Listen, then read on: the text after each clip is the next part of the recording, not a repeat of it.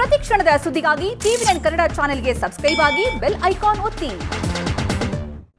ಜೈ ಹೋ ರಫೇಲ್ ವಿಶೇಷ ಕಾರ್ಯಕ್ರಮಕ್ಕೆ ಎಲ್ಲರಿಗೂ ಆದರದ ಸ್ವಾಗತ. ನಾನು ರಂಗನಾಥ್ ಭಾರದ್ವಾಜ್. ಇಡೀ ದೇಶ ಚಾತಕ ಪಕ್ಷಿಯ ರೀತಿಯಲ್ಲಿ ಕಾಯ್ತಾ ಇತ್ತು ರಫೇಲ್ ಯುದ್ಧ ವಿಮಾನಗಳು ಬರ್ತವೆ ಅಂತ. ಇದೀಗ ಬಂದಿರುವಂತಹ ಮಾಹಿತಿ ಪ್ರಕಾರ ಈಗಾಗಲೇ ಯುದ್ಧ ವಿಮಾನಗಳು ಭಾರತಕ್ಕೆ ಬಂದಿವೆ.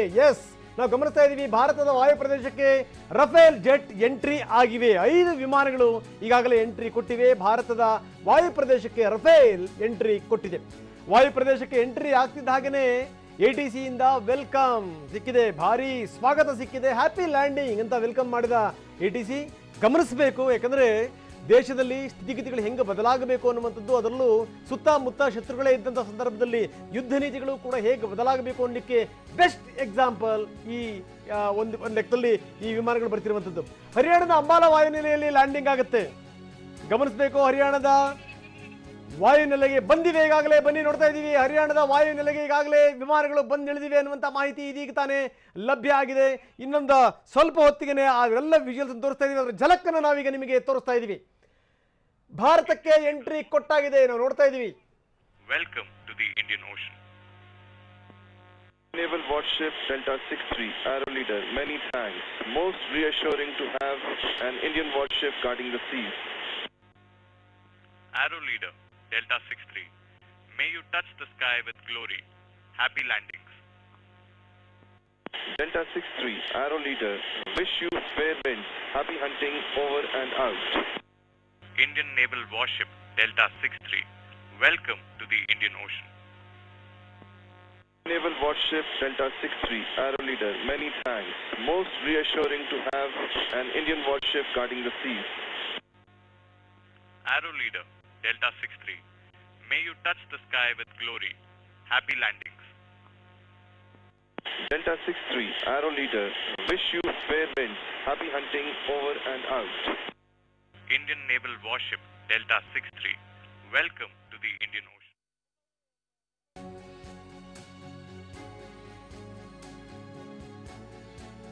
ಮುಂಬೈ ವಾಯು ಪ್ರದೇಶ ದಾಟಿದ Rafale jet. Mumbai air space ದಾಟಿತು ರಫೇಲ್ 5 ವಿಮಾನಗಳು ಮುಂಬೈ ಏರ್ ಸ್ಪೇಸ್ ದಾಟಿವೆ. ಎಸ್, ಅಂತೂ ಇಂತೂ ಇಡೀ ದೇಶ ಚಾತಕ ಪಕ್ಷಿ ರೀತಿಯಲ್ಲಿ ಏನು ಕಾಯ್ತಾ ಇತ್ತು ಅಂತಹ ವಿಮಾನಗಳು ಬಂದಾಯಿತು. ಮುಂಬೈ ವಾಯು ಪ್ರದೇಶ ದಾಟಿತು ರಫೇಲ್ ಜೆಟ್. 5 ವಿಮಾನಗಳು ಇದೀಗ ಬಂದಿದೆ. ಬಹುಶಃ ಏನು ಅಂತಂದರೆ, ಒಂದು ಯುದ್ಧ ವಿಮಾನವನ್ನು ಕೊಳ್ಳುವಂಥ ವಿಚಾರಕ್ಕೆ ಸಂಬಂಧಪಟ್ಟಂಗೆ ಇಷ್ಟು ರಾಜಕೀಯದ ಕೆಸರರ ಚಾಟಗಳು ನಡೀತಲ್ಲ, ಅದು ರಫೇಲಿಗೆ ಮಾತ್ರ ಅನಿಸುತ್ತೆ. ಮುಂಬೈ ವಾಯು ಪ್ರದೇಶವನ್ನು ದಾಟಿವೆ ರಫೇಲ್ ಜೆಟ್ಗಳು. ನಾವು ನೋಡ್ತಾ ಇದ್ದೀವಿ, ಸುಮ್ಮನೆ ಖರೀದಿ ಮಾಡ್ತಿರುವಂಥದ್ದೆಲ್ಲ, ಬಹಳ ದೊಡ್ಡ ನಿರೀಕ್ಷೆಗಳಿದೆ ಇದರ ಬಗ್ಗೆ. ರಫೇಲ್ ವಿಮಾನದ ಬಗ್ಗೆ ಅತ್ಯಂತ ದೊಡ್ಡ ನಿರೀಕ್ಷೆಗಳನ್ನು ಇಟ್ಟುಕೊಂಡೇ ರಫೇಲನ್ನು ಖರೀದಿ ಮಾಡಿರುವಂಥದ್ದು. ರಫೇಲ್ ಈಗ ಇನ್ನು ಸ್ವಲ್ಪ ಹೊತ್ತಿಗೆ ಭಾರತದ ಭೂಮಿಯನ್ನು ಸ್ಪರ್ಶಿಸಲಿವೆ. ಬಹಳ ಗಮನಿಸಬೇಕಾದಂಥ ಸಂಗತಿ ಇದು. ಯಾಕಂದರೆ ಯುದ್ಧ ನೀತಿಗಳು ಬದಲಾಗ್ತಾ ಇದೆ, ಶತ್ರುಗಳು ಕೂಡ ಸ್ಟ್ರಾಂಗ್ ಆಗ್ತಾ ಇದ್ದಾರೆ. ಇಂಥ ಸಂದರ್ಭದಲ್ಲಿ ಇಂಥ ವಿಮಾನಗಳು ಬೇಕೇ ಬೇಕು. ಅಕ್ಟೋಬರ್ 8ನೇ ತಾರೀಕು 2019 ಮೊದಲ ರಫೇಲ್ ಜೆಟ್ ಹಸ್ತಾಂತರ ಆಯಿತು. ರಫೇಲ್ ಹಸ್ತಾಂತರದ ವೇಳೆ ರಕ್ಷಣಾ ಸಚಿವ ರಾಜನಾಥ್ ಸಿಂಗ್ ಫ್ರಾನ್ಸ್ಗೆ ಭೇಟಿ ಕೊಟ್ಟಿದ್ದರು. ಈ ವೇಳೆ ರಫೇಲ್ ಜೆಟ್ಗೆ ಆಯುಧ ಪೂಜೆಯನ್ನು ಕೂಡ ರಾಜನಾಥ್ ಸಿಂಗ್ ಮಾಡಿದರು. ಇಡೀ ಜಗತ್ತು ನೋಡಿತ್ತು, ಬಹುಶಃ ಒಂದು ಆಯುಧ ಪೂಜೆಯನ್ನು ಈ ರೀತಿ ಕೂಡ ಮಾಡಲಿಕ್ಕೆ ಸಾಧ್ಯನಾ ಅಂತ. ಪೂಜೆ ಪುರಸ್ಕಾರಗಳನ್ನು ಮಾಡಿ ಅದಕ್ಕೆ ಹೂವನ್ನಿಟ್ಟು ನಿಂಬೆಹಣ್ಣನ್ನು ಕೂಡ ಅದರ ಟೈರಿಗಿಟ್ಟು ಪೂಜೆ ಮಾಡಿದ್ದು ಬಹುಶಃ ಇಡೀ ಜಗತ್ತು ಆಶ್ಚರ್ಯದಿಂದ ನೋಡಿತ್ತು. ಈ ಮೂಲಕ ಅಧಿಕೃತವಾಗಿ ಮೊಟ್ಟ ಮೊದಲ ರಫೇಲ್ ಜೆಟ್ ಹಸ್ತಾಂತರ ಆಯಿತು ಅಕ್ಟೋಬರ್ 8, 2019ನೇ ತಾರೀಕು. ಇದೀಗ 5 ವಿಮಾನಗಳು, ಮೊದಲ ಹಂತದ 5 ವಿಮಾನಗಳು, ಒಟ್ಟು 36 ಯುದ್ಧ ವಿಮಾನಗಳು ಬರಬೇಕು. ಆ 36 ವಿಮಾನಗಳಲ್ಲಿ ಈಗ 5 ವಿಮಾನಗಳು ಈಗ ಭಾರತದ ಭೂಮಿಗೆ ಇನ್ನೇನು ಸ್ವಲ್ಪ ಹೊತ್ತಿಗೆ ಸ್ಪರ್ಶ ಮಾಡ್ತವೆ. ಮುಂಬೈ ಏರ್ ಸ್ಪೇಸನ್ನು ದಾಟಿವೆ ರಫೇಲ್. ಇದು ಬರ್ತಾ ಇದೆ ಅಂತ ಗೊತ್ತಾಗ್ತಿದ್ದಂಗೆ ಒಂದು ಅದ್ಭುತವಾದಂಥ ಒಂದು ಸ್ವಾಗತವನ್ನು ಕೋರಲಾಯಿತು. ಈಗ ಅದರದ್ದು ನಾವು ನೋಡಿದ್ವಿ, ನಾವು ಅದು ಎಷ್ಟರ ಮಟ್ಟಿಗಿತ್ತು ಅನ್ನುವಂಥದ್ದು. ರಫೇಲ್ ಲ್ಯಾಂಡಿಂಗಿಗೆ ಈಗಾಗಲೇ ಏನು ಅಂದರೆ ಕೌಂಟ್ ಡೌನ್ ಶುರು ಆಗಿದೆ. ನೋಡ್ತಾ ಇದ್ದೀವಿ, ಈ ವಾರ್ಶಿಪ್ನವರು ಮೊಟ್ಟ ಮೊದಲಿಗೆ ಅವ್ರಿಗೆ ವೆಲ್ಕಮ್ ಮಾಡಿದ್ದು. ಇಂಥ ಯುದ್ಧ ವಿಮಾನಗಳು ಬರ್ತಾ ಇವೆ, ಭಾರತದ ಶಕ್ತಿ ಸಾಮರ್ಥ್ಯ ಜಾಸ್ತಿ ಆಗುತ್ತೆ. ಏನೇ ಹೇಳಿ, ಎಂಥ ವೀರ ಶೂರ ಅಂದರೂ ಕೂಡ ಅದ್ಭುತವಾದಂಥ ಶಸ್ತ್ರಾಸ್ತ್ರಗಳಿರಬೇಕು. ಜೊತೆಗೇನಂದರೆ ಈ ಬಲವರ್ಧನೆ, ಒಂದು ಕಾನ್ಫಿಡೆನ್ಸ್ ಬರುವಂಥದ್ದು ಹೇಗೆ ಅಂತಂದರೆ, ಅಸ್ತ್ರಗಳು ಶಸ್ತ್ರಗಳು ಇದ್ದಂಥ ಸಂದರ್ಭದಲ್ಲಿ ಅದರಲ್ಲೂ ರಫೇಲ್ ಬಗ್ಗೆ ಸಾಕಷ್ಟು ನಿರೀಕ್ಷೆಗಳಿದೆ. ಯಾಕಂದರೆ ಈ F-16ಗೆ ಸಡ್ಡು ಹೊಡೆಯುವಂಥದ್ದು ಯಾವುದಾದ್ರೂ ಇದೆ ಅಂತಂತಂದರೆ ಅದು ರಫೇಲ್ ಅನ್ನುವಂಥದ್ದು. ಹೀಗಾಗಿಯೇ ಬಹಳಷ್ಟು ನಿರೀಕ್ಷೆಗಳು. ಎಷ್ಟರ ಮಟ್ಟಿಗೆ ಭಾರತೀಯರು ಅದಕ್ಕೆ ವೆಲ್ಕಮ್ ಮಾಡಿದ್ರು ಬನ್ನಿ ನೋಡೋಣ.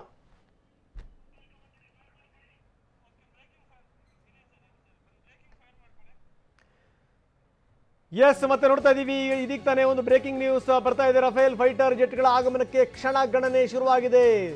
ರಫೇಲ್ಗೆ ವಾಟರ್ ವೆಲ್ಕಮ್. ಒಂದು ಲೆಕ್ಕದಲ್ಲಿ ಏನು ಅಂದರೆ ಭಾರತದ ಭೂಮಿಗೆ ಬರ್ತಾ ಇದ್ರಿ ವೆಲ್ಕಮ್ ಅನ್ನುವಂಥ ಒಂದು ಸಂದೇಶ ರವಾನೆ ಆಯಿತು. ಭಾರತಕ್ಕೆ ನೀನು ಸ್ವಲ್ಪ ಹೊತ್ತಿಗೆ ರಫೇಲ್ ಯುದ್ಧ ವಿಮಾನಗಳು 5 ರಫೇಲ್ ಯುದ್ಧ ವಿಮಾನಗಳು ಈಗ ಭೂಮಿಗೆ ಸ್ಪರ್ಶ ಮಾಡ್ತವೆ. ಹರಿಯಾಣದ ಅಂಬಾಲಾ ವಾಯುನೆಲೆಯಲ್ಲಿ ಲ್ಯಾಂಡಿಂಗ್ ಆಗುತ್ತೆ.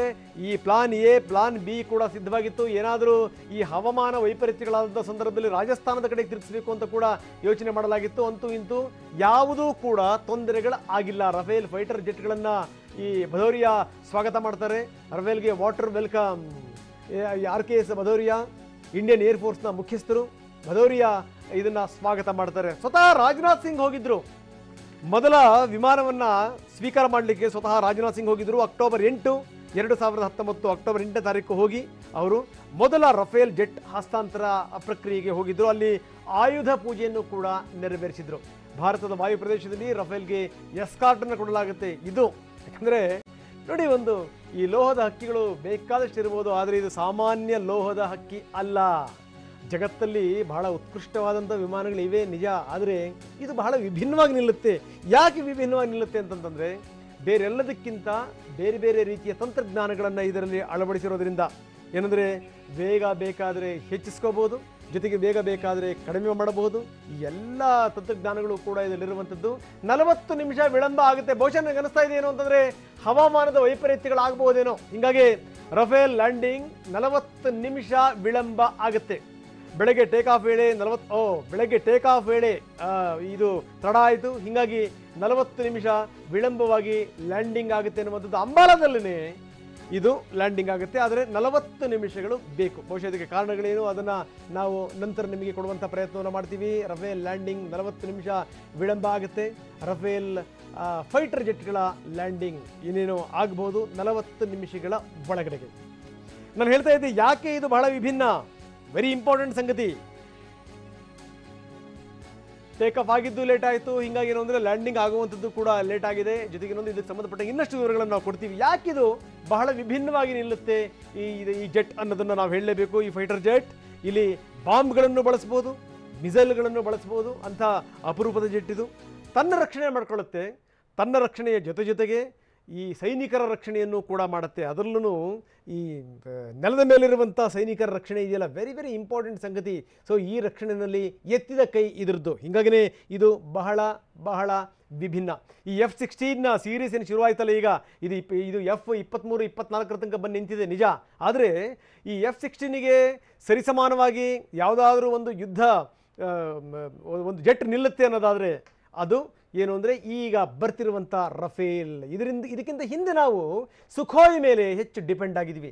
ಸುಖೋಯ್ ಕೂಡ ಒಂದು ಅದ್ಭುತವಾದಂಥ ಯುದ್ಧ ವಿಮಾನ ನಿಜ, ಆದರೆ ಅದಕ್ಕಿಂತಲೂ ಸುಧಾರಿತ ಯುದ್ಧ ವಿಮಾನದ ಅಗತ್ಯ ತುಂಬ ಇತ್ತು. ಹೀಗಾಗಿ ಅದನ್ನು ರಫೇಲ್ ತುಂಬುತ್ತಾ ಇದೆ. ರಫೇಲ್ ಯುದ್ಧ ವಿಮಾನ ಬರ್ತಿರುವಂಥದ್ದು ಒಂದು ಲೆಕ್ಕದಲ್ಲಿ ಏನು ಅಂತಂದರೆ ಈ ಭಾರತದ ಬಲವನ್ನು ಒಂದು ಲೆಕ್ಕದಲ್ಲಿ ಆನೆಯ ಬಲವನ್ನಾಗಿ ಪರಿವರ್ತನೆ ಮಾಡ್ತಾ ಇದೆ. ಭಾಳ ಗಮನಿಸಬೇಕಾದಂಥ ಸಂಗತಿ ಇದು. ಯಾಕಂದರೆ ಈ ಜುಲೈ 27ನೇ ತಾರೀಕು ಫ್ರಾನ್ಸ್ನಿಂದ ಭಾರತಕ್ಕೆ 5 ಯುದ್ಧ ವಿಮಾನಗಳ ಹಸ್ತಾಂತರ, ಒಟ್ಟು 36 ಬರಬೇಕು. 36ರಲ್ಲಿ ನೋಡಿ ಭಾರತಕ್ಕೆ 7000 ಕಿಲೋಮೀಟರ್ ಅಂತರವನ್ನು ಕ್ರಮಿಸಿ ಈಗ ರಫೇಲ್ ಜೆಟ್ಗಳು ಭಾರತಕ್ಕೆ ಬಂದಿವೆ. ಬಹಳಷ್ಟು ಸಂಗತಿಗಳಿವೆ ಇದಕ್ಕೆ ಸಂಬಂಧಪಟ್ಟಂಗೆ ಮಾತನಾಡುವಂಥದ್ದು. ಜೊತೆಗೇನು ಅಂತಂದರೆ ಇದಕ್ಕೆ ಸಂಬಂಧಪಟ್ಟಂಗೆ ಮಾತಾಡಲಿಕ್ಕೆ ಏರ್ ಮಾರ್ಷಲ್ ಮುರಳಿ ನಮ್ಮ ಜೊತೆಗೆ ಇನ್ನೊಂದು ಸ್ವಲ್ಪ ಹೊತ್ತಿಗೆ ಜಾಯ್ನ್ ಆಗ್ತಾರೆ. ಪ್ರಹ್ಲಾದ್ ನಿವೃತ್ತ ವಾಯುಸೇನಾಧಿಕಾರಿಗಳು ನಮ್ಮ ಜೊತೆಗೆ ಜಾಯ್ನ್ ಆಗ್ತಾರೆ. CS ಹವಾಲ್ದಾರ್ ನಿವೃತ್ತ ಏರ್ ಕಮಾಂಡರ್ ಭಾರತೀಯ ವಾಯುಸೇನೆ ನಮ್ಮ ಜೊತೆ ಜಾಯ್ನ್ ಆಗ್ತಾರೆ. Damodar wing commander. ಯಾಕಂದರೆ ಈ ಈ ವಿಮಾನಕ್ಕೂ ಮತ್ತು ಕರ್ನಾಟಕಕ್ಕೂ ಒಂದು ನಂಟಿದೆ. ರಗಡ್ ಎಂಟ್ರಿ ಕೊಡ್ತಿದೆ ವಾಯುಪಡೆಯ ದೈತ್ಯ ರಫೇಲ್. ಮತ್ತೆ ಇದರ ವಿವರಗಳನ್ನು ನಾವು ಕೊಡ್ತಾ ಇದ್ದೀವಿ. ಭಾರತೀಯ ವಾಯುಪಡೆಗೆ ಇವತ್ತಿನಿಂದಲೇ 100 ಆನೆ ಬಲ ಬಂದಂತಾಗಿದೆ. ಎಸ್, ಖಂಡಿತವಾಗ್ಲೂ ಭಾರತೀಯ ವಾಯುಪಡೆಗೆ ಒಂದು ವಿಶೇಷ ಶಕ್ತಿ ಬಂದಂತಾಗಿದೆ. ಮಿಂಚಿನಂತೆ ಭಾರತಕ್ಕೆ ಬರ್ತಾ ಇದೆ ಡೆಡ್ಲಿ ಫೈಟರ್ ರಫೇಲ್. ನಾನು ಹೇಳ್ತಾ ಇದ್ದೆ ಏನು ಅಂದರೆ ಕರ್ನಾಟಕಕ್ಕೂ ಬೆಂಗಳೂರಿಗೂ ಜೊತೆಗೆ ಈ ರಫೇಲ್ಗೂ ಒಂದು ಅವಿನಾಭಾವ ಸಂಬಂಧ ಇದೆ. ಯಾಕಂದರೆ ಇಲ್ಲಿ ಏನೇನು ಪ್ರದರ್ಶನಗಳಾಗಿತ್ತು ಅಲ್ಲೇನೇ ಆ ಪ್ರದರ್ಶನದಲ್ಲೇ ತನ್ನ ಶಕ್ತಿ ಸಾಮರ್ಥ್ಯವನ್ನ ಇದು ತೋರಿಸಿತ್ತು. ಇಂಥ ಸಂದರ್ಭದಲ್ಲಿ ಬಹಳಷ್ಟು ಜನರ ಈ ಕಣ್ಣು ನೆಟ್ಟು ಬಿಟ್ಟಿತ್ತು. ಅಬ್ಬಾ, ಇಂಥದ್ದು ಒಂದು ವಿಮಾನ ಇದೆಯಾ ಅನ್ನುವಂಥದ್ದು. ಒಂದು ಕಡೆಗೆ ಕರ್ನಾಟಕದಿಂದಲೇ ಭಾರತಕ್ಕೆ ಬರಲಿಕ್ಕೆ ಎಲ್ಲ ಸಿದ್ಧತೆಗಳು ಆಗಿರುವಂಥದ್ದು ಒಂದು. ಇನ್ನೊಂದು ಕಡೆಗೆ ಏನು ಅಂತಂದರೆ 2011ರ ಏರೋ ಇಂಡಿಯಾ ಶೋನಲ್ಲಿ ರಫೇಲನ್ನು ಮೊದಲ ಬಾರಿಗೆ ನಾವು ನೋಡಿದ್ವಿ. ಹೀಗಾಗಿ ಬೆಂಗಳೂರಿನ ಏರ್ ಶೋನಲ್ಲಿ ಫಸ್ಟ್ ನೋಡಿದ್ದು, ಅದಾದಮೇಲೆ ಎಲ್ಲವೂ ಕೂಡ ವ್ಯಾಪಾರ ಈ ವಹಿವಾಟುಗಳು ಇಲ್ಲಿಂದ ನಡೀತು. ಅದಕ್ಕೆ ನಾನು ಹೇಳ್ತಾ ಇದ್ದೆ ಏನು ಅಂದರೆ, ಒಂದು ಕರ್ನಾಟಕಕ್ಕೂ ಇದಕ್ಕೂ ಅವಿನಾಭಾವ ಒಂದು ಸಂಬಂಧ ಇದೆ. ರಫೇಲ್ ಈಗ ಬರ್ತಾ ಇದೆ. ಜೊತೆಗೆ ಏನು ಅಂತಂದರೆ, ಈ 5 ಜನರು ಏನು ಪೈಲಟ್ಗಳಿದ್ದಾರೆ, ಆ ಪೈಲಟ್ಗಳಲ್ಲಿ ಕರ್ನಾಟಕದ ಕುವರ ಕೂಡ ಒಬ್ಬರು ಅರುಣ್ ಕುಮಾರ್ ಅನ್ನುವಂಥವ್ರು, ನಮ್ಮ ಕರ್ನಾಟಕದಲ್ಲಿ ಓದಿರುವಂಥವರು, ಅವರನ್ನೇ ಈ ಜೆಟ್ಟನ್ನು ತರ್ತಿರುವಂಥದ್ದು. ಅಂದರೆ ಒಂದು ಅವಿನಾಭಾವ ಸಂಬಂಧ ಇದೆ ಕರ್ನಾಟಕಕ್ಕೂ, ಬೆಂಗಳೂರಿಗೂ ಮತ್ತು ರಫೇಲ್ಗೂ ಅನ್ನುವಂಥದ್ದು. ಬರೀ ಇದೆಲ್ಲದರ ಬಗ್ಗೆ ಹೆಚ್ಚಿನ ವಿವರಗಳನ್ನು ಇನ್ನಷ್ಟು ಪಡೆಯೋಣ ಮಾಲ್ತೇಶ್ ಅವ್ರ ಮುಖಾಂತರ. Maltesh, thank you Ranganath. ಬಹುಶಃ ಬಹಳ ಜನ ನಿರೀಕ್ಷೆ ಮಾಡ್ತಾ ಇದ್ದಂತಹ ದಿನ ಇದು. ಯಾಕಂತಾರೆ ರಫೇಲ್ ಕುರಿತಾದಂತಹ ಆಸಕ್ತಿ ಕೆರಳೋದಕ್ಕೆ ಕಾರಣ ಅಂತಂದ್ರೆ, ನೀವು ಈಗ ತಾನೇ ರಂಗನಾಥ್ ಅವರು ಹೇಳದ ಹಾಗೆ ಏರೋ ಇಂಡಿಯಾ ಶೋ ಬೆಂಗಳೂರಿನಲ್ಲಿ ನಡೀತಾ ಇದ್ದಂತಹ ಸಂದರ್ಭದಲ್ಲಿ 2 ವೈಮಾನಿಕ ಪ್ರದರ್ಶನದ ಸಂದರ್ಭದಲ್ಲೂ ಕೂಡ ಈ ರಫೇಲ್ ಯುದ್ಧ ವಿಮಾನಗಳು ಅಲ್ಲಿ ಹಾರಾಟವನ್ನ ನಡೆಸಿದ್ವು. ಆ ಸಂದರ್ಭದಲ್ಲೇ ಅದರ ಬೋರ್ಗರಿತವಾದಂತಹ ಶಬ್ದ, ಆಮೇಲೆ ಅದರ ಗುಣಲಕ್ಷಣಗಳು ಅಥವಾ ಅದರ ಕೆಪಾಬಿಲಿಟೀಸ್ ಏನೇನು ಅನ್ನುವಂಥದನ್ನ ತಿಳ್ಕೊಳ್ಳುವಂತಹ ಸಂದರ್ಭದಲ್ಲೇ ಎಷ್ಟೊಂದು ಅದ್ಭುತವಾದಂತಹ ಫೈಟರ್ ಜೆಟ್ ಇದು, ನಮ್ಮ ವಾಯುಸೇನೆಯಲ್ಲಿದ್ರೆ ಎಷ್ಟೊಂದು ಅದ್ಭುತ ಅಂತ ನಿರೀಕ್ಷೆ ಮಾಡಿದವರು ಉಂಟು. ಆಮೇಲೆ ಹಿಂದೆ ರಕ್ಷಣಾ ಸಚಿವರಾಗಿದ್ದಂತಹ ಮನೋಹರ್ ಪರಿಕರ್ ಅವರು, ಈಗ ಇನ್ಫ್ಯಾಕ್ಟ್ AF ನ ಮುಖ್ಯಸ್ಥರಾಗಿರುವಂತ ಬೌದರಿಯಾ ಅವರು, ಇವರೆಲ್ಲ ಹಿಂದೆ ಆಗ ಅವರು ಡೆಪ್ಯೂಟಿ ಚೀಫ್ ಆಗಿದ್ರು. ಆಗ ಒಂದು ಕಾಂಟ್ರಾಕ್ಟ್ ಅಥವಾ ನೆಗೋಸಿಯೇಷನ್ ಈಗ ಇಲ್ಲಿ ತನಕ ಬಂದು ನಿಂತಿದೆ. 5 ರಫೇಲ್ ಯುದ್ಧ ವಿಮಾನಗಳ ಹಸ್ತಾಂತರ ಆಗ್ತಾ ಇದೆ. ಜುಲೈ 27ನೇ ತಾರೀಕಿನಂದು ಫ್ರಾನ್ಸ್ ಭಾರತಕ್ಕೆ 5 ರಫೇಲ್ ಯುದ್ಧ ವಿಮಾನಗಳನ್ನ ಹಸ್ತಾಂತರ ಮಾಡ್ತು. ಫ್ರಾನ್ಸ್ ನ ಬಾರ್ಡಾಕ್ಸ್ ಬಳಿಯ ಮೆರಿಗ್ನಾಕ್ ಏರ್ ಬೇಸ್ ನಿಂದ ಟೇಕ್ ಆಫ್ ಆದಂತಹದ್ದು ನಿನ್ನೆ. ಒಟ್ಟು ಹೆಚ್ಚು ಕಮ್ಮಿ 48 ಗಂಟೆಗಳ ಹಾರಾಟ, ನಿರಂತರವಾದಂತಹ ಹಾರಾಟ, 7000 ಕಿಲೋಮೀಟರ್ ಅನ್ನ ಕ್ರಮಿಸಬೇಕಾದಂತಹ ಅನಿವಾರ್ಯತೆ ಇತ್ತು. ಅದರಲ್ಲೂ ಇಂಟ್ರೆಸ್ಟಿಂಗ್ ಸಂಗತಿ ಅಂತ ಅಂದ್ರೆ, ಇದು UAE ಇಲ್ಲಿ ಒಂದು ಸ್ಟಾಪ್ ಅನ್ನ ಪಡೆದಂತ ಬಿಟ್ರೆ ಮತ್ತೆ ಎಲ್ಲೂ ಒಂದು ಸ್ಟಾಪ್ ಇಲ್ಲ. ಹಾಗಾದ್ರೆ ಫ್ಯೂಯಲ್ ರೀಫಿಲ್ಲಿಂಗ್ ಹೇಗೆ? 30,000 ಅಡಿಯ ಎತ್ತರದಲ್ಲಿ ಫ್ರಾನ್ಸ್ ನ ವಿಮಾನಗಳಿಂದ ಫ್ಯೂಯಲ್ ಅನ್ನ ರಿಫಿಲ್ ಮಾಡ ಅಥವಾ ಇಂಧನವನ್ನ ತುಂಬಿಸಿದಂತದ್ದು ಕೂಡ ಅತಿ ರೋಚಕವಾಗಿತ್ತು. ಭಾರತಕ್ಕೆ ನಾನು ಮೊದಲೇ ಹೇಳಿದಾಗೆ 7000 ಕಿಲೋಮೀಟರ್ ಅಂತರವನ್ನ ಕ್ರಮಿಸ್ತಾ ಇದೆ ರಫೇಲ್ ಜೆಟ್ಗಳು. ಈಗ ಆಲ್ರೆಡಿ ಭಾರತದ ಗಡಿ ಪ್ರದೇಶವನ್ನ ದಾಟಿ ಒಳ ಬಂದಿವೆ ಕೂಡ. ಈಗ ತಾನೇ ಸ್ವಲ್ಪ ಹೊತ್ತಿನ ಮುಂಚೆ ನಾವು ಗಮನಿಸ್ತಾ ಇದ್ವಿ, ಏರ್ ಟ್ರಾಫಿಕ್ ಕಂಟ್ರೋಲ್ ಅಂದ್ರೆ ATC ಇಂದ ಈ ಯುದ್ಧ ವಿಮಾನಗಳಿಗೆ ಭಾರತದ ಗಡಿ ಪ್ರದೇಶದ ಒಳಗೆ ಬರ್ತಾ ಇದ್ದ ಹಾಗೇನೆ ಅವ್ರಿಗೆ ವೆಲ್ಕಮ್ ಮಾಡಿದಂತಹದನ್ನು ಕೂಡ ನಾವು ಗಮನಿಸಿದ್ವಿ. ಯುನೈಟೆಡ್ ಅರಬ್ ಎಮಿರೇಟ್ಸ್ ಮಾರ್ಗವಾಗಿ ಭಾರತಕ್ಕೆ ಪ್ರಯಾಣ ಮಾಡಿದ್ದಾವೆ ಈ 5 ಯುದ್ಧ ವಿಮಾನಗಳು, ರಫೇಲ್ ಯುದ್ಧ ವಿಮಾನಗಳು. ನಾನು ಮೊದಲೇ ಹೇಳಿದಾಗೆ 7000 ಕಿಲೋಮೀಟರ್ ಅನ್ನ ಕ್ರಮಿಸಬೇಕಾಗಿತ್ತು. ಎಲ್ಲೂ ಕೂಡ ಒಂದು ಸ್ಟಾಪ್ ಇಲ್ಲ. ಬಟ್ ಯುನೈಟೆಡ್ ಅರಬ್ ಎಮಿರೇಟ್ಸ್ ನಲ್ಲಿ ಒಂದು ಸ್ಟಾಪ್, ಅದು ಫ್ರಾನ್ಸ್ಗೆ ಸಂಬಂಧಪಟ್ಟಂತ ವಾಯುನೆಲೆಯಲ್ಲಿ ಒಂದು ಸ್ಟಾಪ್ ಅನ್ನ ಕೊಟ್ಟು, ಯಾಕಂತಂದ್ರೆ ಸತತವಾದಂತಹ 48 ಗಂಟೆಗೂ ಹೆಚ್ಚು ಕಾಲ ಕ್ರಮಿಸಬೇಕಾಗಿದ್ದಂತಹ ಕಾರಣದಿಂದಾಗಿ ಒಂದು ಸ್ಟಾಪ್ ಅನ್ನ ಕೊಡಲಾಯಿತು. ಅದನ್ನು ಹೊರತುಪಡಿಸಿದ್ರೆ ಮತ್ತೆಲ್ಲೂ ಕೂಡ ಈ ವಿಮಾನಗಳು ನಿಂತಿದ್ದಿಲ್ಲ. ಆಮೇಲೆ ಇನ್ನೊಂದು ವಿಚಾರ ಅಂದ್ರೆ, ಈಗ ತಾನೇ ಹೇಳಿದಾಗೆ ನಿನ್ನೆ ಸಂಜೆಯ ಸಂದರ್ಭದಲ್ಲಿ ಈ ಯುದ್ಧ ವಿಮಾನಗಳಿಗೆ ಇಂಧನವನ್ನ ರಿಫಿಲ್ ಮಾಡಿದಂತದ್ದು ಕೂಡ ಬಹಳ ಅದ್ಭುತವಾಗಿತ್ತು. ಅರಬ್ನ ಅಲ್ ದಫ್ರಾದಲ್ಲಿರುವಂತಹ ಫ್ರಾನ್ಸ್ ನ ವಾಯುನೆಲೆಯಲ್ಲಿ ಒಂದು ಸ್ಟಾಪ್. ಹೇಳಿ ಕೇಳಿ ನಾವು ಈ ಯುದ್ಧ ವಿಮಾನಗಳನ್ನ ಫ್ರಾನ್ಸ್ ನಿಂದನೇ ಪಡೆದುಕೊಳ್ತಾ ಇರುವಂತಹ ಕಾರಣದಿಂದಾಗಿ ಫ್ರಾನ್ಸ್ ಅಲ್ಲಿಂದ ಕಳಿಸ್ಕೊಡುವಂತಹ ಸಂದರ್ಭದಲ್ಲಿ ಏನೇನು ವ್ಯವಸ್ಥೆಗಳು ಬೇಕೋ ಅಂತ ವ್ಯವಸ್ಥೆಗಳನ್ನ ಕೂಡ ಮಾಡಿಕೊಂಡಿತ್ತು. ಆಗಸದಲ್ಲಿ ಸಂಚರಿಸ್ತಾ ಇರುವಾಗಲೇ 5 ಯುದ್ಧ ವಿಮಾನಗಳಿಗೆ ಇಂಧನ ಪೂರೈಕೆ ಮಾಡಲಾಯಿತು. ಇದು ಬಹಳ ರೋಚಕವಾಗಿರುತ್ತೆ. ಈಗ ಆಲ್ರೆಡಿ ಅಮೆರಿಕದ ಯುದ್ಧ ವಿಮಾನಗಳು ಸೇರಿದ ಹಾಗೆ ಜಗತ್ತಿನ ಬಹುತೇಕ ಯುದ್ಧ ವಿಮಾನಗಳಿಗೆ ಆಗಸದಲ್ಲೇ ಇಂಧನವನ್ನ ರಿಫಿಲ್ ಮಾಡಬಹುದಾದಂತಹ ಒಂದು ಟೆಕ್ನಾಲಜಿಯನ್ನ ನಾವು ಗಮನಿಸ್ತಾ ಇದೀವಿ. ಬಟ್ ರಫೇಲ್ ವಿಚಾರಕ್ಕೆ ಬರೋದಾದ್ರೆ, ನೇರವಾಗಿ ಹರಿಯಾಣದ ಅಂಬಾಲಾದತ್ತ ಆಗಮಿಸೋದಕ್ಕಿಂತ ಮುನ್ನ ಸುಮಾರು 30,000 ಅಡಿಯ ಎತ್ತರದಲ್ಲಿ 30,000 ಅಡಿಯ ಎತ್ತರದಲ್ಲಿ 5 ಯುದ್ಧ ವಿಮಾನಗಳಿಗೆ ಫ್ರಾನ್ಸ್ನ ವಿಮಾನದ ಮುಖೇನವಾಗಿನೇ ಇಂಧನವನ್ನ ತುಂಬಿಸುವಂತಹ ಕೆಲಸ ಆಯಿತು. ಅಂದ್ರೆ ಅಲ್ಲಿಂದ ಬರುವಂತಹ ಸಂದರ್ಭದಲ್ಲೂ ಕೂಡ ತನ್ನ ಕಾರ್ಯಕ್ಷಮತೆ ಹೇಗಿದೆ ಎತ್ತ ಅನ್ನುವಂಥದ್ದನ್ನ ಪರೀಕ್ಷೆಗೆ ಒಳಪಡಿಸಲಾಗಿತ್ತು ಕೂಡ. ಆಮೇಲೆ ಇನ್ನೊಂದು ವಿಚಾರ ಅಂತ ಅಂದ್ರೆ, ಕಳೆದ ಅಕ್ಟೋಬರ್ನ ಸಂದರ್ಭದಲ್ಲೇ ಈ ಯುದ್ಧ ವಿಮಾನಗಳನ್ನ ಭಾರತಕ್ಕೆ ಒಂದು ಯುದ್ಧ ವಿಮಾನವನ್ನ ಹಸ್ತಾಂತರಿಸುವಂತ ಕೆಲಸ ಆಗಿತ್ತು. ಈಗ ತಾನೇ ರಂಗನಾಥ್ ಅವರು ಹೇಳ್ತಾ ಇದ್ದಾಗೆ ರಕ್ಷಣಾ ಸಚಿವರಾಗಿರುವಂತಹ ರಾಜನಾಥ್ ಸಿಂಗ್ ಅವರು ಕೂಡ ಆ ಸಂದರ್ಭದಲ್ಲಿ ಫ್ರಾನ್ಸ್ಗೆ ಹೋಗಿ ನಿಂಬೆ ಹಣ್ಣನ್ನ ಈ ಯುದ್ಧ ವಿಮಾನದ ಕೆಳಗಿಟ್ಟು ಅವತ್ತು ಪೂಜೆ ಪುನಸ್ಕಾರ ಸಲ್ಲಿಸಿದ್ದನ್ನ ನಾವು ನೋಡಬಹುದು. ಅವತ್ತಿನಿಂದ ಇವತ್ತಿನ ತನಕನೂ ಕೂಡ ಸುಮಾರು 12 ಪೈಲಟ್ಗಳಿಗೆ ಅಲ್ಲಿ ತರಬೇತಿ ಆಗಿದೆ ಅನ್ನುವಂಥದ್ದನ್ನು ನಾವು ತಿಳಿದುಕೊಂಡ್ವಿ. ಕೇವಲ ಪೈಲಟ್ಗಳಿಗೆ ಮಾತ್ರ ಅಲ್ಲ, ಕೆಲವೊಂದಷ್ಟು ಇಂಜಿನಿಯರ್ಸ್ ಗಳಿಗೆ, ಜೊತೆಗೆ ಇದಕ್ಕೆ ಸಂಬಂಧಪಟ್ಟಂತೆ ಕಾರ್ಯನಿರ್ವಹಿಸಬೇಕಾಗಿದ್ದಂತಹ ಸಿಬ್ಬಂದಿ ಎಲ್ರಿಗೂ ಕೂಡ ಏನು ಟ್ರೈನಿಂಗ್ ಅನ್ನ ಮಾಡಲಾಯಿತು ಆ ಒಂದು ಯುದ್ಧ ವಿಮಾನದವನ್ನ ಮುಖೇನವಾಗಿ ಆನಂತರ ಅಲ್ಲಿ ಮತ್ತೆ 4 ಯುದ್ಧ ವಿಮಾನಗಳು ಸಿದ್ಧ ಆದವು. ಈಗೊಟ್ಟು 5 ಯುದ್ಧ ವಿಮಾನಗಳನ್ನ ಕಳಿಸ್ಕೊಳ್ತಾ ಇರುವಂತಹ ಸಂದರ್ಭ ಇದು. 27ನೇ ತಾರೀಕಿನಂದು ಫ್ರಾನ್ಸ್ನಿಂದ ಹೊರಡ್ತಾ ಇದ್ದಂತಹ ಸಂದರ್ಭ ನೀವೀಗ ಗಮನಿಸ್ತಾ ಇರೋದು. ಫ್ರಾನ್ಸ್ನ ಬಾರ್ಡಾಕ್ಸ್ ಬಳಿಯ ಮೆರಿಗ್ನಾಕ್ ಏರ್ ಬೇಸ್ ನಿಂದ ಟೇಕ್ ಆಫ್ ಆದಂತಹ ಸಂದರ್ಭ ನೀವೀಗ ಸ್ವಲ್ಪ ಹೊತ್ತಲ್ಲೇ ಗಮನಿಸಬಹುದು. ಒಂದರ ಹಿಂದೆ ಒಂದರಂತೆ 5 ಯುದ್ಧ ವಿಮಾನಗಳು ಕೂಡ ಭಾರತದ ದಿಕ್ಕಿನ ಕಡೆಗೆ ಮುಖ ಮಾಡಿ ಹೊರಡುವಂತಹ ಸಂದರ್ಭವನ್ನ ನಾವು ಗಮನಿಸಿದ್ವಿ.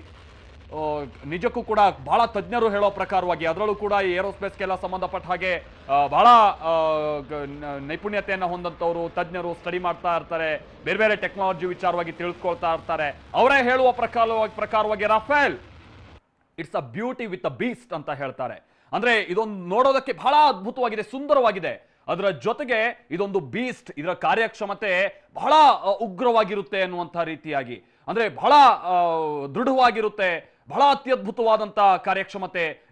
ಇದೇನಾದ್ರೂ ಕೆಲಸಕ್ಕೆ ನಿಂತ್ರೆ ಅಥವಾ ಇದೇನಾದ್ರೂ ಯುದ್ಧಕ್ಕೆ ನಿಂತ್ರೆ ಇದರ ಸರಿಸಮಾನವಾದಂತ ಮತ್ತೊಂದು ಹೋರಾಟ ನಿರೀಕ್ಷೆ ಮಾಡುವಂಥದ್ದು ಬಹಳ ಕಷ್ಟ ಅನ್ನುವಂಥದ್ದನ್ನ ಹೇಳ್ತಾರೆ. ಅಷ್ಟೊಂದು ಅದ್ಭುತವಾದಂತಹ ಕಾರ್ಯಕ್ಷಮತೆ ಇದು ನಾವು ನೋಡ್ತಾ ಇದೀವಲ್ಲ, ಇದು ಫ್ಯೂಯಲ್ ಅನ್ನ ತುಂಬಿಸ್ತಾ ಇರುವಂತದ್ದು, ಇಂಧನವನ್ನ ಮತ್ತೆ ಆಗಸದಲ್ಲೇ ತುಂಬಿಸ್ತಾ ಇರುವಂತಹ ಸಂದರ್ಭವನ್ನ ನೀವು ನೋಡ್ತಾ ಇದ್ದೀರಾ ಇಲ್ಲಿ. ಇದು ಕೂಡ ಅಷ್ಟೇ, ಫ್ರಾನ್ಸ್ನ ವಿಮಾನಗಳೇ ಬಂದು ಇಂಧನವನ್ನ ತುಂಬಿಸಿದಂತಹ ಸಂದರ್ಭ. ನಾನು ಮೊದಲೇ ಹೇಳಿದಾಗೆ ಅಲ್ಲಿಂದ ಹೊರಟಂತ ನಂತರದಲ್ಲೂ ಕೂಡ ಇದರ ಕಾರ್ಯಕ್ಷಮತೆ ಹೇಗಿದೆ ಅನ್ನುವಂಥದ್ದನ್ನ ಪರೀಕ್ಷೆ ಮಾಡ್ಕೊಂಡೇ ಬರುವಂತಹ ನಿಟ್ಟಿನಲ್ಲೂ ಮತ್ತೆ ಆಗಸದಲ್ಲೇ ಫ್ಯೂಯಲ್ ಅನ್ನ ತುಂಬಿಸಬೇಕು ಅನ್ನುವಂಥ ನಿಟ್ಟಿನಲ್ಲಿ ನಿರ್ಧಾರ ಮಾಡಲಾಯಿತು ಅನ್ನೋದನ್ನ ಕೇಳ್ಪಡ್ತಾ ಇದ್ವಿ. ಸುಮಾರು 30,000 ಅಡಿ ಎತ್ತರದಲ್ಲಿ ರಫೇಲ್ ಯುದ್ಧ ವಿಮಾನಕ್ಕೆ ಮತ್ತೊಂದು ವಿಮಾನದಿಂದ ಇಂಧನವನ್ನ ತುಂಬಿಸ್ತಾ ಇರುವಂತಹ ಸಂದರ್ಭವನ್ನ ನೀವಿಲ್ಲಿ ಗಮನಿಸ್ತಾ ಇದ್ದೀರಾ. ಮುಂಬರುವಂತಹ ದಿನಗಳಲ್ಲಿ ಅಕಸ್ಮಾತ್ ಈ ಯುದ್ಧಕ್ಕೆ ಅಣಿಯಾಗಬೇಕಾದಂತಹ ಸಂದರ್ಭ ಬಂದ್ರೆ ಬಹುಶಃ ಈ ಎಲ್ಲಿ ವಾಯುನೆಲೆ, ಅಂಬಾಲಾ ವಾಯುನೆಲೆನೋ ಅಥವಾ LAC ಬಳಿ ನೋಡ್ತಾ ಇದೀವಲ್ಲ, ಇಲ್ಲಿ ಫ್ಯೂಯಲ್ ಅನ್ನ ತುಂಬಿಸಿ ನಂತರದಲ್ಲಿ ಮತ್ತೆ ಹಾರಾಟಕ್ಕೆ ಅನುವು ಮಾಡಿಕೊಟ್ಟಂತಹ ಸಂದರ್ಭ ಹೊರಟು. ಸೊ ಇದು ಅತ್ಯದ್ಭುತ. ಯಾಕಂತಂದ್ರೆ ಯಾವ್ದಾದ್ರು ಒಂದು ವಾಯುನೆಲೆಯಿಂದ ಹೊರಟಂತ ಯುದ್ಧ ವಿಮಾನ ಅದು ಫ್ಯೂಯಲ್ ಕಮ್ಮಿ ಆಗ್ತಾ ಇರುವಂತಹ ಸಂದರ್ಭದಲ್ಲಿ ಅದು ಇಟ್ಟಿರುವಂತಹ ನಿರ್ದಿಷ್ಟ ಗುರಿಯನ್ನ ತಲುಪೋದಕ್ಕಾಗದೆ ಮತ್ತೆ ಫ್ಯೂಯಲ್ ಅನ್ನ ತುಂಬಿಸ್ಕೊಳ್ಬೇಕು ಅನ್ನುವಂತ ಅನಿವಾರ್ಯ ಸ್ಥಿತಿಯಿಂದ ಮತ್ತೆ ಇನ್ನೊಂದು ವಾಯುನೆಲೆಗೆ ಬರುವಂತ ಸಂದರ್ಭ ಇರುತ್ತಲ್ಲ, ಅದು ಯುದ್ಧದ ಸಂದರ್ಭದಲ್ಲಿ ಬಹಳ ದೊಡ್ಡ ಹೊಡೆತ ಆಗುತ್ತೆ. ಇನ್ಫ್ಯಾಕ್ಟ್ ಆ ಕಾರಣಕ್ಕಾಗಿನೇ ಯುದ್ಧದಲ್ಲಿ ಕಾರ್ಯೋನ್ಮುಖ ಆಗಿರುವಂತಹ ಯುದ್ಧ ವಿಮಾನಕ್ಕೆ ಕೂಡಲೇ ಆಗಸದಲ್ಲೇ ಫ್ಯೂಯಲ್ ಅನ್ನ ತುಂಬಿಸುವಂತಹ ಕೆಲಸ ಇರುತ್ತಲ್ಲ, ಅಥವಾ ಆ ಒಂದು ವ್ಯವಸ್ಥೆ ಇದ್ರೆ ಅದು ಯುದ್ಧದ ಸಂದರ್ಭದಲ್ಲಿ ಅಥವಾ ಇನ್ನಿತರ ಕಾರ್ಯಾಚರಣೆ ಸಂದರ್ಭದಲ್ಲಿ ಅತಿ ಮುಖ್ಯ ಆಗುತ್ತೆ ಇದು ಕಾರ್ಯನಿರ್ವಹಿಸುವಂತ ನಿಟ್ಟಿನಲ್ಲಿ. ಹಾಗಾಗಿ ಇಂತಹ ಯುದ್ಧ ವಿಮಾನಗಳಿಗೆ ಈಗ ಜಗತ್ತಿನಾದ್ಯಂತ ಹೆಚ್ಚಿನ ಒಂದು ಬೇಡಿಕೆ ಇದೆ, ಮನ್ನಣೆ ಇದೆ. ಅದೇ ರೀತಿಯಾಗಿ ರಫೇಲ್ ಕೂಡ. ಇದಕ್ಕೆ ಸಂಬಂಧಪಟ್ಟಂತೆ ಮತ್ತಷ್ಟು ಡೀಟೇಲ್ಸ್ ಅನ್ನ ಕೊಡ್ತಾ ಹೋಗ್ತೀವಿ. ನಮ್ಮ ಜೊತೆಗೆ ಅತಿಥಿಗಳು ಕೂಡ ಜಾಯಿನ್ ಆಗ್ತಾರೆ. ಮಾಲ್ತೇಶ್ ಸಾಕಷ್ಟು ವಿವರಗಳನ್ನ ಇದಕ್ಕೆ ಸಂಬಂಧಪಟ್ಟಂಗೆ ಕೊಡ್ತಾ ಇದ್ರು. ಎಲ್ಲಿಂದ ಹೊರಡ್ತು, ಎಲ್ಲಿಗೆ ಬಂದು ಮುಟ್ತು, ಅದೆಲ್ಲ ವಿವರಗಳನ್ನು ಕೂಡ ನಾವು ಕೊಡ್ತಾ ಹೋದ್ವಿ. ಹರಿಯಾಣದ ಅಂಬಾಲಾ ಏರ್ಬೇಸ್ಗೆ ಬಂದಿಳಿಯಲಿದೆ ರಫೇಲ್. ಇಲ್ಲಿ ಪ್ಲಾನ್ ಎ, ಪ್ಲಾನ್ ಬಿ ಕೂಡ ಸಿದ್ಧವಾಗಿತ್ತು. ಒಂದು ಪಕ್ಷ ಇಲ್ಲಿ ಏನಾದರೂ ಹವಾಮಾನ ವೈಪರೀತ್ಯಗಳಾಯಿತು ಅಂತಂದ್ರೆ ರಾಜಸ್ಥಾನದ ಕಡೆ ತಿರುಗಿಸಬೇಕು ಅನ್ನುವಂಥ ಮಾತುಗಳು ಕೂಡ ಕೇಳಿಬಂದಿತ್ತು. ಅಂಬಾಲಾ ಏರ್ಬೇಸ್ಗೆ ರಫೇಲ್ ಎಂಟ್ರಿ ಕೊಡುತ್ತೆ ಸ್ವಲ್ಪ ಹೊತ್ತಿನಲ್ಲೇ. ಪಾಕಿಸ್ತಾನ ಮತ್ತು ಚೀನಾ ಗಡಿಯಿಂದ ಸುಮಾರು 200 ಕಿಲೋಮೀಟರ್ ದೂರದಲ್ಲಿದೆ. ಇದು ಬಹಳ ದೂರ ಏನಲ್ಲ, ಯಾವ ಸಂದರ್ಭದಲ್ಲಿ ಬೇಕಾದರೂ ಕ್ರಮಿಸಬಹುದು ಅಂಥ ಒಂದು ಬಹಳ ಹತ್ತಿರದಲ್ಲಿರುವಂಥದ್ದು. ಅಂಬಾಲಾದಿಂದ ಪಶ್ಚಿಮಕ್ಕೆ ಪಾಕಿಸ್ತಾನದ ಪಂಜಾಬ್ ಗಡಿ, ಪೂರ್ವಕ್ಕೆ ಚೀನಾ ಗಡಿ. ಸೊ ಹಿಂಗಾಗೇ ಹೇಳ್ತಾ ಇದ್ವಿ, ಚೀನಾದ LAC ಇಂದ ಹಿಡಿದು ಪಾಕ್ನ LOC ತನಕ ಕಂಪ್ಲೀಟ್ ಕವರ್ ಮಾಡಬಹುದು ಈ ಯುದ್ಧ ವಿಮಾನ ಇದ್ರೆ ಅನ್ನುವಂಥ ಮಾತುಗಳು. ಇದು ಸತ್ಯ. ನೋಡಿದ್ವಿ, ಅದನ್ನು ನೋಡೋದು. ಸೊ ಇದು ಬಹಳ ವೆರಿ ಇಂಪಾರ್ಟೆಂಟ್ ಸಂಗತಿ. ಹಿಂಗಾಗಿನೇ ಈ ವಿಮಾನ ಬಹಳಷ್ಟು ವಿಭಿನ್ನ. ನೋಡಿ, ವೇಗ ಬೇಕಾಯಿತು ಅಂತಂದರೆ ವೇಗವನ್ನು ಹೆಚ್ಚು ಮಾಡ್ಕೋಬೋದು, ಬೇಡ ಅಂತಂದರೆ ಕಡಿಮೆ ಮಾಡ್ಕೋಬೋದು. ಒಂದು ಪಕ್ಷ ವೇಗ ಹೆಚ್ಚಾಗಬೇಕು ಅನ್ನುವಂಥ ಸಂದರ್ಭದಲ್ಲಿ, ತಕ್ಷಣಕ್ಕೆ ದಾಂಗುಡಿ ಇಡಬೇಕು ಅನ್ನುವಂಥ ಸಂದರ್ಭದಲ್ಲಿ ಏನು ಮಾಡಬೇಕು? ಹಾಗಾದರೆ ಇದು 20 ಟನ್ ತೂಗುತ್ತೆ. ಜೊತೆಗೇನು ಅಂತಂದರೆ ಅತ್ಯಂತ ದೊಡ್ಡ ಪ್ರಮಾಣದಲ್ಲಿ ಸುಮಾರು 17 ಟನ್ಗಳಷ್ಟು ಇದು ಶಸ್ತ್ರಾಸ್ತ್ರಗಳನ್ನು ಸಾಗಿಸ್ಬೋದು ಅನ್ನುವಂಥದ್ದು. 17 ಟನ್ಗಳಷ್ಟು. ಇಂಥ ಸಂದರ್ಭದಲ್ಲಿ ವೇಗ ಹೆಚ್ಚಬೇಕು ಅಂದರೆ ತನ್ನಲ್ಲಿರುವಂಥ ಟ್ಯಾಂಕನ್ನು, ಇಂಧನ ಪೂರೈಕೆಯ ಟ್ಯಾಂಕನ್ನು ಕಳಚಿಬಿಡುತ್ತೆ, ಬೀಳಿಸ್ಬಿಡುತ್ತೆ. ಆ ಇಂಧನ ಟ್ಯಾಂಕ್ನಲ್ಲಿ ಎಷ್ಟಿರುತ್ತೆ ಗೊತ್ತಾ? Petrol 2000 litres. ಹೆಚ್ಚು ಕಡಿಮೆ ಆ ಟ್ಯಾಂಕನ್ನು ಸೇರಿದಂಗೆ 2 ಟನ್ ಅಲ್ಲಿಂದ ಕಳಚಿಬಿಡುತ್ತೆ ತಕ್ಷಣಕ್ಕೆ. ಹಾಗಾದರೆ ಹಾರೋದು ಹಿಂಗಾದ್ರೆ ಎರಡು ವ್ಯವಸ್ಥೆ ಇದೆ ಇಲ್ಲಿ 2 ಟ್ಯಾಂಕ್ಗಳನ್ನು ಮಾಡಿರ್ತಾರೆ. ಹೀಗಾಗಿ ಒಂದು ಟ್ಯಾಂಕಲ್ಲಿ ಮಾತ್ರ ಇರುವಂಥ ಇಂಧನವನ್ನು ಬಳಸುತ್ತೆ, ಇನ್ನೊಂದು ಇಂಧನವನ್ನು ತತ್ಕ್ಷಣಕ್ಕೆ ಅಲ್ಲಿಂದ ಕಳಿಸ್ಬಿಡುತ್ತೆ, ಅದೇ ಕೆಳಗಡೆ ಬೀಳಿಸ್ಬಿಡುತ್ತೆ. ಆಗ ಇನ್ನಷ್ಟು ವೇಗವಾಗಿ ಹಾರಬಹುದು ಅನ್ನುವಂಥದ್ದು ಎಂಥ ಅದ್ಭುತವಾದಂಥ ಒಂದು ತಂತ್ರಜ್ಞಾನ ನೋಡಿ. ಹೀಗಾಗಿಯೇ ಇದು ಜಗತ್ತಿನ ಗಮನ ಸೆಳೆದಿದೆ.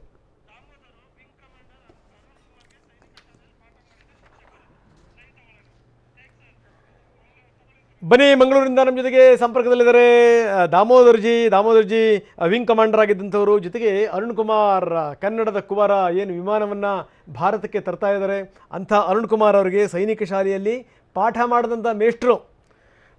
ದಾಮೋದರ್ಜಿ ನಮಸ್ಕಾರ. ನಿಮಗೆ ನಿಮ್ಮ ಶಿಷ್ಯ ನೋಡಿ ಇವತ್ತು ಯುದ್ಧ ವಿಮಾನವನ್ನು ತರ್ತಾ ಇದ್ದಾರೆ, ಬಹಳ ಖುಷಿಯಾಗುತ್ತೆ. ಯಾಕಂದರೆ ಒಂದು ಇಡೀ ಜಗತ್ತಿನ ಗಮನ ಸೆಳೆದಂಥ ಯುದ್ಧ ವಿಮಾನ ನಂಬರ್ 1, ಜೊತೆಗೆ ಏನು ಅಂತಂದರೆ ಕರ್ನಾಟಕ, ಬೆಂಗಳೂರು ಮತ್ತು ರಫೇಲ್ ನಡುವಿನ ಅವಿನಾಭಾವ ಸಂಬಂಧದ ಬಗ್ಗೆ ನಾನು ಹೇಳ್ತಾ ಇದ್ದೆ. ಯಾಕಂದರೆ ಇಲ್ಲಿ ನಡೆದಂಥ ಶೋ ಇದೆಯಲ್ಲ, ಆ ಶೋನಲ್ಲೇ ತನ್ನ ಶಕ್ತಿ ಸಾಮರ್ಥ್ಯ ಏನು ಅನ್ನೋದನ್ನು ಅದು ಸಾಬೀತು ಮಾಡಿತ್ತು. ಅದಾದಮೇಲೆ ಭಾರತ ಇದನ್ನು ತರಲೇಬೇಕು ಅಂತ ಶತಪ್ರಯತ್ನವನ್ನು ಮಾಡ್ತು.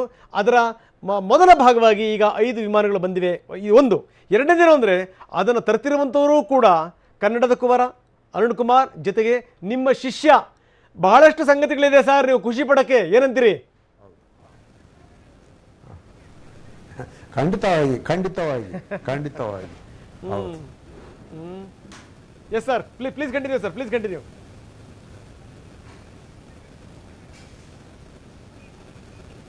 ಕೇಳ್ತಾ ಇಲ್ಲ ಸರ್ ಕೇಳ್ತಾ ಇದೆಯಾ? ನನ್ನ ಧ್ವನಿ ಕೇಳ್ತಾ ಇದೆಯಾ? ನನ್ನ ಧ್ವನಿ ಕೇಳ್ತಾ ಇದೆಯಾ? ಈಗ ಕೇಳ್ತಾ ಇದೆಯಾ? ನಾನು ಹೇಳ್ತಾ ಇದ್ದೆ ಮೇಷ್ಟ್ರಿಗೆ ಬಹಳಷ್ಟು ಸಂಗತಿಗಳಿದೆ ಖುಷಿ ಪಡಕ್ಕೆ. ಒಂದೇನು ಅಂದ್ರೆ ಬಹಳ ಉತ್ಕೃಷ್ಟವಾದಂಥ ಯುದ್ಧ ವಿಮಾನಗಳು ಬರ್ತಾ ಇವೆ. ಇದು ಯಾವ ಸೈನಿಕನಿಗೆ ಬೇಕಾದರೂ ಕೂಡ ಏನು ಅಂತಂದ್ರೆ ಈ ರೋಮಾಂಚನ ಆಗುವಂತ ಸಂಗತಿ ನಂಬರ್ 1. ಜೊತೆಗೆ ಏನು ಅಂದ್ರೆ ಬೆಂಗಳೂರು ಮತ್ತೆ ಕರ್ನಾಟಕದ ಅವಿನಾಭಾವ ಸಂಬಂಧದ ಬಗ್ಗೆ ಹೇಳ್ತಾ ಇದ್ದೆ ನಂಬರ್ 2. ಜೊತೆಗೆ ವಿಮಾನವನ್ನು ತರ್ತಿರುವಂತ ನಿಮ್ಮ ಶಿಷ್ಯ ನಂಬರ್ 3. ಏನಂತೀರಿ ಸರ್? ಹೌದು. ಈ ನನ್ನ ಶಿಷ್ಯ ವಿಂಗ್ ಕಮಾಂಡರ್ ಅರುಣ್ ಕುಮಾರ್ ಅವರು ಇದು ಒಂದು ರಾಫೆಲ್ ಯುದ್ಧ ವಿಮಾನವನ್ನ ತರುವಲ್ಲಿ ಭಾಗವಹಿಸುತ್ತಿರುವಂಥದ್ದು ನಮಗೆಲ್ಲ ಬಹಳ ಹೆಮ್ಮೆಯ ವಿಚಾರ. Continue sir, please continue. ಹಂಗೆ ಮಾತಾಡ್ತಾ ಇರಿ ಸರ್, ಮಾತಾಡ್ತಾ ಇರಿ. ಈ ಅರುಣ್ ಕುಮಾರ್ ಅವರು 1995ರಲ್ಲಿ ಸೈನಿಕ ಶಾಲೆಗೆ 6ನೇ ಕ್ಲಾಸಿಗೆ ಸೇರಿದ್ರು. ಪ್ರತಿಭಾವಂತ ವಿದ್ಯಾರ್ಥಿ, ಪ್ರತಿಭಾವಂತರೇ ಆಗಿರ್ಬೇಕು. ಯಾಕಂದ್ರೆ ಅವರು ಸುಮ್ಮನೆ ಸೇರಿಸ್ಕೊಳ್ಳೋದಿಲ್ಲ. ಅವರು ಆಲ್ ಇಂಡಿಯಾ ಲೆವೆಲ್ ಅಲ್ಲಿ ಎಂಟ್ರೆನ್ಸ್ ಎಕ್ಸಾಮಿನೇಷನ್ ಬರೆದು ಇಂಟರ್ವ್ಯೂ ಅಲ್ಲೆಲ್ಲ ಪಾಸ್ ಆಗಿ, ಆಮೇಲೆ ಮೆಡಿಕಲ್ ಅಲ್ಲೆಲ್ಲ ಫಿಟ್ನೆಸ್ ಅನ್ನ ಸಾಧಿಸಿ ಅವರು 6ನೇ ಕ್ಲಾಸಿಗೆ ಸೇರ್ಕೊಳ್ಬೇಕಾಗುತ್ತೆ. ಸೊ ಹಾಗೆ ಸೇರಿಕೊಂಡಂತ ವಿದ್ಯಾರ್ಥಿ ನಾನು ಆವಾಗಿಂದ ಗಮನಿಸ್ತಾ ಇದ್ದೆ. ಅವರು ಒಳ್ಳೆ ಪ್ರತಿಭಾವಂತ ವಿದ್ಯಾರ್ಥಿ. ಪ್ರತಿಭಾವಂತ ಅಂತ ಹೇಳಿ ಬಹಳ ತುಂಟರು ಕೂಡ ಆಗಿರ್ಲಿಲ್ಲ. ಅವರು ಸಾದಾ ಸೀದಾ ಒಳ್ಳೆ ಹುಡುಗ. ಎಲ್ಲರೂ ಎಲ್ಲ ಶಿಕ್ಷಕರಿಂದ ಆಮೇಲೆ ಸಿಬ್ಬಂದಿ ವರ್ಗದಿಂದ ಒಳ್ಳೆ ಹುಡುಗ ಅಂತ.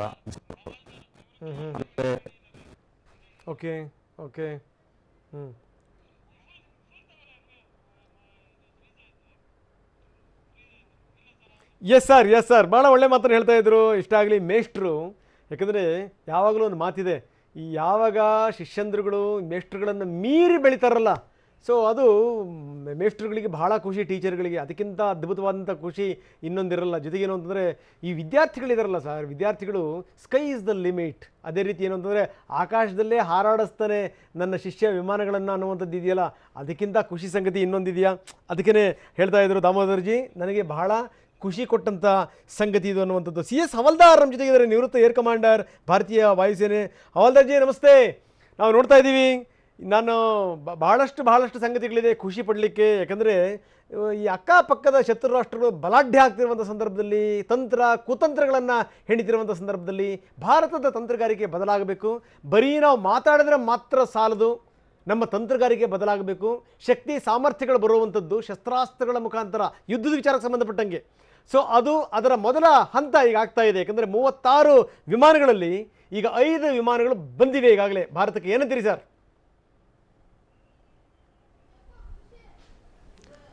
ನಮಸ್ಕಾರ ಭರದ್ವಾಜ್ ಅವರಿಗೆ. ನಮಸ್ಕಾರ ಸರ್, ನಮಸ್ಕಾರ. Please continue sir.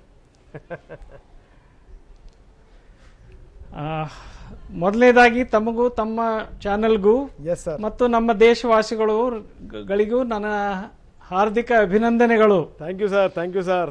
ಯಾಕಂದ್ರೆ ಇಲ್ಲಿ ಒಂದೇ ಒಂದು ಮಾತು ಸರ್, ಸಾರಿ ನಿಮ್ಮನ್ನ ಸ್ವಲ್ಪ ಡಿಸ್ಟರ್ಬ್ ಮಾಡ್ತಾ ಇದ್ದೀನಿ. ಏನು ಅಂತಂದ್ರೆ ಇಲ್ಲಿ ಒಂದು ಮಾತನ್ನು ಹೇಳಲೇಬೇಕು. ಈ ವಿಮಾನಗಳು ಬರ್ತಿರುವಂಥದ್ದು ಇದೆಯಲ್ಲ, ಅದನ್ನ ಎಲ್ಲ ರೀತಿಯಲ್ಲೂ ಕೂಡ ಕವರ್ ಮಾಡಿರುವಂಥವ್ರು ಅಂತಂದ್ರೆ ದೇಶದ ಏಕೈಕ ಚಾನಲ್ ಅಂದ್ರೆ ಅದು TV9. ಬಹುಶಃ ನಮ್ಮ ವಿಶೇಷ ಕಾರ್ಯಕ್ರಮಗಳನ್ನು ತಾವು ಗಮನಿಸಿದ್ರಿ ಅಂತ ನಾನು ಭಾವಿಸ್ತೀನಿ. ಅಲ್ಲಿ ಸೇನೆಯಲ್ಲಿ ಕೆಲಸ ನಿರ್ವಹಿಸಿರುವಂಥವರು, ಇಂಥ ಜೆಟ್ಗಳನ್ನು ಹಾರಿಸಿರುವಂಥವ್ರನ್ನೇ ನಾವು ವಿಶೇಷ ಪ್ರತಿನಿಧಿಯನ್ನಾಗಿ ಮಾಡಿಕೊಂಡು ಅವರಿಂದ ಎಲ್ಲ ವಿವರಗಳನ್ನು ನಾವು ಪ್ರೇಕ್ಷಕರಿಗೆ ಮುಟ್ಟಿಸುವಂಥ ಪ್ರಯತ್ನವನ್ನು ಮಾಡ್ತಾ ಇದ್ದೀವಿ. ಅಂದರೆ ಹಿಂದಿಯ ಈ ಭಾರತ ವರ್ಷ ಚಾನಲ್ ಇದೆಯಲ್ಲ, ಆ ಮುಖಾಂತರ TV9 ಮುಖಾಂತರ. ಹೀಗಾಗಿ ನಿಜಕ್ಕೂ ನಮಗೂ ಕೂಡ ಭಾಳ ಖುಷಿ ಇದೆ ಸರ್ ಈ ವಿಚಾರಕ್ಕೆ ಸಂಬಂಧಪಟ್ಟಂಗೆ. Yes sir. ನಾನು ಮುಖ್ಯವಾಗಿ ಹೇಳ್ತೀನಿ, ಈ ಹಿಂದೆ ಬಾಲಾಕೋಟ್ ಏರ್ ಸ್ಟ್ರೈಕ್ ಆದಾಗಲೂ ಕೂಡ ತಮ್ಮ ಚಾನೆಲ್ನಲ್ಲಿ ಬಂದು ನನ್ನ ಕೆಲವೊಂದು ಅನಿಸಿಕೆಗಳನ್ನು ಹಂಚಿಕೊಂಡಿದ್ದೆ. ಎಸ್, ಇವತ್ತು ಅದನ್ನೇ ಕಂಟಿನ್ಯೂ ಮಾಡಿ ಹೇಳ್ತೀನಿ. ದೇಶ ಅಭಿವೃದ್ಧಿ ಆಗಬೇಕು, ಒಳ್ಳೆ ಬಲಾಢ್ಯ ಆಗಬೇಕು ಅಂದಾಗ ದೇಶದ ಸರ್ಕಾರಕ್ಕೆ 2 ಆಯುಧ ಇದೆ. ಒಂದು ಏನು ಅಂತಂದ್ರೆ ಡಿಪ್ಲೊಮ್ಯಾಸಿ, ಇನ್ನೊಂದು diplomacy backed by military power. Correct, ಅದು ಬೇಕು. ಅದನ್ನ ನಾವು ಕಡೆಗಣಿಸಿದ್ರೆ ನಮಗೆ ಆಪತ್ತು ಇದ್ದದ್ದೇ. ನಿಜ.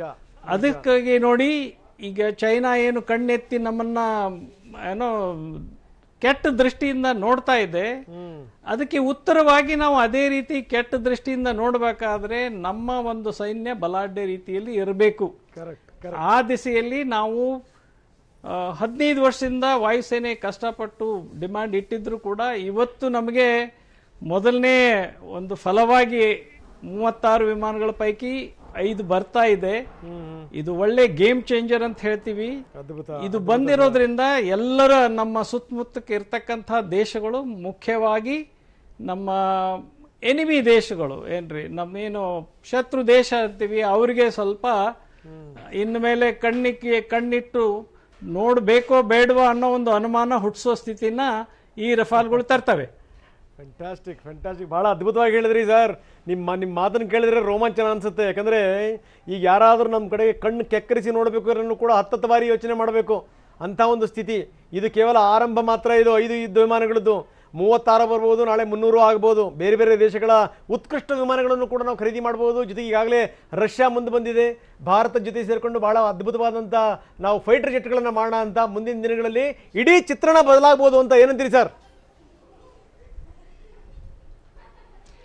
ಆಗ್ಬೇಕು ರಂಗನಾಥ್ ಅವರೇ. ಚಿತ್ರಣ ಬದಲಿ ಆಗದೆ ಇದ್ರೆ ನಾವು ಬೇರೆ ದೇಶದ ಹಿಂದೆ ಬೆನ್ನು ಹತ್ತಬೇಕಾಗತ್ತೆ. ನಿಜ.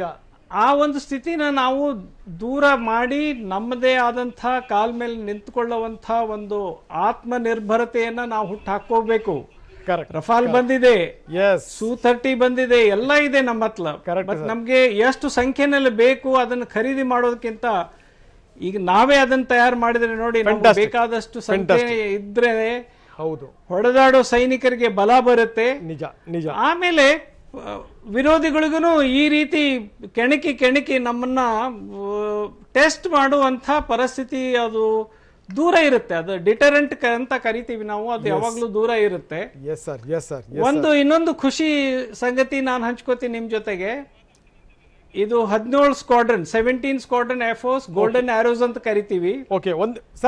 ಗೋಲ್ಡನ್ ಆರೋಸ್ 1984-85 ನಲ್ಲಿ ನಾನು ಮತ್ತೆ ಡಿಸೈಡ್ ಮಾಡ್ತಾ ಇದ್ದೀನಿ ಸರ್. ಮತ್ತೆ ನಾನು ನಿಮ್ಮನ್ನ ಖಂಡಿತ ಸಂಪರ್ಕ ಮಾಡ್ತೀನಿ. ಹವಾಲ್ದಾರ್ಜಿ, ನನಗೆ ಸ್ವಲ್ಪ ಟೈಮ್ ಕೊಡಿ, ಒಂದು ಪುಟ್ಟ ವಿರಾಮ ತಗೊಳ್ತೀನಿ. ವಿರಾಮದ ನಂತರ ಇದಕ್ಕೆ ಸಂಬಂಧಪಟ್ಟಂಗೆ ಇನ್ನಷ್ಟು ಸಂಗತಿಗಳನ್ನು ಮಾತಾಡೋಣ. ಜೊತೆಗೆ ತಜ್ಞರು ಕೂಡ ಇದ್ದಾರೆ, ಅವ್ರ ಜೊತೆಗೂ ಕೂಡ ಚರ್ಚೆ ಮಾಡೋಣ.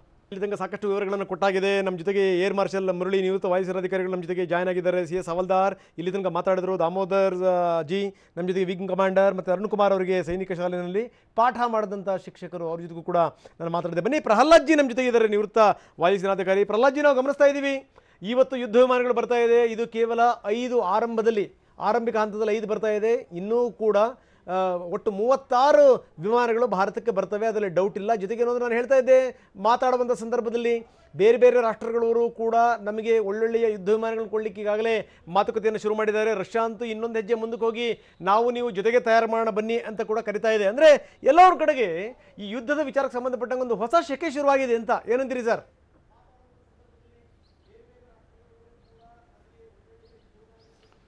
ನಮಸ್ಕಾರ. ಮೊದಲಿಗೆ ನಮಸ್ಕಾರ ಸರ್.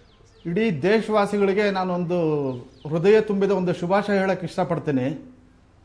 ನಿಜ ಸರ್, ನಿಜ. ಯಾಕೆಂದ್ರೆ ನಾವು ಈ ಕೊರೋನಾ ದಾಳಿಯಿಂದಾಗಿ ಸುಮಾರು ತಿಂಗಳುಗಳಿಂದ ಯಾವುದೇ ಒಂದು ಸೆಲೆಬ್ರೇಷನ್ಸ್ ಏನು ಮಾಡಿರಲಿಲ್ಲ.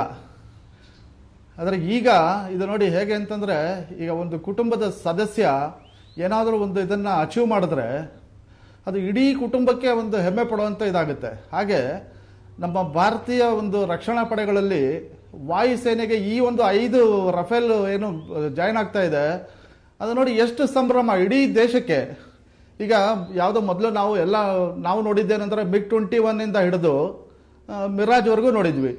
ಆದರೆ ಈಗ ಇದು ಹೊಸದು ಬಂದಿರೋದು ಹೆಂಗಾಗಿದೆ ಅಂತಂದರೆ, ಯಾವುದೋ ನಮ್ಮ ಹಳೆ ಇಂಡಿಯನ್ ಕಾರ್ಗಳ ಜೊತೆಗೆ ಈಗ ಒಂದು ಬೆನ್ಸ್ ಅಥವಾ BMW ಸೇರ್ಪಡೆ ಆದಂಗೆ ಒಂದು ಎಲ್ಲರಲ್ಲಿ ಸಂಭ್ರಮ.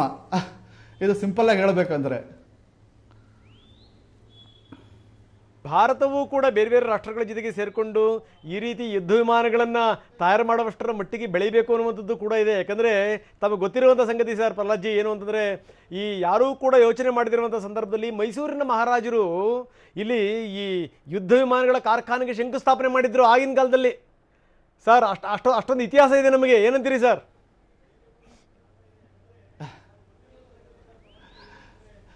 ಅದು ನಮ್ಮ ಕರ್ನಾಟಕ ಮಾತೆದು ಒಂದು ಇದು ಪುಣ್ಯಭೂಮಿ, ಇದಕ್ಕೆ ಬರಲೇಬೇಕು ಆ ಥರದ್ದು ಇದು.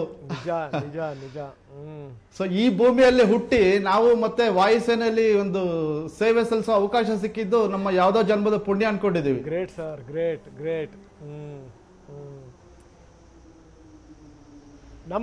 ನಮ್ಮಗಳದ್ದು ಭಾಗ್ಯ ಸರ್. ಯಾಕಂದರೆ ಈ ನಿಮ್ಮಂಥವರು ಹೋಗಿ ಅಲ್ಲಿ ಯುದ್ಧ ಭೂಮಿಯಲ್ಲಿ ನಿಂತ್ಕೊಂಡು ನಾಳಿನ ನಮ್ಮ ದಿನಗಳಿಗೋಸ್ಕರ ಹೋರಾಟ ಮಾಡಿ ಬಂದಿರಲ್ಲ. ಹೀಗಾಗಿ ನಾವೆಲ್ಲ ಒಂದಷ್ಟು ಸುಖ ಶಾಂತಿ ನೆಮ್ಮದಿಯಿಂದ ಇದ್ದೀವಿ ಅಂದರೆ ತಾವುಗಳ ಕಾರಣ ಇದಕ್ಕೆ ಪ್ರಹ್ಲಾದ್ ಜಿ.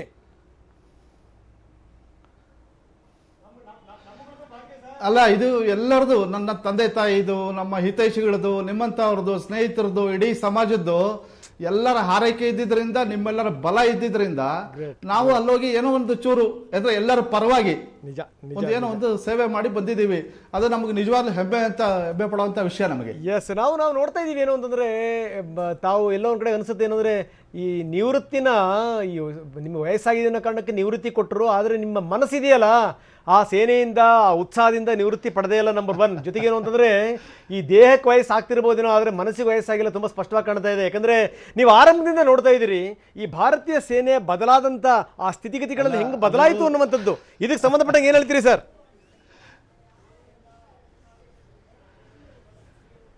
ಅಲ್ಲ, ಅದು ಒಂದು ಇಂಗ್ಲಿಷ್ ಅಲ್ಲಿ ಒಂದು ಹೇಳ್ತಾರೆ, we are retired but not tired ಅಂತ.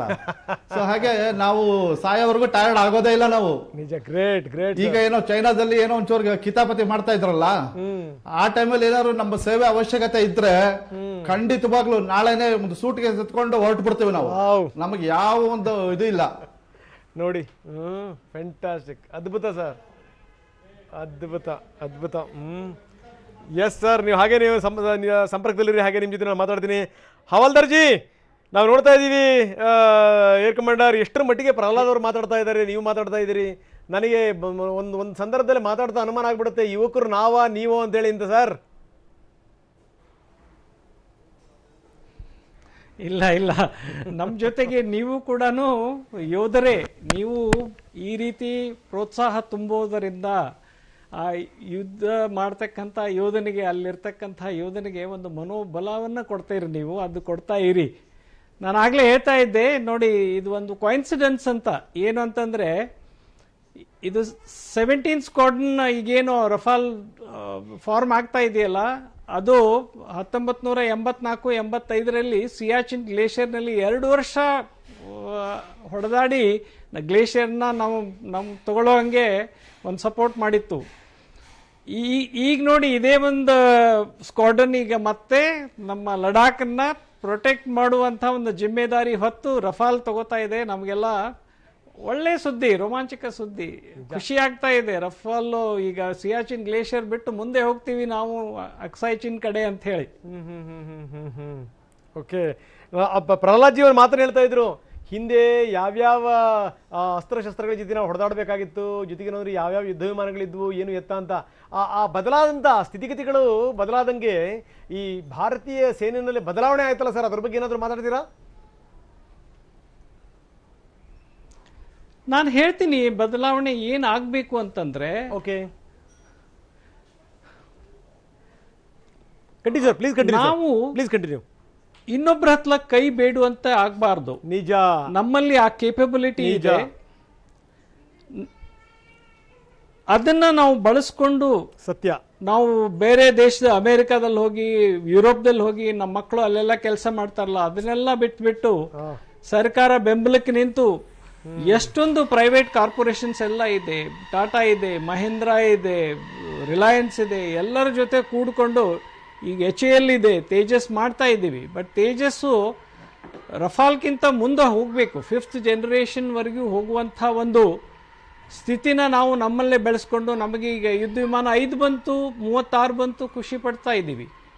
ಒಂದು ಇಲ್ಲೇ ಅನಾಲಿಸಿಸ್ ಮಾಡ್ತೀನಿ ನಾನು.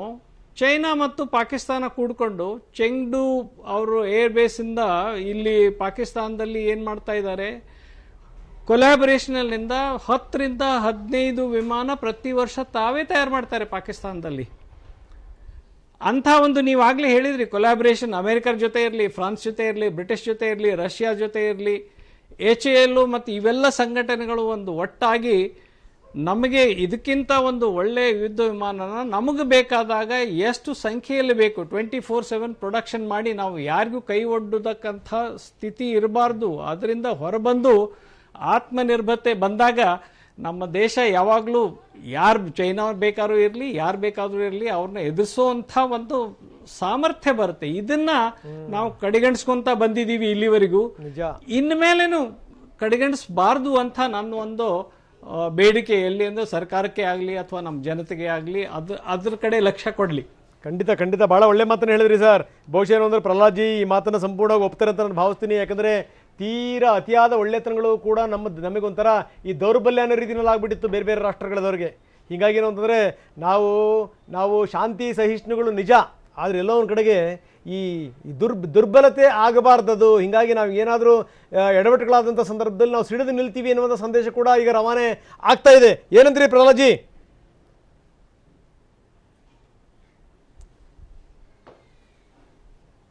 ಈಗ ನೋಡಿದ್ರೆ ನೀವು ಈವನ್ ನಮ್ಮ ಪೌರಾಣಿಕವಾದ ಯುದ್ಧಗಳಲ್ಲಿ ಸಣ್ಣ ಸಣ್ಣ ಅಸ್ತ್ರದಿಂದ ಶುರು ಮಾಡ್ತಾರೆ, ಸರ್ಪಾಸ್ತ್ರ, ಗರುಡಾಸ್ತ್ರ, ಹಾಗೆ ಹೀಗೆ ಅಂತ.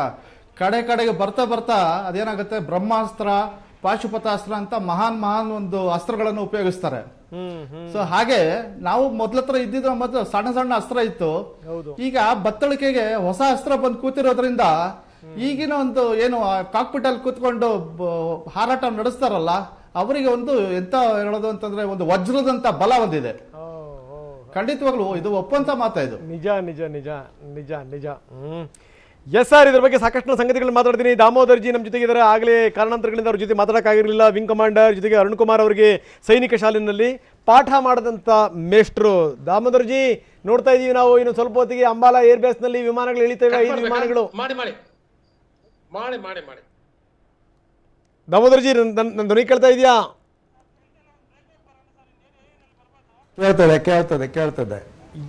ಎಸ್ ಸರ್, ಒಂದ್ ನಿಮಿಷ ಹಾಗೆ ಇರಿ. ನಾನು ನಿಮ್ಮ ಜೊತೆ ಖಂಡಿತ ಮಾತಾಡ್ತೀನಿ. ಜೊತೆಗೆ ಇನ್ನೊಂದು ಕೆಲವೇ ಕ್ಷಣಗಳಲ್ಲಿ ಅಂಬಾಲಕ್ಕೆ 5 ವಿಮಾನಗಳು ಬರ್ತವೆ.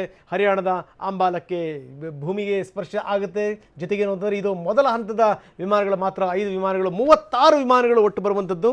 ಇದು ಒಂದು ಲೆಕ್ಕದಲ್ಲಿ ಬೇರೆ ರೀತಿಯ ಶಕೆಯೇ ಶುರು ಆಗಿದೆ ಯುದ್ಧದ ರೀತಿ ನೀತಿಗಳಲ್ಲಿ ಅನ್ನುವಂಥದ್ದು. ಇದಕ್ಕೆ ಸಂಬಂಧಪಟ್ಟ ಇನ್ನಷ್ಟು ವಿವರಗಳನ್ನು ಕೊಡ್ತೀನಿ. ಬನ್ನಿ ಮತ್ತೆ ಚರ್ಚೆನ ಮುಂದುವರಿಸ್ತಾ ಇದ್ದೀನಿ. CS ಹವಾಲ್ದಾರ್ ನಮ್ಮ ಜೊತೆಗಿದ್ದಾರೆ, ಪ್ರಹ್ಲಾದ್ ಜಿ ನಮ್ಮ ಜೊತೆಗಿದ್ದಾರೆ, ದಾಮೋದರ್ ಜಿ ನಮ್ಮ ಜೊತೆಗೆ ಮಾತಾಡ್ತಾ ಇದ್ರು. ಆಗಲೇ ತಾಂತ್ರಿಕ ಕಾರಣಗಳಿಂದ ಅವ್ರನ್ನ ಸಂಪರ್ಕ ಮಾಡೋಕ್ಕಾಗಿರಲಿಲ್ಲ. Damodar ji, please continue sir. ತಾವು ಮಾತಾಡ್ತಾ ಇದ್ರಿ, ಮುಂದುವರಿಸಿ. ಅದೇ ಉಳಿದವರು ಹೇಳಿದಂಥ ಇಂಥ ಒಂದು ರೋಬಸ್ಟ್, ಬಲಾಢ್ಯವಾದ, ಸುಸಜ್ಜಿತವಾದ ಒಂದು ಯುದ್ಧ ವಿಮಾನವನ್ನು ಭಾರತಕ್ಕೆ ಫ್ರಾನ್ಸಿಂದ ತರುವಲ್ಲಿ ಮುಂದಾಳತ್ವ ವಹಿಸ್ತಿರುವಂಥ ನಮ್ಮ ವಿಂಗ್ ಕಮಾಂಡರ್ ಅರುಣ್ ಕುಮಾರ್ ಅವರು ನನ್ನ ಒಂದು ಶಿಷ್ಯರು ಆಗಿದ್ರು ಅಂತ ಹೇಳೋದಕ್ಕೆ ನನಗೆ ಬಹಳ ಹೆಮ್ಮೆ ಅನಿಸ್ತದೆ. ಈ ಅರುಣ್ ಕುಮಾರ್ ಅವರು ನಾನು ಮೊದಲೇ ಹೇಳಿದಾಗ ಒಳ್ಳೆ ಪ್ರತಿಭಾವಂತ ವಿದ್ಯಾರ್ಥಿ ಆಗಿದ್ದರು. ಅವರು ಪಠ್ಯೇತರ ವಿಷಯಗಳಲ್ಲಿ ಕೂಡ ಸಾಕಷ್ಟು ಆಸಕ್ತಿ ವಹಿಸಿ ತಮ್ಮ ಒಂದು ಏಮ್ ಅಂತ ಹೇಳ್ತಾರೆ ಅದನ್ನು ಫುಲ್ಫಿಲ್ ಮಾಡಲಿಕ್ಕೆ ಅವರು ಸತತವಾಗಿ ಕೆಲಸ ಮಾಡಿದರು. ಹಾಗೆ 11th ಮತ್ತು 12th ಅವರು PCMB ಆರಿಸ್ಕೊಂಡು ಇದಕ್ಕೆ NDI ಸೇರಲಿಕ್ಕೆ ಪೂರಕವಾಗಿ ಸ್ಟಡಿ ಮಾಡಿದರು. ಅವರು 11th ಮತ್ತು 12th ಸ್ಟಡಿ ಮಾಡಬೇಕಾದ್ರೆ ನಾನು ಅವರಿಗೆ ಫಿಸಿಕ್ಸ್ ಸಬ್ಜೆಕ್ಟನ್ನು ಕಲಿಸ್ತಿದ್ದೆ. ಆಗ ಬಹಳ ಕ್ಲಾಸ್ನಲ್ಲಿ ಬಹಳ ಅಟೆಂಪ್ಟಿವ್ ಆಗಿ ಕೂತು ಪಾಠ ಕೇಳ್ತಿದ್ರು. ತಮಗೇನಾದರೂ ಡೌಟ್ ಬಂದರೆ ಆಗಿಂದಾಗ ಅದನ್ನ ಕ್ಲಿಯರ್ ಮಾಡಿಕೊಂಡು ಕ್ಲಾರಿಫೈ ಮಾಡ್ಕೊಳ್ತಿದ್ರು. ಹಾಗೆ ಅವರಲ್ಲಿ ಕಂಡಂಥ ನಾನು ವಿಶೇಷ ಗುಣ ಏನಂದರೆ ತಾವಲ್ಲದೆ ತಮ್ಮ ಜೊತೆಲಿದ್ದವ್ರನ್ನು ಕೂಡ ಒಟ್ಟಿಗೆ ಕರ್ಕೊಂಡು ಮುಂದೆ ಹೋಗ್ತಿದ್ರು. ತನಗೆ ಗೊತ್ತಿದ್ದ ವಿಷಯವನ್ನ ಬೇರೆಯವರಿಗೆ ಹೇಳಿಕೊಂಡು, ಅಂದರೆ ಗ್ರೂಪ್ ಡಿಸ್ಕಷನ್ ಟೈಪ್ ಮಾಡ್ಕೊಂಡು ಬೇರೆಯವ್ರನ್ನು ಕೂಡ ಒಟ್ಟಿಗೆ ಕರ್ಕೊಂಡು ಹೋಗುವಂಥ ಒಂದು ಅವರ ಕ್ಯಾರೆಕ್ಟರ್ ಒಂದು ಬಹಳ ವಿಶೇಷವಾದ ಗುಣ. ಅದರಿಂದಾಗಿ ಅವರು ಒಬ್ಬರೇ ಅಲ್ಲ, ಅರುಣ್ ಕುಮಾರ್ ಒಬ್ಬರಲ್ಲ, ಅವರ ಜೊತೆಯಲ್ಲಿ ಬೇರೆ ಬೇರೆ ಹುಡುಗರು ಕೂಡ, ಅಜಿತ್ ಅಂತ, ಆಮೇಲೆ ಮಹಮ್ಮದ್ ಪಾಗೆ ಅಂತ, ಆಮೇಲೆ ಪಾಟೀಲ್ ಅಂತ, ಇವರೆಲ್ಲ ಕೂಡ NDAಗೆ ಸೇರಿದ್ದಾರೆ. ಸೊ ಅವರು ಸತತವಾಗಿ ಕೆಲಸ ಮಾಡಿದ ಕಾರಣ ಅವರಿಗೊಂದು ಇಂಥ ಒಂದು ರಾಫೆಲ್ ಯುದ್ಧ ವಿಮಾನವನ್ನು ಇವತ್ತು ಚಲಾಯಿಸುವಂಥ ಒಂದು ಚಾನ್ಸ್ ಸಿಕ್ಕಿದೆ. ಅದು ನಮಗೆಲ್ರಿಗೂ ಹೆಮ್ಮೆ. ನಮಗೆ ಮಾತ್ರ ಹೆಮ್ಮೆ ಅಲ್ಲ, ನಮ್ಮ ಶಾಲೆಗೂ ಹೆಮ್ಮೆ, ನಮ್ಮ ಕರ್ನಾಟಕಕ್ಕೆ ಹೆಮ್ಮೆ, ನಮ್ಮ ದೇಶಕ್ಕೆ ಹೆಮ್ಮೆ. ಅವರ ಮುಖಾಂತರ ನನಗೇನು ಅನ್ಸುತ್ತೆ ಅಂತ ಹೇಳಿದ್ರೆ, ಅವ್ರ ಮುಖಾಂತರ ನಾನು ಕೂಡ ಇವತ್ತು ದೇಶ ಸೇವೆ ಮಾಡ್ತಿದ್ದೀನಿ. ನಾನು ಕೂಡ ಏನೋ ಒಂದು ಮನಸ್ಸಿಗೆ ಸ್ಯಾಟಿಸ್ಫ್ಯಾಕ್ಷನ್ ಆಗ್ತಿದೆ ಅಂತ ಹೇಳಲಿಕ್ಕೆ ಇಷ್ಟಪಡ್ತೀನಿ ನಾನು. ನಿಜ. Yes sir. ಸೊ ನಾನು ಇನ್ನಷ್ಟು ನಿಮ್ಮ ಜೊತೆ ಚರ್ಚೆ ಮಾಡ್ತೀನಿ ಸರ್. ನೀವು ಹಾಗೆ ನೀವು ಸಂಪರ್ಕದಲ್ಲಿರಿ. ಏರ್ ಮಾರ್ಷಲ್ ಮುರಳಿ ಅವರ ಜೊತೆಗೆ ಈಗ ಜಾಯ್ನ್ ಆಗಿದ್ದಾರೆ, ನಿವೃತ್ತ ವಾಯುಸೇನಾಧಿಕಾರಿಗಳು. ಮುರಳಿ ಸರ್, ನಾವು ನೋಡ್ತಾ ಇದ್ದೀವಿ ಏರ್ ಮಾರ್ಷಲ್ ಎಷ್ಟರ ಮಟ್ಟಿಗೆ ಇವತ್ತು ದೇಶ ಸ್ವಾಗತ ಮಾಡ್ತಾ ಇದೆ ಯುದ್ಧ ವಿಮಾನಗಳನ್ನು ಅನ್ನುವಂಥದ್ದು. 5 ವಿಮಾನಗಳು ಬರ್ತಾ ಇವೆ ಆಗಸದಲ್ಲಿ, ಜೊತೆಗೆ ಅದಕ್ಕೆ ಸುಖೋಯ್ ಅದಕ್ಕೆ ಸಾಥ್ ಕೊಡ್ತಾ ಇದೆ. ಅದನ್ನು ಕಾದುಕೊಂಡು ಬರ್ತಾ ಇದೆ ಸುಖೋಯ್. ಜೊತೆಗೆ ಅಲ್ಲಿ ಇಲ್ಲಿ ಸುತ್ತಮುತ್ತ ಯುದ್ಧ ಹೆಲಿಕಾಪ್ಟರ್ಗಳು ಕೂಡ ಹಾರಾಡ್ತಿವೆ. ಇನ್ನು ಸ್ವಲ್ಪ ಹೊತ್ತಿಗೆ ಅಂಬಾಲಕ್ಕೆ ಬಂದು ಇಳಿತವೆ 5 ಯುದ್ಧ ವಿಮಾನಗಳು. ಏನಂತೀರಿ ಸರ್? ರಂಗನಾಥ್, ಬಹಳ ಅದ್ಭುತವಾದ ಮೊಮೆಂಟ್, ಅದ್ಭುತವಾದ ದೃಶ್ಯ. ಮೊದಲನೇದಾಗಿ ನೀವು ಇಷ್ಟೊತ್ತು ಹೇಳಿದ್ರಲ್ಲ ದೃಶ್ಯ, ಆ ತರ ನಾನು ನೋಡೇ ಇಲ್ಲ ರಂಗನಾಥ್ ನನ್ನ ಜೀವಮಾನದಲ್ಲಿ. ಇದನ್ನ 5 ರಫಾಲು, 2 ಸುಖಾಯ್ ಎಸ್ಕಾರ್ಟ್ ಜೊತೆಗೆ ಆರೋ ಫಾರ್ಮೇಶನ್ ಅಲ್ಲಿ, ಆಮೇಲೆ ಆರೋ ಹೆಡ್ ಅಲ್ಲಿ group captain Harkirat Singh 17 golden arrows squadron commander ಬರ್ತಾ ಇರೋದ್ ನೋಡಿ ನನ್ಗನ್ಸು ನಂದು ಜೀವನ ಸಾರ್ಥಕವಾಯ್ತು. ಇಂಥ ಅದ್ಭುತ ದೃಶ್ಯ ನಾನಂತೂ ನೋಡಿಲ್ಲ. ಇದನ್ನ ನಾವು ಇಂಡಿಯನ್ ಏರ್ ಸ್ಪೇಸ್ ಎಂಟರ್ ಆದ ತಕ್ಷಣ 5 ರಫಾಲು, ಅದಕ್ಕೆ 2 ಸುಖಾಯ್ ಎಸ್ಕಾರ್ಟ್ಗಳು, ಆಮೇಲೆ 5 ಯುದ್ಧ ವಿಮಾನಗಳು ಆರೋ ಫಾರ್ಮೇಶನ್ ಅಲ್ಲಿ ಫಾರ್ಮೇಟ್ ಮಾಡಿ ಏರ್ ನಲ್ಲಿ, ಅದರಲ್ಲಿ ನಮ್ಮ ಇದು ಕಮಾಂಡಿಂಗ್ ಆಫೀಸರು ಆರೋ ಹೆಡ್ ಅಲ್ಲಿ ಬರ್ತಾ ಇರೋದು ನಿಜವಾಗ್ಲೂ ಬಹಳ ಅದ್ಭುತವಾದ ದೃಶ್ಯ. ಅದನ್ನ ನೋಡಕ್ಕೆ ಜನ ಎಲ್ಲ ಕಾತರವಾಗಿ ಕಾಯ್ತಾ ಇದ್ರೆ ಅದ್ರಲ್ಲಿ ಏನು ಆಶ್ಚರ್ಯ ಇಲ್ಲ. ಯಾಕಂದ್ರೆ ನಾವೇ ಅದನ್ನ ನೋಡಿ ಅಷ್ಟು ಸಂತೋಷ ಪಡ್ತಾ ಇದೀವಿ. ಇದನ್ನ ನಿಜವಾಗ್ಲೂ ಅದಕ್ಕಿನ್ನೇನು ಇದನ್ನ ಅಂಬಾಲಲ್ಲಿ ಲ್ಯಾಂಡ್ ಆಗುವಂತ ಮೊಮೆಂಟ್, ಆ ಟೈಮಿಗೆ ಸರಿಯಾಗಿ ನಾನು ರಂಗನಾಥ್ ಅವ್ರ ಜೊತೆಗೆ ಮಾತಾಡ್ತಾ ಇದ್ದೆ. ಫ್ಯಾಂಟಾಸ್ಟಿಕ್ ಸರ್, ಬಹಳ ಅದ್ಭುತವಾದ ಕ್ಷಣ. ಈ ಎಲ್ಲ ಕ್ಷಣಗಳಿಗೆ ನಾವು ಸಾಕ್ಷಿ ಆಗ್ತಾ ಇದೀವಿ ಅನ್ನೋದೇ ನಮ್ಮ ಭಾಗ್ಯ. ಜೊತೆಗೇನು ಅಂದ್ರೆ ನಾನು ಹೇಳ್ತಾ ಇದ್ದೆ, ಕಾಲಕ್ಕೆ ತಕ್ಕ ಹಾಗೆ ಯುದ್ಧ ನೀತಿಗಳು, ತಂತ್ರಗಾರಿಕೆಗಳು ಬದಲಾಗಬೇಕು. ಜೊತೆಗೇನು ಅಂತಂದರೆ ನಾವು ಬರೀ ಏನು ಅಂದರೆ ಸೈನಿಕರನ್ನ ಹೋರಾಟ ಮಾಡಿ ಎನ್ನುವಂಥದ್ದಲ್ಲ, ಆದರೆ ಅವ್ರನ್ನ ಎಷ್ಟರ ಮಟ್ಟಿಗೆ ನಾವು ಸದೃಢಗೊಳಿಸ್ತೀವಿ ನಾವು ಶಸ್ತ್ರಾಸ್ತ್ರಗಳ ಮುಖಾಂತರ ಅನ್ನುವಂಥದ್ದು ಕೂಡ ವೆರಿ ಇಂಪಾರ್ಟೆಂಟ್. ಹಂಗೆ ನೋಡಿದ್ರೆ ನೀವು ಕೂಡ ಬಹಳಷ್ಟು ವರ್ಷಗಳ ಕಾಲ ಸೇನೆಯಲ್ಲಿ ಸೇವೆ ಸಲ್ಲಿಸಿ ಬಂದಿರುವಂಥವ್ರು. ಈ ಬದಲಾವಣೆಯ ಪರ್ವ ಶುರು ಆಯ್ತಲ್ಲ, ಈ ಬದಲಾವಣೆಯ ಪರ್ವ ಇಲ್ಲಿಂದ ಶುರುವಾಗಿ ಎಲ್ಲಿಗೆ ಬಂದು ನಿಲ್ಲುತ್ತೆ ಅನ್ನುವಂಥದ್ದು ಇದೆಯಲ್ಲ ಸರ್, ಅದು ಬಹಳ ದೊಡ್ಡ ಪ್ರಶ್ನೆ. ಅದು ಏನಂತೀರಿ? ಹೌದು, ಬಹಳ ದೊಡ್ಡ ಪ್ರಶ್ನೆ ಇದು, ಎಲ್ಲಾರ ಮನಸ್ಸಲ್ಲಿರುವಂತಹ ಪ್ರಶ್ನೆ. ನೋಡಿ, 1999ರಲ್ಲಿ ನಾವು ಸರ್ಕಾರಕ್ಕೆ ಹೇಳಿದ್ವಿ ನಮ್ಗೆ ಇದನ್ನ ಮೈಮಾರ್ಸಿಯೇ ಇದನ್ನ ಯುದ್ಧ ವಿಮಾನ ಬೇಕು ನಮಗೆ. ಆಗ ನಾವು ಆ ಟೈಮಲ್ಲಿ ನಮ್ಗೆ ಒಬ್ಬ ಅಡ್ವರ್ಸರಿ, ನಮ್ಮ ದೇಶಕ್ಕೆ ಅಡ್ವರ್ಸರಿ ಒಂದೇ, ಪಾಕಿಸ್ತಾನ. ಅದಾದ್ಮೇಲೆ ಎಷ್ಟು ಬದಲಾವಣೆ ಆಗಿದೆ ಅಂದ್ರೆ ಇವತ್ತು ನಮಗೆ 2 ಅಡ್ವರ್ಸರಿಗಳು, 2.5 ಅಂದ್ರೆ ಅರ್ಧ ಇವರು ಭಯೋತ್ಪಾದಕರು ಎಲ್ಲ ಸೇರ್ಕೊಂಡು ನಮ್ಮ ಪೂರ್ತಿ ಇದನ್ನ ರಕ್ಷಣಾ ಪಡೆಗಳು 2.5 ಥ್ರೆಟ್ ಅನ್ನ ನಾವು ಇವತ್ತು ಸರಿಯಾಗಿ ನಿರ್ವಹಿಸಬೇಕು ನಮ್ಮ ದೇಶದಲ್ಲಿ. ಆದ್ರೆ ನೋಡಿ, ಎಲ್ಲ ನಮ್ಮ ಅಕ್ವಿಸಿಷನ್ ಪ್ರೋಸೆಸ್ ಎಲ್ಲ ಬಹಳ ತುಂಬಾ ಸ್ಲೋ, ತುಂಬಾನೇ ಅದಕ್ಕೆ ಟೈಮ್ ತಗೊಳತ್ತೆ. ಅವ್ರು ಎಷ್ಟು ಫಾಸ್ಟ್ ಟ್ರ್ಯಾಕ್ ಅಲ್ಲಿ ನಮ್ಮ ರಕ್ಷಾ ಮಂತ್ರಾಲಯ ಮಾಡಿದ್ರು ಅದಕ್ಕೆ 5-6 ವರ್ಷ ಆಗೇ ಆಗತ್ತೆ. ಆದ್ರೆ ರಫಾಲ್ ಕೇಸಲ್ಲಿ 20 ವರ್ಷಕ್ಕಿಂತ ಜಾಸ್ತಿ ಆಗೋಯ್ತು. 1999ರಲ್ಲಿ ಶುರು ಆಗಿದ್ದ ಕತೆ 2002ನೇ ಇಸ್ವಿನಲ್ಲಿ ನಾವು ಪೇಪರ್ ವರ್ಕ್ ಶುರು ಮಾಡಿದ್ವಿ, ನಮ್ಗೆ ಅದು ಬೇಕು ಇದು ಬೇಕು ಅಂತ. 2009ನೇ ಇಸ್ವಿ ಆಗೋ ತನಕ ನಾವು ಕೊಂಡ್ಕೊಂಡೇ ಬಿಟ್ವಿ ಅನ್ನೋ ಸ್ಟೇಜಿಗೆ ಬಂದಿದ್ವಿ. ಆದ್ರೆ ಅದು ಪೂರ್ತಿ ನಿಂತೋಯ್ತು. ಆಮೇಲೆ ಹೊಸ ಸರ್ಕಾರ ಬಂತು. ಕಡೆಗೆ 2016ನೇ ಇಸ್ವಿನಲ್ಲಿ ನಾವು ಫ್ರಾನ್ಸ್ ಜೊತೆ ಒಪ್ಪಂದ ಮಾಡ್ಕೊಂಡ್ವಿ. ಅದರಿಂದ ಅಷ್ಟೇ ಈ ಕುತೂಹಲ ಇದು. ಆಮೇಲೆ ನಿಮ್ಗೂ ಚೆನ್ನಾಗಿ ಗೊತ್ತು, ರಫಾಲು ಆ ರಾಜಕೀಯ ಗಲಾಟೆಲ್ ಹಾಕೊಂಡ್ಬಿಡ್ತು. ವಿಪರೀತ ಇದನ್ನ ತೂತು ಮಹಿಮೆ ಆಗೋತು ಇದ್ರೊಳಗೆ ಆ ಒಂದು ಕೆಲವು ವರ್ಷಗಳ ಕೆಳಗೆ. ಅದಕ್ಕೆ ಎಲ್ಲಾರ್ಗು ಕುತೂಹಲ, ಏನಪ್ಪಾ ಇದು ರಫಾಲು, ಎಲ್ಲಿಂದ ಬರ್ತಾ ಇದೆ, ಏನು ಎತ್ತ ಅಂತ. ಆದ್ರೆ ನಮಗ್ ಗೊತ್ತು, ನಮ್ಮ ವಾಯುಸೇನೆನ ನಾವು ಸದೃಢಗೊಳಿಸ್ಬೇಕಾದ್ರೆ, ನಾವು 2 ಥ್ರೆಟ್ ಅನ್ನ ನಾವು ನಿರ್ವಹಣೆ ಮಾಡ್ಬೇಕಾದ್ರೆ ನಮಗ್ ರಫಾಲ್ ಬೇಕೇ ಬೇಕು. ಸೊ ಇದು ಮೊದಲನೇ ಸ್ಟೆಪ್. ಇದು ಅಷ್ಟೇ. 5 ರಫಾಲ್ ಬಂದಿದೆ, ಉಳಿದಿದೆಲ್ಲ 2021ನೇ ಇಸ್ವಿ ಎಂಡ್ ಹೊತ್ತಿಗೆ ಬಂದ್ಬಿಡುತ್ತೆ. ತಾವ್ ಹೇಳಿದ್ರಿ ಏನು ಅಂದ್ರೆ ಈಗ ಮೊದಲು ಒಬ್ಬ ಶತ್ರು ಇದ್ದ, ಆಮೇಲೆ ಇಬ್ಬರಾದ್ರು, ಈಗ ಭಯೋತ್ಪಾದಕರೆಲ್ಲ ಸೇರ್ಕೊಂಡು 2.5 ಆಗಿದೆ ಅಂತ ನನಗೆ ಅನಿಸ್ತಾ ಇದೆ. ಮುರಳಿಜಿ ಏನು ಅಂತಂದ್ರೆ ಇದು 2.5 ಅಲ್ಲ, ಹಿಂಗೆ ಬಿಟ್ರೆ 3.5 4.5 ಬಂದ್ಬಿಡುತ್ತೆ ಅಂತ. ಯಾಕಂದ್ರೆ ಈ ಪಕ್ಕದಲ್ಲಿರುವಂತ, ಜೊತೆಗೆ ನಮ್ಮ ನೆರವಿನಿಂದ ಬದುಕ್ತಿರುವಂತ ನೇಪಾಳ ಕೂಡ ನಮ್ಮ ಮೇಲೆ ಗುಟ್ರು ಹಾಕುವಂತ ಒಂದು ಮಟ್ಟಕ್ಕೆ ಬಂದಿದೆ ಅಂತಂದ್ರೆ, ಪಕ್ಕದ ಬಾಂಗ್ಲವನ್ನು ಕೂಡ ನಂಬುವಂತ ಸ್ಥಿತಿ ಇಲ್ಲ. ಯಾವ ಜನ್ಮಕ್ಕೆ ನಾವು ಕಾರಣ ಆದ್ವಲ್ಲ. ಸೊ ಅಂಥ ಒಂದು ದೇಶದ ಮೇಲೂ ಕೂಡ ನಾವು ನಂಬಿಕೆ ಇಡಲಿಕ್ಕೆ ಸಾಧ್ಯ ಆಗ್ತಾ ಇಲ್ಲ ಅಂತಂತಂದರೆ ಏನು ಅರ್ಥ ಇದು? ಹೀಗಾಗಿ ಇನ್ನೇನು ಅಂದರೆ ನಮ್ಮ ಒಳ್ಳೆತನವನ್ನು ದೌರ್ಬಲ್ಯ ಅಂದ್ಕೊಂಡಿದ್ದು ಸಾಕು, ಇನ್ನು ಎದ್ದು ನಿಲ್ಲುವಂಥ ಕಾಲ. ಒಂದು ಮಾತಿದೆ ಸರ್, ನಮ್ಮಲ್ಲಿ ಎಲ್ಲ ಇದೆ, ಆದರೆ ನಮ್ಮಲ್ಲೊಂದು ಮನಸ್ಥಿತಿನೇ ಚೇಂಜ್ ಆಗಲಿಲ್ಲ ಅಂದ್ರೆ ನಾವು ಬದಲಾಗಲ್ಲ. ನಾವು ಗಂಗೆ ಇದ್ದರೆ, ತುಂಗೆ ಇದ್ದರೆ, ಘನ ಹಿಮಾಲಯವಿದ್ದರೆ, ಭೂಮಿ ಇದ್ದರೆ, ಗಾಳಿ ಇದ್ದರೆ, ಘನ ಪರಂಪರೆ ಇದ್ದರೆ ಏನು ಪ್ರಯೋಜನ? ಊರ ಜನರೇ ಮಲಗಿ ನಿದ್ರಿಸುತ್ತಿದ್ದರೆ. ಹಿಂಗಾದರೆ ಆಗತ್ತಾ ಸರ್? ಬದಲಾಗಬೇಕಲ್ವ ನಾವು? ತುಂಬಾ ಚೆನ್ನಾಗಿ ಹೇಳಿದ್ರಿ. ಊರು ಜನವೇ ಮಲಗಿ ನಿದ್ರೆ ಮಾಡ್ತಾ ಇದ್ರೆ. ಇಷ್ಟು ವರ್ಷ ನಮ್ದು ಅದೇ ಕತೆ. ಆಮೇಲೆ ಇವ್ರನ್ನ ನಾವು ಚೈನಾನ ಅಲ್ಲಿ ಇದನ್ನ ಅವ್ರಿಗೆ ಸಾಷ್ಟಾಂಗ ಪ್ರಾಣಾಯಾಮ ಮಾಡಿ ನಿಮ್ಮನ್ನ ನೀವು ಏನ್ ಬೇಕಾದ್ರೂ ಮಾಡಿ ಅದನ್ನ ಮಾಡಿಸ್ಕೊಂಡು ಸುಮ್ಮನೆ ಇರ್ತೀವಿ ಅನ್ನೋಂತಹ ಒಂದು ಮನೋಬಲ ನಮ್ದು ಬಂದ್ಬಿಟ್ಟಿತ್ತು. ಆದ್ರೆ ನೀವ್ ಹೇಳಿದ್ರಲ್ಲ 2.5ಯಿಂದ 3.5 ಆಗ್ಬೋದು ಅಥವಾ ಇನ್ನು ಜಾಸ್ತಿ ಆಗ್ಬೋದು ಅಂತ, ಅದೇ ದೇವರಲ್ಲಿ ಒಂದೇ ಪ್ರಾರ್ಥನೆ, ಅದು ಮಾತ್ರ ಆಗೋದ್ ಬೇಡ. ಈಗ ಚೈನಾ ಎತ್ಕಟ್ತಾ ಇದೆ, ಎಲ್ಲಾ ದೇಶಗಳು ನಮ್ ಸುತ್ತಮುತ್ತ ಅಂತ ಎಲ್ಲಾರ್ಗು ಚೆನ್ನಾಗಿ ಗೊತ್ತು. ಆದ್ರೆ ಅದು ಮಿಲಿಟರಿ ಕನ್ಫ್ರಂಟೇಷನ್ಗೆ ಮಾತ್ರ ಬರುವಂತಹ ಸ್ಥಿತಿಗೆ ನಾವು ಹೋಗ್ಬಾರ್ದು. ಈಗ ಸದ್ಯದಲ್ಲಿ ನಮಗೆ ನಮ್ಮ ಕೈ ತುಂಬಾ ಇದೆ ಎಷ್ಟು ಇದನ್ನ ನಮ್ಮ ನಿರ್ವಹಣೆ ಮಾಡಕ್ಕೆ. ಅಷ್ಟು ನಾವು ಮಾಡಿದ್ರೆ ಬೇಕಾದಷ್ಟು ಆಯ್ತು. ಆದ್ರೆ ಎಲ್ಲಾರ್ಗೂ ಇರೋ ಒಂದೇ ಹೆದರಿಕೆ ಏನು ಅಂದ್ರೆ, ಈ ಚೈನಾ ಆಮೇಲೆ ಪಾಕಿಸ್ತಾನ್ 2 ಒಟ್ಟುಗೂಡ್ಕೊಂಡು ನಮ್ಮ ಮೇಲೆ ತೊಂದರೆ ಶುರು ಮಾಡಿದ್ರೆ ಅದರಿಂದ ನಮಗೆ ಇನ್ನೂ ಜಾಸ್ತಿ ತೊಂದರೆ ಆಗುವಂತಹ ಸಾಧ್ಯತೆಗಳಿದೆ ಹೊರತು ಅದನ್ನ ಅಷ್ಟು ಸುಲಭವಾಗಿ ಬಗೆಹರಿಸುವಂತಹ ಅದು ಪ್ರಶ್ನೆ ಅಲ್ಲ. ಹಾಗೆ ಆಗಲ್ಲ ಅಂತ ನಾವೆಲ್ಲ ಅನ್ಕೊಂಡಿದೀವಿ. ಆದ್ರೆ ಇವತ್ತು 2 ಕಡೆಯಿಂದ ನಮಗೆ ಶತ್ರುಗಳು ಹುಟ್ಟುಕೊಂಡಿರೋದು ನಿಜ. ಅವ್ರಿಗೆ ಅವ್ರ ವಿರುದ್ಧ ನಾವು ಎದ್ದು ನಿಂತ್ಕೋಬೇಕಾಗಿರುವಂತಹ ಪರಿಸ್ಥಿತಿ ನಿಜ. ಆದ್ರೆ ಏನ್ ಮಾಡಕ್ಕೂ ಆಗಲ್ಲ, ಇದನ್ನ ನಾವು ನಿರ್ವಹಿಸ್ಲೇಬೇಕು.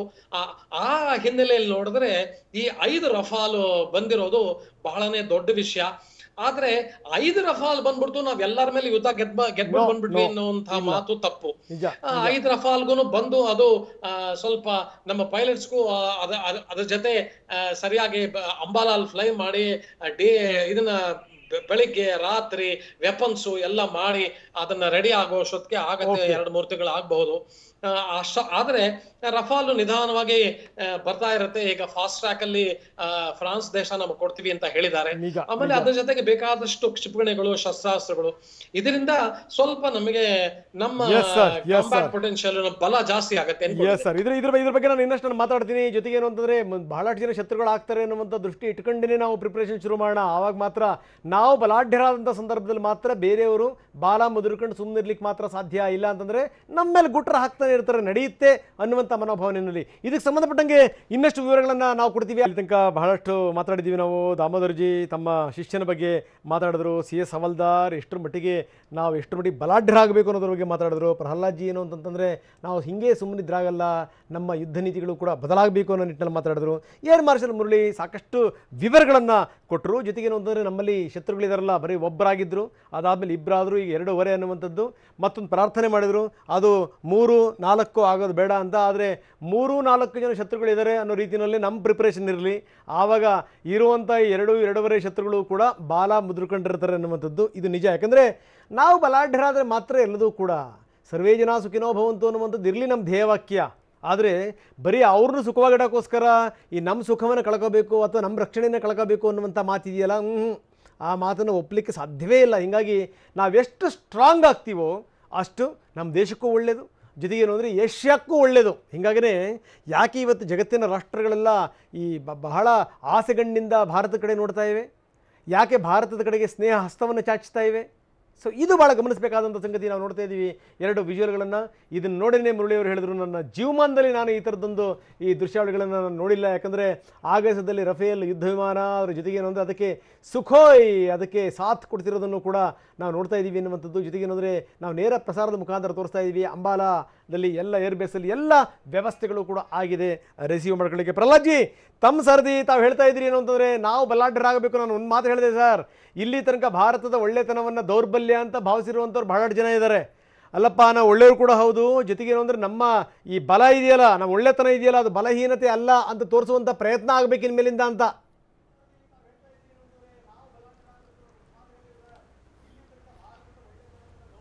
ಹೌದು. ಇವಾಗ ಏನಾಗಿದೆ ಅಂತಂದ್ರೆ ನಮ್ಮ ಶತ್ರು ರಾಷ್ಟ್ರಗಳಿಗೆ ಎದೆ ನಡುಗ್ತಾ ಇರೋದು ಎರಡು ವಿಷಯಕ್ಕೆ. ಒಂದೇನಂದ್ರೆ ಈಗ ನೀವು 1971 ಪಾಕಿಸ್ತಾನ ಯುದ್ಧದ ಹಿನ್ನೆಲೆ ನೋಡಿದ್ರೆ ನಾಟ್ ಏರ್ಕ್ರಾಫ್ಟ್ ಇಟ್ಕೊಂಡು ಸಾಬರ್ ಜೆಟ್ಸ್ ಎಲ್ಲ ಹೊಡೆದು ಬಿಸಾಕದಂತ ಒಂದು ಕೌಶಲ್ಯ ಇರೋ ಪೈಲಟ್ಸ್ ನಮ್ಮಲ್ಲಿದ್ದಾರೆ. ಇಂಥ ಪೈಲಟ್ಸ್ ಕೈಗಳಲ್ಲಿ ಈ ತರದ ಒಂದು ಬ್ರಹ್ಮಾಸ್ತ್ರ ಈ ರಫೇಲ್ ಸಿಕ್ಬಿಟ್ರೆ ನಮ್ ಗತಿ ಏನಪ್ಪಾ ಅನ್ನೋದು ಅವ್ರಿಗೆ ದೊಡ್ಡ ಯೋಚನೆ ಆಗಿ ಕೂತಿದೆ. ಮೇನ್ ಆಗಿ ಎಲ್ಲಾರು ತಲೆ ಕೆಡಿಸ್ಕೊಳ್ತಾ ಇರೋದು ಇದೇ ಒಂದು ವಿಷಯಕ್ಕೆ. ಬರೀ ಮಿಷನ್ ಮಾತ್ರ ಅಲ್ಲ, ಮ್ಯಾನ್ ಬಿಹೈಂಡ್ ದ ಮಿಷನ್. ಹಾಗಾಗಿ ನಮ್ಮ ಭಾರತದ ಪೈಲಟ್ಗಳಲ್ಲಿ ಆ ಕೌಶಲ್ಯ ಇರೋದ್ರಿಂದ ದಿನಕ್ಕೂ ಆ ಒಂದು ಬದಲಾಗ್ತಾ ಇರೋ ಪರಿಸರಕ್ಕೆ ಈ ಟೆಕ್ನಾಲಜಿ ಇದನ್ನೆಲ್ಲ ಉಪಯೋಗಿಸ್ಕೊಂಡು ಖಂಡಿತವಾಗ್ಲೂ ಇದು ಒಂದು ಬರೀ ಏಷ್ಯಾದಲ್ಲಿ ಮಾತ್ರ ಅಲ್ಲ, ಇಡೀ ಗ್ಲೋಬಲಿ ಚಾಲೆಂಜಿಂಗ್ ಫೋರ್ಸ್ ಆಗಿ ಬೆಳೀತಾ ಇರೋದು ನಮಗೂ ಒಂದು ಹೆಮ್ಮೆ ಸಂಗತಿ. ನಿಜ ನಿಜ ನಿಜ, ಡೌಟೇ ಇಲ್ಲ ಸರ್. ಯಾಕಂದರೆ ಶೂನ್ಯದಿಂದ ಸಾಮ್ರಾಜ್ಯ ಸೃಷ್ಟಿ ಮಾಡುವಂಥದ್ದು ಭಾರತೀಯರಿಗೆ ತುಂಬ ಚೆನ್ನಾಗಿ ಗೊತ್ತಿದೆ. ಎಲ್ಲೋ ಒಂದು ಕಡೆಗೆ ಏನೊಂದು ಸ್ವಲ್ಪ ಮಂಕಾಗಿದ್ದೀವಿ ಅಷ್ಟೇ ನಾವು. ಆದರೆ ನೀವು ಈ ಉದಾಹರಣೆ ಹೇಳಿದಂಥ ಸಂದರ್ಭದಲ್ಲಿ ನನಗೆ ಇನ್ನೊಂದು ಜ್ಞಾಪಕ ಆಗ್ತಾ ಇದೆ. ಮೊನ್ನೆ ನಡೆದಂಥ ಘಟನಾವಳಿಗಳು ಮರೀಲಿಕ್ಕೆ ಸಾಧ್ಯ ಇಲ್ಲ ನಾವು. ಯಾಕಂದರೆ ಈ ಅಭಿನಂದನ್ ಎಷ್ಟರ ಮಟ್ಟಿಗೆ ಮಿಗ್ಗನ್ನು ಹಿಡ್ಕೊಂಡು ಹೋಗಿ F-16 ಬಡಿದಿದ್ದಿದೆಯಲ್ಲ ಸರ್, ಅದನ್ನು ಕೂಡ ಜ್ಞಾಪಿಸ್ಕೋಬೇಕಿಲ್ಲ ನಾವು ಅಲ್ವಾ? ಅದೇ ಹೇಳಿದ್ದು, ನಮ್ಮ ಪೈಲಟ್ಗಳ ಒಂದು ಕೌಶಲ್ಯ ಅದು ಕೂಡ ಬಹಳ ಕೌಂಟ್ ಆಗುತ್ತೆ. ಈಗ ನೀವು ತಗೊಂಡೋಗ್ಬಿಟ್ಟು ಯಾರಿಗೋ ಏನು ಸರಿಯಾಗಿ ಏವಿಯೇಷನ್ ಬಗ್ಗೆ ಅಥವಾ ಒಂದು ಫ್ಲೈಯಿಂಗ್ ಬಗ್ಗೆ ಗೊತ್ತಿಲ್ಲದೆ ಇರೋ ಯಾರೋ ಪೈಲಟ್ಗಳಿಗೆ ನೀವು ರಫೇಲ್ ಅಲ್ಲ ಬೇರೆ ಇನ್ನೂ ಯಾವ್ದೋ ಅಡ್ವಾನ್ಸ್ ಏರ್ಕ್ರಾಫ್ಟ್ಗಳು ಕೊಟ್ಟರು ಕೂಡ ಅವರು ಟೋಟಲ್ ನಿಲ್ ಉಪಯೋಗಿಸಕ್ಕೆ ಬರ್ತಾ ಇದ್ದಾಗ ಏನ್ ಮಾಡ್ತಾರೆ ಅವರು? ನಿಜ ನಿಜ ನಿಜ ನಿಜ. ಜೊತೆಗೆ ಒಂದು ಗಮನಿಸಬೇಕು ಸರ್, ನಾವು ನಮಗೆ ಎಷ್ಟರ ಮಟ್ಟಿಗೆ ಅನುಭವ ಇದೆ ಅಂತಂದ್ರೆ, ನೀವು ಪಾಕಿಸ್ತಾನದ ಉದಾಹರಣೆ ಕೊಟ್ಟರಿ. ಸ್ವಲ್ಪ ನಾನು ಹಿಂದಕ್ಕೆ ಹೋಗಿ ಹೇಳ್ತೀನಿ ಏನು ಅಂತಂದರೆ, ಈ ಚೀನಾದ ವಿರುದ್ಧ ಯುದ್ಧ ಮಾಡ್ತಿರುವಂಥ ಸಂದರ್ಭದಲ್ಲಿ ನಮ್ಮ ಸೈನಿಕರಿಗೆ ಹಾಕ್ಕೊಳ್ಳೋಕೆ ಶೂ ಇರಲಿಲ್ಲ, ಕೈನಲ್ಲಿ ಕೋವಿ ಇರಲಿಲ್ಲ. ಆ 303 ರೈಫಲ್ ಇಟ್ಕೊಂಡು ನಾವು ಮಾಡಿದಂಥ ಹೋರಾಟ, ಜೊತೆಗೆ ಬಿಡಿ ಈ ಗುಂಡು ನಿರೋಧಕ ಜಾಕೆಟ್ಗಳು ಬೇರೆ ವಿಚಾರ, ಆದರೆ ತೀರಾ ಈ ಚಳಿಯಿಂದ ನಮ್ಮನ್ನು ಬಚಾವ್ ಮಾಡಲಿಕ್ಕೂ ಕೂಡ ಜಾಕೆಟ್ಗಳಿರಲಿಲ್ಲ ಸರ್, ಅಂಥ ಸ್ಥಿತಿ. ಅಂಥ ಸಂದರ್ಭದಲ್ಲೂ ಕೂಡ ನಾವು ಹೋರಾಟ ಮಾಡಿದ್ದೀವಿ ಅಂತಂದರೆ, ಇನ್ನೆಲ್ಲದನ್ನೂ ಕೈ ಕೊಟ್ಟು ಮಾಡ್ರೆ ಹೋರಾಟನ ಅಂತಂದರೆ ಮಾಡ್ದಂಗಿರ್ತೀವ ಸರ್?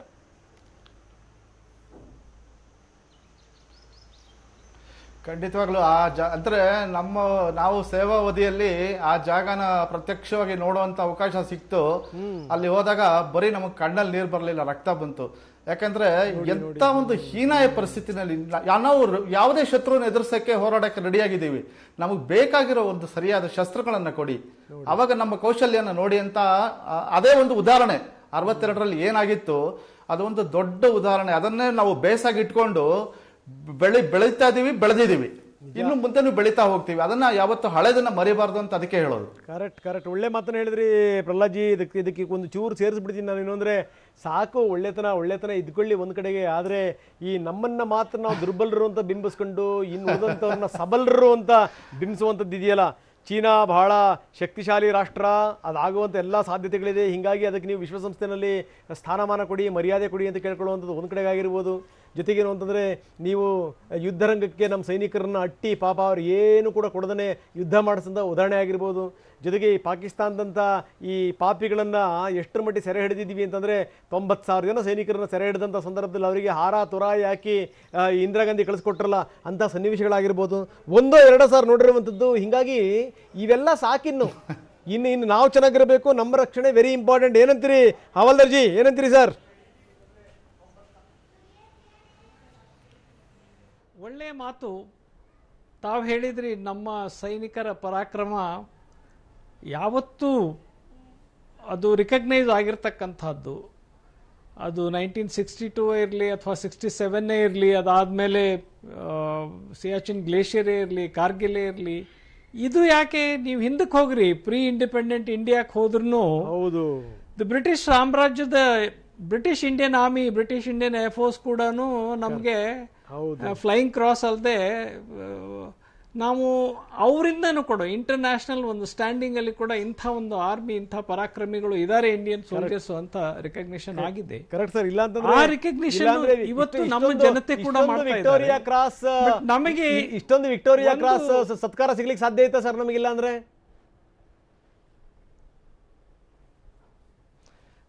ಅದೇ ಹೇಳೋದು ನಾನು. ಅದು ಏನು ಅಂತಂದ್ರೆ ಅಂಥ ಒಂದು ಸೈನ್ಯನ ಇವತ್ತು ನಾವು ಬಲಾಢ್ಯವಾಗಿ ಮುಂದಿಟ್ಟುಕೊಂಡು ನಮ್ಮ ದೇಶನ ಮತ್ತು ದೇಶದ ಅಭಿವೃದ್ಧಿನ ಮತ್ತು ದೇಶದ ಒಂದು ಸುರಕ್ಷತೆನ ಕಾಪಾಡಬೇಕು ಅನ್ನೋ ಒಂದು ಏನು ಒಂದು ಧೈರ್ಯ ಅಥವಾ ಮನೋಭಾವನೆ ಏನಿದೆ ನಮ್ಮ ಜನತೆಗಿದೆ.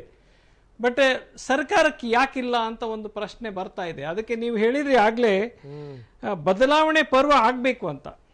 ಬದಲಾವಣೆ ಪರ್ವ ಜೀವನದ ಒಂದು ಮುಖ್ಯ ಅಂಶ ನಿಜ. ಬಟ್ ಬದಲಾವಣೆ ಪರ್ವ ಅದು ಕಾಲಕ್ಕೆ ತಕ್ಕಂತೆ ಇರಬೇಕದು. ನಾವು ಸುಮ್ಮನೆ 10 ವರ್ಷ 15 ವರ್ಷ ಸುಮ್ಮನೆ ಕೂತ್ಕೊಂಡು ಆಮೇಲೆ ಸಡನ್ಲಿ ನಮ್ಮ ಒಂದು ಅದು ಹೇಳ್ತೀವಲ್ಲ, ಗಡ್ಡಕ್ಕೆ ಬೆಂಕಿ ಹತ್ತಿದಾಗ ಬಾವಿ ತೋಡೋಣ ಅಂತ ಹೋಗುವಂತ ಸ್ಥಿತಿ ನಾವು ತರಬಾರ್ದು. ಅದಕ್ಕೆ ನಾವು ಒಂದು ಒಳ್ಳೆ ದೇಶದ ಒಂದು ನಿರ್ಧಾರ ಮಾಡಿ, ಯಾವುದೇ ಸರ್ಕಾರ ಬರಲಿ ಯಾವುದೇ ಇರಲಿ, ಜನತೆಯ ಒಂದು ಭಾವನೆಗೋಸ್ಕರ, ನಮ್ಮ ರಾಷ್ಟ್ರೀಯ ಸುರಕ್ಷತೆಗೋಸ್ಕರ ಒಂದೇ ಧ್ವನಿಯಲ್ಲಿ ಮಾತಾಡಿ ರಾಷ್ಟ್ರವನ್ನ ಬಲಾಢ್ಯವಾಗಿ ಮಾಡಿದರೆ ಈ 4.5 ಫ್ರಂಟ್ ಎಲ್ಲ ಬಿಟ್ಬಿಡಿ. ಆ 4.5 ಫ್ರಂಟ್ ಹಿಂದಿಗಿರೋದು ನಾನು 40 ವರ್ಷದಿಂದ ಏರ್ಫೋರ್ಸ್ ಜಾಯ್ನ್ ಆಗಿದಾಗಲಿಂದನೂ ಇವಾಗ್ಲವರೆಗೂ ನಮಗೆ ಒಂದೇ ಒಂದು ಶತ್ರು. ಆ ಶತ್ರು ಏನಂದ್ರೆ ಇದನ್ನೆಲ್ಲ ಏಷ್ಯಾ ಖಂಡನ ಮತ್ತು ಜಗತ್ತನ್ನ ಆಳ್ಬೇಕು ಅನ್ನೋ ದಿಶೆಯಲ್ಲಿ ಹೊರಟಿದ್ದಾರೆ. ಅದಕ್ಕೆ ವಿರೋಧ ಅಥವಾ ಅದಕ್ಕೊಂದು ಸಡ್ಡು ಹೊಡೆಯೋರು ಯಾರು ಅಂತಂದ್ರೆ ನಮ್ಮ ದೇಶ ಮಾತ್ರ ಅಂತ ಅವನಿಗೆ ಅರಿವಾಗಿ ಉಳಿಕೆದವ್ರನ್ನೆಲ್ಲ ಚಿಕ್ಕ ರಾಷ್ಟ್ರಗಳನ್ನ ಕೂಡಿಸ್ತಾ ಇದ್ದಾನೆ. ಬಟ್ ಅವರು ತಮ್ಮ ರಾಷ್ಟ್ರನ ಗುಲಾಮರನ್ನಾಗಿ ಮಾಡ್ತೀವಿ ಅನ್ನೋ ಅರಿವಿಲ್ಲದೆ ಅಲ್ಲಿ ಬಿದ್ರೆ ಇನ್ನೊಂದು ದಿವಸ ಬರ್ತಾರೆ ಅವರು ನಮ್ಮ ಹತ್ಲೆ. ಈಗಿನ ಒಂದು ಪರಿಸ್ಥಿತಿಯಲ್ಲಿ ನಾವು ಆ ಸಡ್ಡು ಹೊಡೆದು ನಿಂತು ನೀವು ಬಂದ್ರೆ ವಿ ಆರ್ ಬ್ಯಾಟಲ್ ಹಾರ್ಡನ್ಡ್ ಸೋಲ್ಜರ್ಸ್. 1947 ಇಂದ ಇಲ್ಲಿವರೆಗೂ ನೋಡಿ ನಮ್ಗೆ 8,000 ಕಿಲೋಮೀಟರ್ ಏನಿದೆ ಲೈವ್ ಬಾರ್ಡರ್ ಅಂತ ಕರಿತೀವಿ ನಾವು, ಸಿಂಧಿಂದ ಹಿಡ್ಕೊಂಡು ಎಲ್ಲಿವರೆಗೆ ಬರ್ಮಾ ಬಾರ್ಡರ್ವರೆಗೂ. ಇಂಥ ಒಂದು ವಿಷಮ ಸ್ಥಿತಿಯಲ್ಲಿ ಕೂಡ ನಮ್ಮ ಸೈನಿಕರು ಮತ್ತು ನಮ್ಮ ವಾಯುಸೇನೆ ಮತ್ತೆ ಕೆಳಗಡೆ ಹಿಂದೂ ಮಹಾಸಾಗರದಲ್ಲಿ ನಮ್ಮ ನೌಸೇನೆ ಎಲ್ಲರೂ ತಯಾರಿದ್ದೀವಿ ನಾವು. ನಮ್ಗೇನು ಅಂತಂದ್ರೆ ಆ ಥ್ರೆಟ್ ಪರ್ಸೆಪ್ಷನ್ ಪ್ರಕಾರ ನಮ್ಮದೇ ಆದಂಥ ಆತ್ಮನಿರ್ಭರ ವೆಪನ್ಸ್ ಕೊಡ್ರಿ, ನಮ್ಮ ಬೆನ್ನೆಲುಬು ನಿಂದ್ರಿ, ದೇಶ ಒಂದೇ ಧ್ವನಿಯಲ್ಲಿ ಮಾತಾಡ್ರಿ, ನಮ್ಮ ದೇಶಕ್ಕೆ ಯಾವುದು ಅಪಾಯ ಇಲ್ಲ ಅನ್ನೋ ಭರವಸೆ ಆ ಸೈನಿಕ ಕೊಡ್ತಾನೆ ನಿಮಗೆ. ಅವನು ಅದ್ರ ಸಲುವಾಗಿ ಹೊಡೆದಾಡ್ತಾನೆ, ಅದನ್ನು ಹೊಡೆದಾಡಿ ತೋರಿಸ್ತಾನೆ ಅವನು. ಅದೇ ಒಂದು ಈ ಮೆಸೇಜ್ ನಿಮ್ಮ ಮುಖಾಂತರ ದೇಶಕ್ಕೆ ಮತ್ತು ದೇಶದ ರಕ್ಷಣೆ ಮಾಡುವ ನಿರ್ಧಾರ ತಗೊಳ್ಳುವಂತವ್ರಿಗೆ ಹೋಗ್ಲಿ ಅಂತ ಈ ಮಾತು ಹೇಳ್ತಾ ಇದ್ದೀನಿ. Yes sir. Air marshal Murali sir, ನಾವು ನೋಡ್ತಾ ಇದೀವಿ ಏನು ಅಂತಂದ್ರೆ ಈಗ ಬರೀ ನಾವು ಅಕ್ಕಪಕ್ಕದವ್ರನ್ನ ಬಹಳ ದೊಡ್ಡವರು ಅಂತ ಮಾಡಾಯಿತು ಸರ್. ಈಗ ನಾವು ದೊಡ್ಡರಾಗುವಂಥ ಸಮಯ, ಯಾಕಂದರೆ ಇದು ಸತ್ಯ ಇದು. ಸೊ ಇನ್ನೇನಾದರೂ ನಾವು ಮೈ ಮರೆತರೆ ನಮಗೆ ಅಪಾಯ ಕಾದಿದೆ. ಯಾಕಂದರೆ ಸುತ್ತಮುತ್ತ ಇರುವಂಥವು ಮುಳ್ಳುಗಳೇ. ಈಗ ಚಾಣಕ್ಯನ ಕಥೆಯಲ್ಲಿ ಒಂದು ಅದ್ಭುತವಾದಂಥ ಒಂದು ಪ್ರಸಂಗ ಬರುತ್ತೆ. ಏನು ಅಂದರೆ ಈ ಅಲೆಕ್ಸಾಂಡರ್ ಬೆನ್ನತ್ತಿ ಬಂದಂಥ ಸಂದರ್ಭದಲ್ಲಿ ಅವನ ಅಗಾಧತೆಯನ್ನು ನೋಡಿ ಉಳಿದವರೆಲ್ಲ ಬೆಚ್ಚಿ ಬಿದ್ದು ಬಿಡ್ತಾರೆ. ಆದರೆ ಎಷ್ಟರ ಮಟ್ಟಿಗೆ ಚಾಣಕ್ಯ ಬಿಂಬಿಸ್ತಾನೆ ಅಂತಂದರೆ ಮಗದನ್ನೇ ಎದುರಿಸಲಿಕ್ಕೆ ಸಾಧ್ಯವೇ ಇಲ್ಲ ಅಂತ. ಆ ಮೆಸೇಜ್ ಹೆಂಗೆ ಹೋಗ್ಬಿಡುತ್ತೆ ದೊಡ್ಡ ಪ್ರಮಾಣದಲ್ಲಿ ಅಂತಂದರೆ, ಮಗದ ಮೇಲೆ ಏನಾದರೂ ಈ ಯುದ್ಧಕ್ಕೆ ಏನಾದರೂ ಬಂದ್ರಿ ಅಂತಂದರೆ ನೀವು ಮಣ್ಣು ಮುಗಿಸೋದು ಗ್ಯಾರಂಟಿ.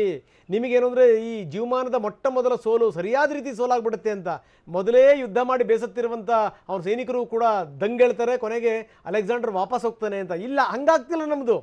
ನಾವು ಭಾಳ ದುರ್ಬಲರು, ನೀವು ಭಾಳ ಸಬಲರು. ನಿಮಗೆಲ್ಲ ಸನ್ಮಾನ ಸತ್ಕಾರಗಳು ಸಿಗಬೇಕು, ನಿಮಗೆ ಗೌರವ ಮನ್ನಣೆಗಳು ಸಿಗಬೇಕು, ನಮಗೇನು ಬೇಡ ಅನ್ನುವಂಥದ್ದು. ಆ ಕಾಲ ಹೋಯಿತು. ಬೇರೆಯ ಭಾರತವನ್ನೇ ನಾವು ನೋಡ್ತಾ ಇದ್ದೀವಿ, ಬೇರೆಯ ವ್ಯವಸ್ಥೆಯನ್ನೇ ನಾವು ಕಾಣ್ತಾ ಇದ್ದೀವಿ ಅಂತ ಅನಿಸ್ತಾ ಇದೆ. ಹೌದು ರಂಗನಾಥ್, ಈಗ ನಮ್ಮ ವ್ಯವಸ್ಥೆನೇ ಬೇರೆ ಆಗಿದೆ. ನಮಗೀಗ ಅರ್ಥ ಆಗಿದೆ. ನಾವು ಎಲ್ಲಾರ ಮುಂದೆ ಮಂಡಿ ಊರಿ ಕೂತ್ಕೊಳ್ಳೋದ್ರಲ್ಲಿ ಅರ್ಥ ಇಲ್ಲ. ಆಮೇಲೆ ಎಲ್ಲಾರನ್ನೂ ಒಂಥರ ಪೆಡಸ್ಟಲ್ ಇಟ್ಬಿಟ್ಟು ಪೂಜೆ ಮಾಡುವಂತ ಸ್ಥಿತಿಗೆ ನಾವು ಬರೋದ್ ಬೇಡ. ಈಗ ನಾವು ಅವರು ನಮಗ್ ಖ್ಯಾತೆ ಮಾಡಿದ್ರೆ ನಾವು ಅವ್ರಿಗೆ ಎದ್ದು ನಿಂತ್ಕೊಂಡು ಉತ್ತರ ಕೊಡುವಷ್ಟು ನಮ್ಮಲ್ಲಿ ಶಕ್ತಿನೂ ಇದೆ, ನಮ್ಮಲ್ಲಿ ಸಾಮರ್ಥ್ಯ ಇದೆ, ಮನೋಬಲನೂ ಇದೆ ಅನ್ನುವಂತಹದ್ದು ಒಂದು ನಾವು ಸ್ಥಿತಿಗೆ ಬಂದಿದ್ವಿ. ಆಮೇಲೆ ಅದಕ್ಕೆ ಸರಿಯಾಗಿ ನಮ್ಮ ಸರ್ಕಾರ ಏನೇನು ಸವಲತ್ತುಗಳು ಬೇಕೋ ಎಲ್ಲ ಅದನ್ನು ಕೊಡ್ತಾ ಇದ್ದಾರೆ. ಅದನ್ನ ಅದನ್ನ ನಿಧಾನವಾಗಿ ಕೊಟ್ರು ಅದು ಕೊಡ್ತಾನೆ ಇದಾರ. ಆ ಹಿನ್ನೆಲೆಯಲ್ಲಿ ಇದಕ್ಕೆ ಈ ನಮ್ಮ ರಫಾಲ್ ನಮ್ಮ ದೇಶಕ್ಕೆ ಬರೋದು ಬಹಳ ದೊಡ್ಡ ವಿಷಯ ಆಗಿದೆ. ಆಮೇಲೆ ಇನ್ನೊಂದೇನು ಅಂದ್ರೆ ಈಗ ನಮಗಿರುವಷ್ಟು ಇದ್ರೊಳಗೆ ಯುದ್ಧದಲ್ಲಿ ಏನೇನು ಸಾಮರ್ಥ್ಯ ಆಮೇಲೆ ಎಕ್ಸ್ಪೀರಿಯನ್ಸು ನಮ್ಮ ಚೈನಾಗಿಲ್ಲ. ಆಮೇಲೆ ಪಾಕಿಸ್ತಾನದ ವಿಷಯ ಅಂತೂ ಬಿಟ್ಟೇ ಬರೋಣ. ಯಾಕೆಂದ್ರೆ ಅವ್ರನ್ನ ಯಾವ ಸ್ಥಿತಿಯಲ್ಲಿ ಬೇಕಾದ್ರೆ ಎಲ್ಲಿ ಬೇಕಾದ್ರೆ ಯಾವ ತರ ಬೇಕಾದ್ರೆ ನಾವು ಹೊಡೆಯುವಂತ ಸ್ಥಿತಿಯಲ್ಲಿ ಇದೀವಿ. ಅವ್ರದ್ದೇನು ಯೋಚನೆ ಇಲ್ಲ. ಆದರೆ ಎಸ್ ಸರ್ ಒಂದೇ ನಿಮಿಷ ನೀವು ಹಾಗೆ ನೀವು ಸಂಪರ್ಕದಲ್ಲಿರಿ. 5 ರಫೇಲ್ ಜೊತೆಗೆ ಸುಖೋಯ್ ಹಾರಾಟ ಮಾಡ್ತಾ ಇದ್ದು ಇದೀಗ ತಾನೇ ಅಂಬಾಲಾ ಏರ್ಬೇಸ್ ನಿಂದ ನಾವು ನೇರ ದೃಶ್ಯಾವಳಿಗಳನ್ನು ತೋರಿಸ್ತಾ ಇದೀವಿ. ಇನ್ನೇನು ಕೆಲವೇ ಕ್ಷಣಗಳಲ್ಲಿ ಭಾರತದ ನೆಲಕ್ಕೆ ಸ್ಪರ್ಶ ಮಾಡ್ತವೆ ಅದ್ಭುತವಾದಂಥ ವಿಮಾನಗಳು. ರಫೇಲ್ಗೆ ಸುಖೋಯ್ ಸಾಥ್ ಕೊಡ್ತಾ ಇದೆ ನೋಡಿ. 27ನೇ ತಾರೀಕು ಫ್ರಾನ್ಸ್ನಿಂದ ಹೊರಟಿದ್ದಂಥ ರಫೇಲ್ ಈಗ ಭಾರತಕ್ಕೆ ಬಂದಿದೆ. ಇನ್ನು ಸ್ವಲ್ಪ ಹೊತ್ತಿಗೆ ಭಾರತದ ಭೂಮಿಗೆ ಇಳಿತವೆ ರಫೇಲ್ಗಳು. ನಾವು ಅದರ ನೇರ ದೃಶ್ಯಾವಳಿಗಳನ್ನು ನಿಮ್ಮ ಮುಂದೆ ಕಟ್ಟಿಕೊಡುವಂಥ ಪ್ರಯತ್ನವನ್ನು ನಾವು ಮಾಡ್ತಾ ಇದ್ದೀವಿ. ಅಂಬಾಲಾ ಏರ್ಬೇಸ್ನ ದೃಶ್ಯಾವಳಿಗಳನ್ನು ನಾವೀಗ ನೋಡ್ತಾ ಇದ್ದೀವಿ. ಇನ್ನೇನು ಕೆಲವೇ ಕ್ಷಣಗಳಲ್ಲಿ ವಿಮಾನ ಭಾರತಕ್ಕೆ ಬಂದಿವೆ. ಇನ್ನು ಅಂಬಾಲಾ ಏರ್ಬೇಸ್ಗೆ ಇನ್ನು ಇಳಿತವೆ. ಕೆಲವೇ ಕ್ಷಣಗಳಲ್ಲಿ ಅದರ ನೇರ ದೃಶ್ಯಾವಳಿಗಳನ್ನು ನಾವೀಗ ನೋಡ್ತಾ ಇದ್ದೀವಿ.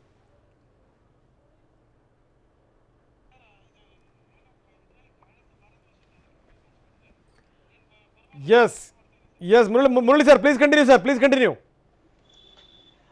ಅದೇ ನೀವು ಬಹಳ ಒಳ್ಳೆ ದೃಶ್ಯ ತೋರಿಸ್ಬಿಟ್ರಿ. ಗಮನ ಎಲ್ಲ ಆ ಕಡೆ ಹೊಟ್ಟೋಯ್ತು. ಇಲ್ಲ ಈಗ ಒಳ್ಳೆ ದೃಶ್ಯಾವಳಿಗಳನ್ನು ತೋರಿಸ್ತೀವಿ. ಈಗ ನೋಡಿ, ಈಗ ಬರುತ್ತೆ ಈಗ. ಹೌದೌದು. ಅದನ್ನ ನಮ್ಮ ರಫಾಲ್ ನಮ್ಮ ಅಂಬಾಲಾ ಏರ್ಬೇಸ್ ನ ಟಚ್ ಡೌನ್ ಮಾಡೋದು ಬಹಳನೇ ಇದನ್ನ ದೊಡ್ಡ ಸಮಾಚಾರ. ನಮ್ಮಂತವ್ರಿಗಂತೂ ಬಹಳನೇ ಸಂತೋಷಕರವಾದ ವಿಷಯ. ಇದನ್ನ ಬಂತು ಅಂದ್ರೆ ಪ್ರಥಮ ಬಂತು ನಮ್ಗೆ ರಫಾಲ್ ನಮ್ಮ ದೇಶಕ್ಕೆ ಬಂತು. ಇನ್ನು ನಾವು ನಮ್ಮ ಶಕ್ತಿ ಸಾಮರ್ಥ್ಯನ ಆರಾಮಾಗಿ ತೋರಿಸ್ಬೋದು ಅನ್ನುವಂತಹ ಒಂದು ಸಂತೋಷ. ಇನ್ನೊಂದು ರಫಾಲ್ ಇಷ್ಟು ದಿವಸ ವಿಪರೀತ ಗಲಾಟೆಯಲ್ಲಿ ಸಿಕ್ಕಾಕೊಂಡಿತ್ತು. ಅವೆಲ್ಲ ಮುಗಿದು ಎಲ್ಲ ಕಡೆಗೆ ರಫಾಲ್ ಎಲ್ಲ ಸಾಮಾನು ಸರಂಜಾಮು ಜೊತೆಗೆ ಬರುವಂತಹ ಆಯ್ತಲ್ಲ ಅಂತ ಇನ್ನೊಂದು ಸಂತೋಷ. ಈ ತರ ಎಷ್ಟು ಬೇಗ ನಾವು ಅದನ್ನ ಆಪರೇಷನಲೈಸ್ ಅದನ್ನ ಮಾಡ್ತೀವೋ ಅಷ್ಟು ನಮ್ಗೆ ಒಳ್ಳೇದು. ಆದ್ರೆ ನಮಗ್ ಗೊತ್ತು, ನಾವು ಇದೇ ವೃತ್ತಿಲಿ ಇದ್ದವರು, ಇದು ಅಷ್ಟು ಸುಲಭವಾಗಿ ಇವತ್ತು ಬಂದು ನಾಳೆ ತಗೊಂಡೋಗಿ ಲಡಾಖಲ್ಲಿ ಯುದ್ಧ ಮಾಡಪ್ಪ ಅಂತ ಅದನ್ನ ಲಂಬಾಲಾಲ್ ಫ್ಲೈ ಮಾಡಿ ಅದಕ್ಕೆ ಅವ್ರ ಪೂರ್ತಿ ಫುಲ್ಲಿ ಆಫ್ ಸ್ಟೇಟಸ್ ತಗೊಂಡು ಆಮೇಲೆ ವೆಪನ್ಸ್ ಎಲ್ಲ ರೆಡಿ ಮಾಡಿ ಅದನ್ನ ನಾವು ಏನ ಅಂಬಾಲಲ್ಲಿ ಹಾರ್ಸಕ್ಕೆ ನಮ್ಗೆ ಟೈಮ್ ತಗೊಳುತ್ತೆ. ಅಷ್ಟು ನಾವು ಕಾಯ್ಲೇಬೇಕು. ಆದ್ರೆ ನಮ್ಮ ಒಂದ್ ವಿಷಯ ನಾನು ಹೇಳಲೇಬೇಕು, ನಮ್ಮ ಪೈಲಟ್ಸು ಯಾರಿಗೂ ಕಮ್ಮಿ ಇಲ್ಲ, ಯಾರಿಗೂ ಅವ್ರಿಗೆ ಸರಿಸಾಟಿನೇ ಇಲ್ಲ. ಅವ್ರು ಏನ್ ಬೇಕಾದ್ರೆ ಮಾಡಿ ತೋರಿಸುವಂತಹ ಅವ್ರಿಗೆ ಸಾಮರ್ಥ್ಯ ಅವರಲ್ಲಿದೆ. ಅದೊಂದು ನಮಗೆ ಬಹಳ ಸಂತೋಷದ ವಿಷಯ. ಯಾಕೆಂದ್ರೆ ನಮ್ಮ ಹತ್ರ 1200 ಅಥವಾ 2000 ಏರ್ಕ್ರಾಫ್ಟ್ ಇಲ್ಲದೆ ಇರ್ಬೋದು ಚೈನಾ ತರ, ಆದ್ರೆ ನಮ್ಮಲ್ಲಿರೋ ಪೈಲಟ್ಸು ಅವ್ರನ್ನ ಹೊಡೆದು ಹಾಕುವಂತ ಶಕ್ತಿ ನಮ್ಮಲ್ಲಿದೆ. ಅದು ಇದನ್ನ ಬಹಳ ದೊಡ್ಡ ವಿಷಯ ನಮ್ಮ ಭಾರತೀಯ ವಾಯುಸೇನೆಯಲ್ಲಿ. ಓಕೆ, ಎಲ್ಲ ನೋಡಿದ್ರೆ ಈ ಪ್ರಕೃತಿ ಕೂಡ ನಮಗೆ ಇವತ್ತು ಬಹಳ ಹೆಲ್ಪ್ ಮಾಡೋ ರೀತಿಯಲ್ಲಿ ಕಾಣ್ತಾ ಇದೆ. ಯಾಕಂದ್ರೆ ಆಗಸ ನೋಡಿದಂಥ ಸಂದರ್ಭದಲ್ಲಿ ಒಂದ್ ನಿಮಿಷ ಹಾಗೆ ಇರಿ, ನೀವು ಸಂಪರ್ಕದಲ್ಲಿ ಅಂಬಾಲಾ ಏರ್ಬೇಸ್ಗೆ ಬಂದಿಳಿದಿವೆ ರಫೇಲ್ ಫೈಟರ್ ಜೆಟ್ಗಳು. ಅಂಬಾಲಾ ಏರ್ಬೇಸ್ಗೆ ರಫೇಲ್ ವಿಮಾನಗಳು ಬಂದಿವೆ, ಯುದ್ಧ ವಿಮಾನಗಳು. ರಾಕೇಶ್ ಭದೌರಿಯಾ ಭಾರತೀಯ ವಾಯುಸೇನೆಯ ಮುಖ್ಯಸ್ಥರು ಇದನ್ನ ಸ್ವಾಗತ ಮಾಡಿಕೊಂಡಿದ್ದಾರೆ.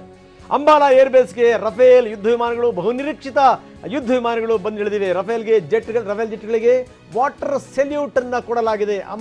ಅಂಬಾಲಾ ಏರ್ಬೇಸ್ಗೆ ರಫೇಲ್ ಯುದ್ಧ ವಿಮಾನಗಳು ಬಂದಿಳಿದಿವೆ. ಇದೀಗ ತಾನೇ ಬಂದಿದೆ ಸುದ್ದಿ, ಅಂಬಾಲಾ ಏರ್ಬೇಸ್ಗೆ ರಫೇಲ್ ಯುದ್ಧ ವಿಮಾನಗಳು ಬಂದಿಳಿದಿದೆ. ಬಹಳ ಗಮನಿಸಬೇಕಾದಂಥ ಸಂಗತಿ. ಆ ದೃಶ್ಯಾವಳಿಗಳನ್ನು ನಿಮಗೆ ತೋರಿಸ್ತಾ ಇದ್ದೀವಿ. ಒಂದು ಲೆಕ್ಕದಲ್ಲಿ ಹ್ಯಾಪಿ ಲ್ಯಾಂಡಿಂಗ್ ಇದು, ಅದನ್ನ ನಾವು ನಿಮ್ಮ ಮುಂದೆ ಇಡ್ತಾ ಇದ್ದೀವಿ.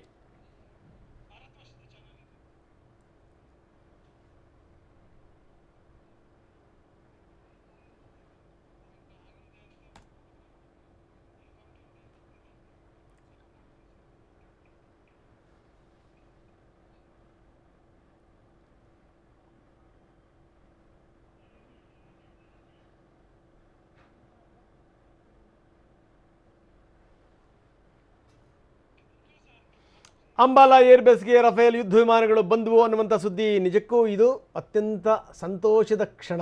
ಯಾಕಂದರೆ ಅದರಲ್ಲೇನು ಡೌಟೇ ಇಲ್ಲ. ತೀರ ನಾವು ಎಷ್ಟು ಅಂತ ಈ ಅಕ್ಕಪಕ್ಕದವರ ಉಪಟಳವನ್ನು ತಡ್ಕೋಬೇಕು ಹೇಳಿ ಒಂದು ಮಿತಿ ಬೇಡವಾ? ಈಗ ನಮ್ಮ ದೇಶದಲ್ಲಿ ಇದ್ದು ನಮ್ಮ ದೇಶದಲ್ಲಿ ಏನು ಅಂದರೆ ಈ ಬೇರೆ ಬೇರೆ ಈ ಬ್ರಿಟಿಷರ ಕುತಂತ್ರದಿಂದಾಗಿ ಸಿಡಿದು ಹೋಗಿರುವಂಥ ರಾಷ್ಟ್ರ ಒಂದು ಕಡೆಗೆ ನಮಗೇ ಶತ್ರು ಆಗಿಬಿಟ್ರೆ ಏನು ಅಣ್ಣ ತಮ್ಮಂದ್ರ ಥರ ಇರ್ಬೋದು ಅನ್ನುವಂಥವ್ರು ಇನ್ನು ಮುಂದೆ ಗತಿ ಏನು? ಜೊತೆಗೆ ಅದಕ್ಕೆ ಸಪೋರ್ಟ್ ಮಾಡ್ತಿರುವಂಥ ರಾಷ್ಟ್ರ ಇನ್ನೊಂದು, ಅದು ಪರಮ ಪಾಪಿ ರಾಷ್ಟ್ರ. ಜೊತೆಗೆ ಏನು ಅಂದರೆ ಇಡೀ ವಿಶ್ವ ಅದನ್ನು ಕಂಡ್ರೆ ಒಂಥರ ಅಸಹ್ಯದಿಂದ ನೋಡ್ತಾ ಇದೆ, ಅದು ಚೈನಾ. ಸೊ ಇಂಥ ಸಂದರ್ಭದಲ್ಲಿ ಭಾರತದ ಹೆಜ್ಜೆ ಏನು? ವೆರಿ ಇಂಪಾರ್ಟೆಂಟ್ ಸಂಗತಿ. ಹೀಗಾಗಿ ಏನು ಅಂತಂದರೆ ಭಾರತದ ರೀತಿ ನೀತಿಗಳು ಸಾಕಷ್ಟು ಬದಲಾಗಿದೆ. ಅದು ರಾಜತಾಂತ್ರಿಕ ರೀತಿ ನೀತಿಗಳಿಂದ ಹಿಡಿದು ಯುದ್ಧದ ನೀತಿಗಳ ತನಕ ಬದಲಾಗಬೇಕು. ಹೀಗಾಗಿಯೇ ಅದರ ಮೊದಲ ಹಂತ ಅಂಬಾಲಾ ಏರ್ಬೇಸ್ಗೆ ಈಗ ರಫೇಲ್ ಫೈಟರ್ ಜೆಟ್ಗಳು ಬಂದಿಳಿದಿವೆ. ಒಂದು ಲೆಕ್ಕದಲ್ಲಿ ರಫೇಲ್ ಆಗಮನ ಇದೆಯಲ್ಲ, ಒಂದು ಮಾತನ್ನು ಮುರಳಿಯವರು ತುಂಬ ಚೆನ್ನಾಗಿ ಹೇಳಿದರು. ಇವತ್ತು ಬಂದ ತಕ್ಷಣ ನಾಳೆನೇ ಏನಾದರೂ ಯುದ್ಧ ಮಾಡ್ತೀವಿ ಅದು ಆ ಥರದ್ದೆಲ್ಲ ಅಂದ್ಕೋಬಾರ್ದು. ಆದರೆ ಎಲ್ಲೋ ಒಂದು ಕಡೆಗೆ ಒಂದು ಕಾನ್ಫಿಡೆನ್ಸ್ ಅನ್ನುವಂಥದ್ದು ಇದೆಯಲ್ಲ, ಒಂದು ಧೈರ್ಯ ಇದೆಯಲ್ಲ, ನಾವು ಕೂಡ ಸಾಹಸ ಮಾಡಬಲ್ಲೆವು ಅಂತ. ಯಾಕಂದರೆ ಏನು ಇಲ್ದಿರೋಂಥ ಸಂದರ್ಭದಲ್ಲೇ ಯುದ್ಧ ಮಾಡಿ ತೋರಿಸಿರುವಂಥ ಭಾರತೀಯ ಸೈನಿಕರಿಗೆ ಎಲ್ಲವನ್ನೂ ಕೂಡ ಒದಗಿಸಿಕೊಟ್ಟಂಥ ಸಂದರ್ಭದಲ್ಲಿ ಅವರು ಏನು ಬೇಕಾದರೂ ಮಾಡಬಲ್ಲರು ಅನ್ನುವಂಥದ್ದು. ಸೊ ಹಾಗಾಗಿ ಆ ಒಂದು ಕ್ಷಣ ಈಗ ಬಂದೊದಗಿದೆ. ಪ್ರಹ್ಲಾದ್ಜಿ ನಿಮ್ಮ ಜೊತೆಗಿದ್ದಾರೆ, ನಿವೃತ್ತ ವಾಯುಸೇನಾಧಿಕಾರಿಗಳು. ಪ್ರಹ್ಲಾದ್ಜಿ ಏನಂತೀರಿ ಸರ್?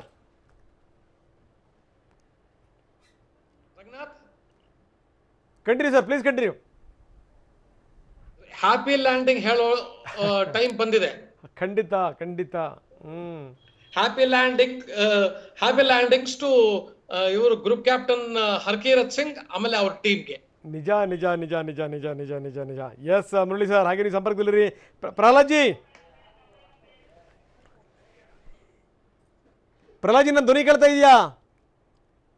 ಹಲೋ, ನನ್ನ ಧ್ವನಿ ಕೇಳ್ತಾ ಇದೆಯಾ ಸರ್? ಕೇಳ್ತಾ ಇದೆ.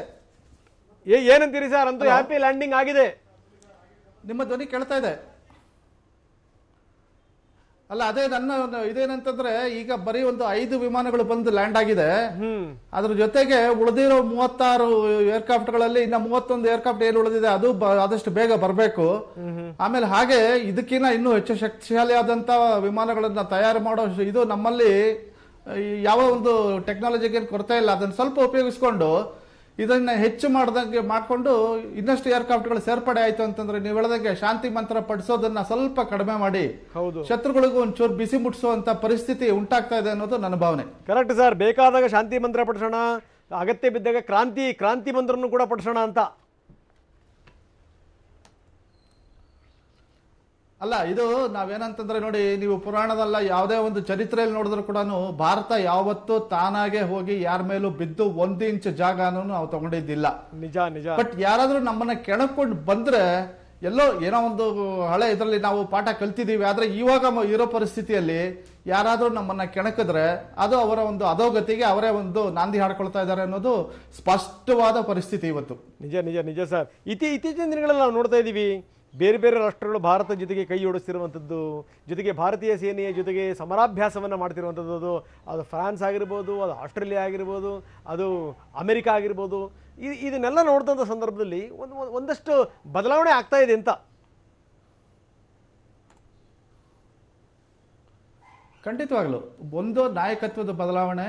ಇನ್ನೊಂದೇನಂತಂದ್ರೆ ನೀವು ಪ್ರಪಂಚದ ಮುಂದೆ ಪಾರದರ್ಶಕವಾಗಿ ಒಳ್ಳೆತನ ಮತ್ತೆ ನಿಜವಾದ ನಿಮ್ಮ ಒಂದು ಒಳಗಡೆ ಇರೋದನ್ನ ನೀವು ತೋರಿಸಿಟ್ರೆ ಯಾರಾದ್ರೂ ನಿಮ್ಗೆ ಸಪೋರ್ಟ್ ಬಂದೇ ಬರ್ತಾರೆ. ಯಾರ ಮನಸ್ಸಿನಲ್ಲಿ ಈ ಒಂದು ಕುಬುದ್ಧಿ ಅಂತಾರಲ್ಲ ಅದು ಇದ್ದವರು ಈ ತರನೇ ಅಲ್ಲಿಂದ ವೈರಸ್ ಬಿಡೋದು, ಇಲ್ಲ ಇಲ್ಲಿಂದ ಇನ್ನೊಂದು ಬಾರ್ಡರ್ ಬಂದು ಕಿತಾಪತಿ ಮಾಡೋದು, ಈ ತರ. ಬಟ್ ಒಳ್ಳೆ ಇದಿತ್ತು ಅಂತಂದ್ರೆ ನಾವು ನೋಡಿ ಇಡೀ ಪ್ರಪಂಚಕ್ಕೆ ಮೆಸೇಜ್ ಕೊಟ್ಟವ್ರು ನಾವು, ವಸುದೈವ ಕುಟುಂಬಕಂ ಅಂತೇಳಿ.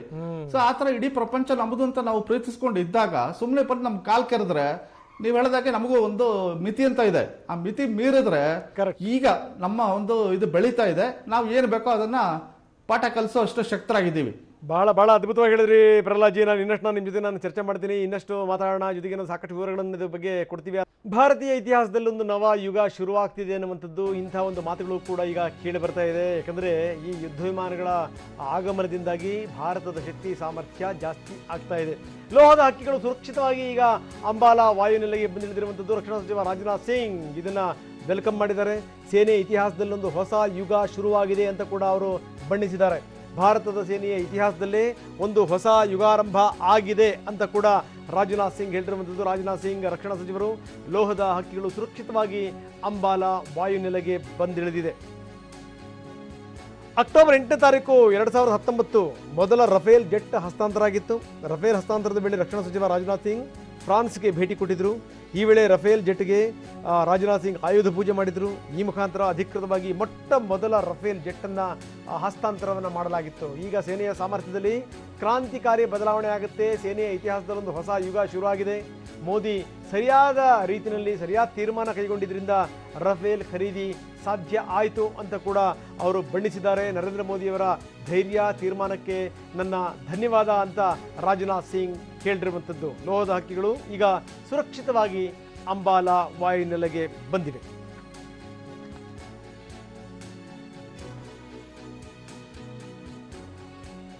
ರಕ್ಷಣಾ ಸಚಿವ ರಾಜನಾಥ್ ಸಿಂಗ್ ಬೇರೆ ರೀತಿಯಲ್ಲಿ ಇದನ್ನು ಸ್ವಾಗತ ಮಾಡಿದ್ದಾರೆ. ಭಾರತದ ಸೇನೆಯ ಇತಿಹಾಸದಲ್ಲೊಂದು ಹೊಸ ಯುಗ ಆರಂಭ ಆಗಿದೆ ಅಂತ ಅವರು ಬಣ್ಣಿಸಿದ್ದಾರೆ. ಸೇನೆಯ ಇತಿಹಾಸದಲ್ಲೊಂದು ಹೊಸ ಯುಗ ಶುರುವಾಗಿದೆ. ಸೇನೆಯ ಸಾಮರ್ಥ್ಯದಲ್ಲಿ ಕ್ರಾಂತಿಕಾರಿ ಬದಲಾವಣೆ ಆಗುತ್ತೆ, ನೋಡ್ತಾ ಇರಿ ಅನ್ನುವಂಥ ಮಾತನ್ನು ಕೂಡ ಅವರು ಹೇಳಿದ್ದಾರೆ. ಜೊತೆಗೆ ಮೋದಿಯವರನ್ನು ಕೂಡ ಅವರು ಹಾಡಿ ಹೊಗಳಿದ್ದಾರೆ. ಮೋದಿ ಸರಿಯಾದ ತೀರ್ಮಾನ ಕೈಗೊಂಡಿದ್ರಿಂದಲೇ ರಫೇಲ್ ಖರೀದಿ ಸಾಧ್ಯ ಆಯಿತು ಅಂತ ಅವರು ಹೇಳಿದ್ದಾರೆ. ನರೇಂದ್ರ ಮೋದಿಯವರ ಧೈರ್ಯ ತೀರ್ಮಾನಕ್ಕೆ ನನ್ನ ಧನ್ಯವಾದ ಅಂತ ಕೂಡ ರಾಜನಾಥ್ ಸಿಂಗ್ ಹೇಳಿದ್ದಾರೆ.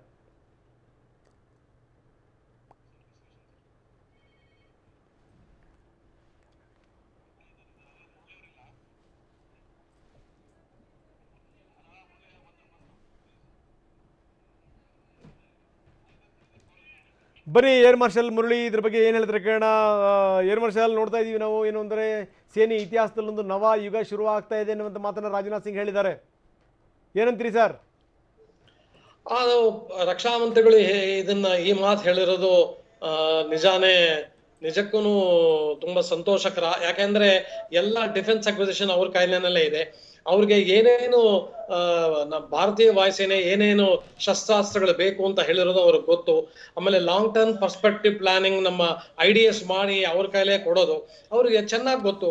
ಅಂದ್ರೆ ಅವರು ಏನೇನು ಮುಂದಿನ ದಿವಸಗಳಲ್ಲಿ ಏನೇನು ಇದನ್ನ ಶಸ್ತ್ರಾಸ್ತ್ರಗಳನ್ನ ನಾವು ಕೊಡಕ್ಕೆ ಏರ್ ಫೋರ್ಸ್ಗೆ ಸಾಧ್ಯ ಅನ್ನೋ ವಿಷಯ ಅವರು ಬಹಳ ಚೆನ್ನಾಗಿ ಗೊತ್ತು.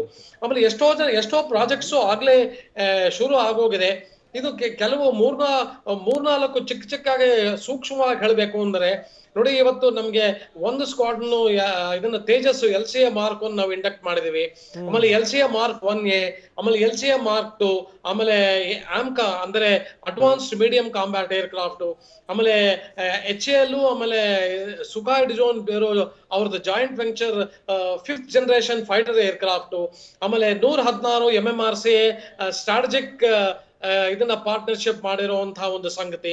ಇವೆಲ್ಲ ಬೇಕಾದಷ್ಟು ಪೈಪ್ಲೈನ್ ಅಲ್ಲಿ ಇದೆ. ಇವೆಲ್ಲ ಇನ್ನು ಮುಂದಿನ ದಿವಸಗಳಲ್ಲಿ ಎಲ್ಲ ಬರುತ್ತೆ. ಏರ್ ಫೋರ್ಸು ಆಮೇಲೆ ನಮ್ಮ ಸಶಸ್ತ್ರ ಪಡೆಗಳು ಬಲಾಢ್ಯ ಆಗೋದ್ರಲ್ಲಿ ಏನು ಸಂಶಯವೇನೇ ಇಲ್ಲ. ಅದನ್ನ ರಾಜನಾಥ್ ಸಿಂಗ್ ಅವರು ಸೂಕ್ಷ್ಮವಾಗಿ ಹೇಳಿದ್ದಾರೆ. ಆಮೇಲೆ ಇದೇ ನಮಗೆ ಎಷ್ಟು ಏರ್ ಫೋರ್ಸ್ಗೆ ಅದು ವಾಯುಸೇನೆಗೆ ಎಷ್ಟು ಉಪಕರಣಗಳಿಗೆ ಎಷ್ಟು ಸಿಗತ್ತೋ ಅದೇ ಅಷ್ಟೇ ನೇವಿ ಆಮೇಲೆ ಆರ್ಮಿಗೂ ಕೊಡುವಂತಹ ಒಂದು ಪ್ರಬಂಧ ಮಾಡಿದ್ದಾರೆ. ಸೊ ನಮ್ಮ ದೇಶ ಇನ್ನು ಮುಂದೆ ಯಾರ ಮುಂದೆನೂ ಇದನ್ನ ಮಂಡಿ ಊರಿ ಕೂತ್ಕೊಳ್ಳುವಂತಹ ಸಮಾಚಾರವೇ ಇಲ್ಲ. ನೀವೇನಾದ್ರು ನಮ್ಮ ಕ್ಯಾದೆ ಮಾಡಿದ್ರೆ ನಿಮಗೆ ಉತ್ತರ ಕೊಡುವಷ್ಟು ಶಕ್ತಿ ಇದೆ ಅನ್ನುವಂತ ನಾವು ಇಡೀ ಜಗತ್ತಿಗೆ ತೋರಿಸುವಷ್ಟು ನಮಗೆ ಒಂಥರ ಬಾಯಿನಲ್ಲಿ ಮಾತು ಬಂದಿದೆ, ಆಮೇಲೆ ಶಕ್ತಿನೂ ಬಂದಿದೆ. ಸೊ ಇದೇ ತರ ಮುಂದುವರಿಲಿ ಅಂತ ನಮ್ಮ ಆಸೆ. ಎಲ್ಲಿ ತನಕ ನಾವು ದುರ್ಬಲರಾಗಿರ್ತೀವಿ ಎಲ್ಲ ದೃಷ್ಟಿನಲ್ಲಿ ಅಲ್ಲಿ ತನಕ ಬೇರೆಯವ್ರು ಆಟ ಆಡಿಸ್ತಾರೆ ಸರ್. ನಾವು ತುಂಬ ಸಬಲರಾಗಿದ್ದೀವಿ, ಆದರೆ ಏನು ಅಂತಂದ್ರೆ ನಾವು ನೋಡಪ್ಪ ಬೇಕಾದ ಮಾತ್ರ ಶಸ್ತ್ರಾಸ್ತ್ರಗಳನ್ನು ಬಳಸ್ತೀವಿ ಅನ್ನುವಂಥ ಒಂದು ನಿಲುವಿದೆಯಲ್ಲ, ಆ ನಿಲುವಿಗೆ ನಾವು ಬದ್ಧ ಆಗೇ ಇದ್ದೀವಿ. ಅದನ್ನ ಯಾರಿಂದಲೂ ಕೂಡ ಹೇಳಿಸ್ಕೊಳ್ಳುವಂಥ ಅಗತ್ಯನೇ ಇಲ್ಲ. ಇಂಥ ಸಂದರ್ಭದಲ್ಲಿ ನಾವು ಸ್ಟ್ರಾಂಗ್ ಆದಾಗ ಬೇರೆ ರಾಷ್ಟ್ರಗಳು ತಮ್ಮಷ್ಟಕ್ಕೆ ತಾವೇ ಸುಮ್ಮನೆ ಆಗ್ತವೆ ಅಂತ. ಹೌದು, ಈಗ ನಾವು ಅದೇ ತಾನೇ ಈಗ ನಾವು ಚೈನಾಗ್ ಮಾಡಿ ತೋರಿಸಿರೋದು. ಅವ್ರಿಗೆ ಚೈನಾ ನಮಗೆ ಏಟ್ ಕೊಟ್ರೆ ನಾವು ಹಿಂದೆ ತಿರ್ಕೊಂಡು ಓಡ್ ಹೋಗ್ತೀವಿ ಬಾಲ ಮುದ್ರಿಸ್ಕೊಂಡು ಅನ್ನುವಂತಹ ಒಂದು ಅವ್ರಿಗೆ ಇದ್ರ ಮನೋಸ್ಥಿತಿಯಲ್ಲಿ ಇದ್ರು.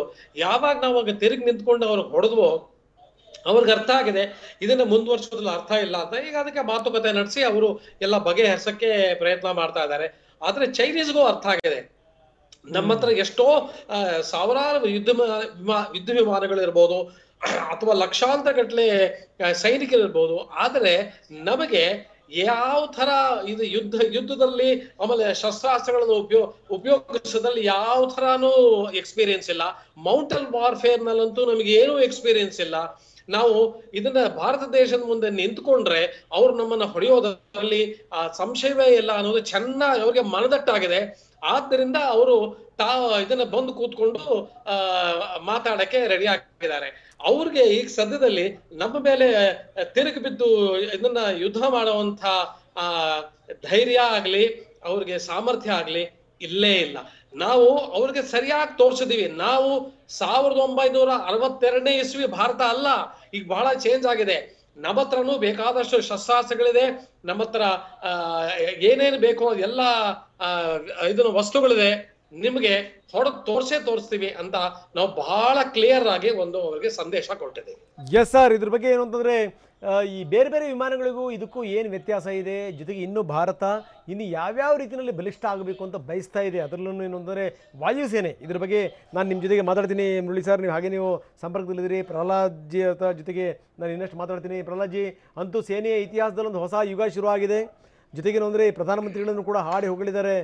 ರಾಜನಾಥ್ ಸಿಂಗ್ ಒಂದು ಹೊಸ ಯುಗ ಶುರುವಾಗಿದೆ ಅಂತ ಬಣ್ಣಿಸಿದ್ದಾರೆ. ಏನಂತೀರಿ ಸರ್?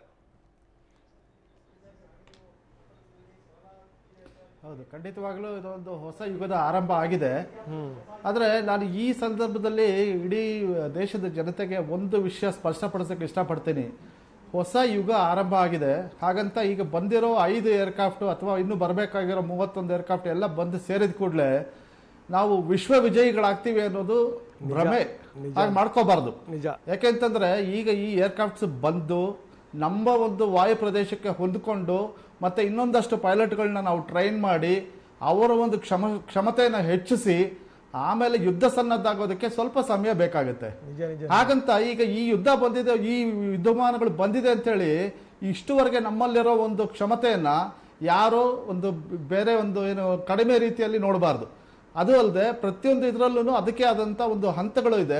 ಹಾಗೆ ಈ ಹಂತಗಳನ್ನು ಇದು ಮಾಡಿ ಇದು ಸೇರೋದಕ್ಕೆ ಇನ್ನೂ ಒಂದಷ್ಟು ಸಮಯ ಬೇಕಾಗುತ್ತೆ ಅನ್ನೋದು ನನ್ನ ಒಂದು ಸ್ಪಷ್ಟವಾದ ಒಂದು ಭಾವನೆ. ಹೊಸ ಯುಗ ಆರಂಭ ಆಗಿದೆ, ಖಂಡಿತವಾಗೂ ಇಲ್ಲ ಅಂತಿಲ್ಲ. ಆದ್ರೆ ಈ ಒಂದು ಮುಂದುವರಿಸಿ ಸರ್, ಪ್ಲೀಸ್ ಮುಂದುವರಿಸಿ. Continue sir. ಸೊ ಒಂದು ಒಳ್ಳೆ ಹೆಜ್ಜೆಯನ್ನು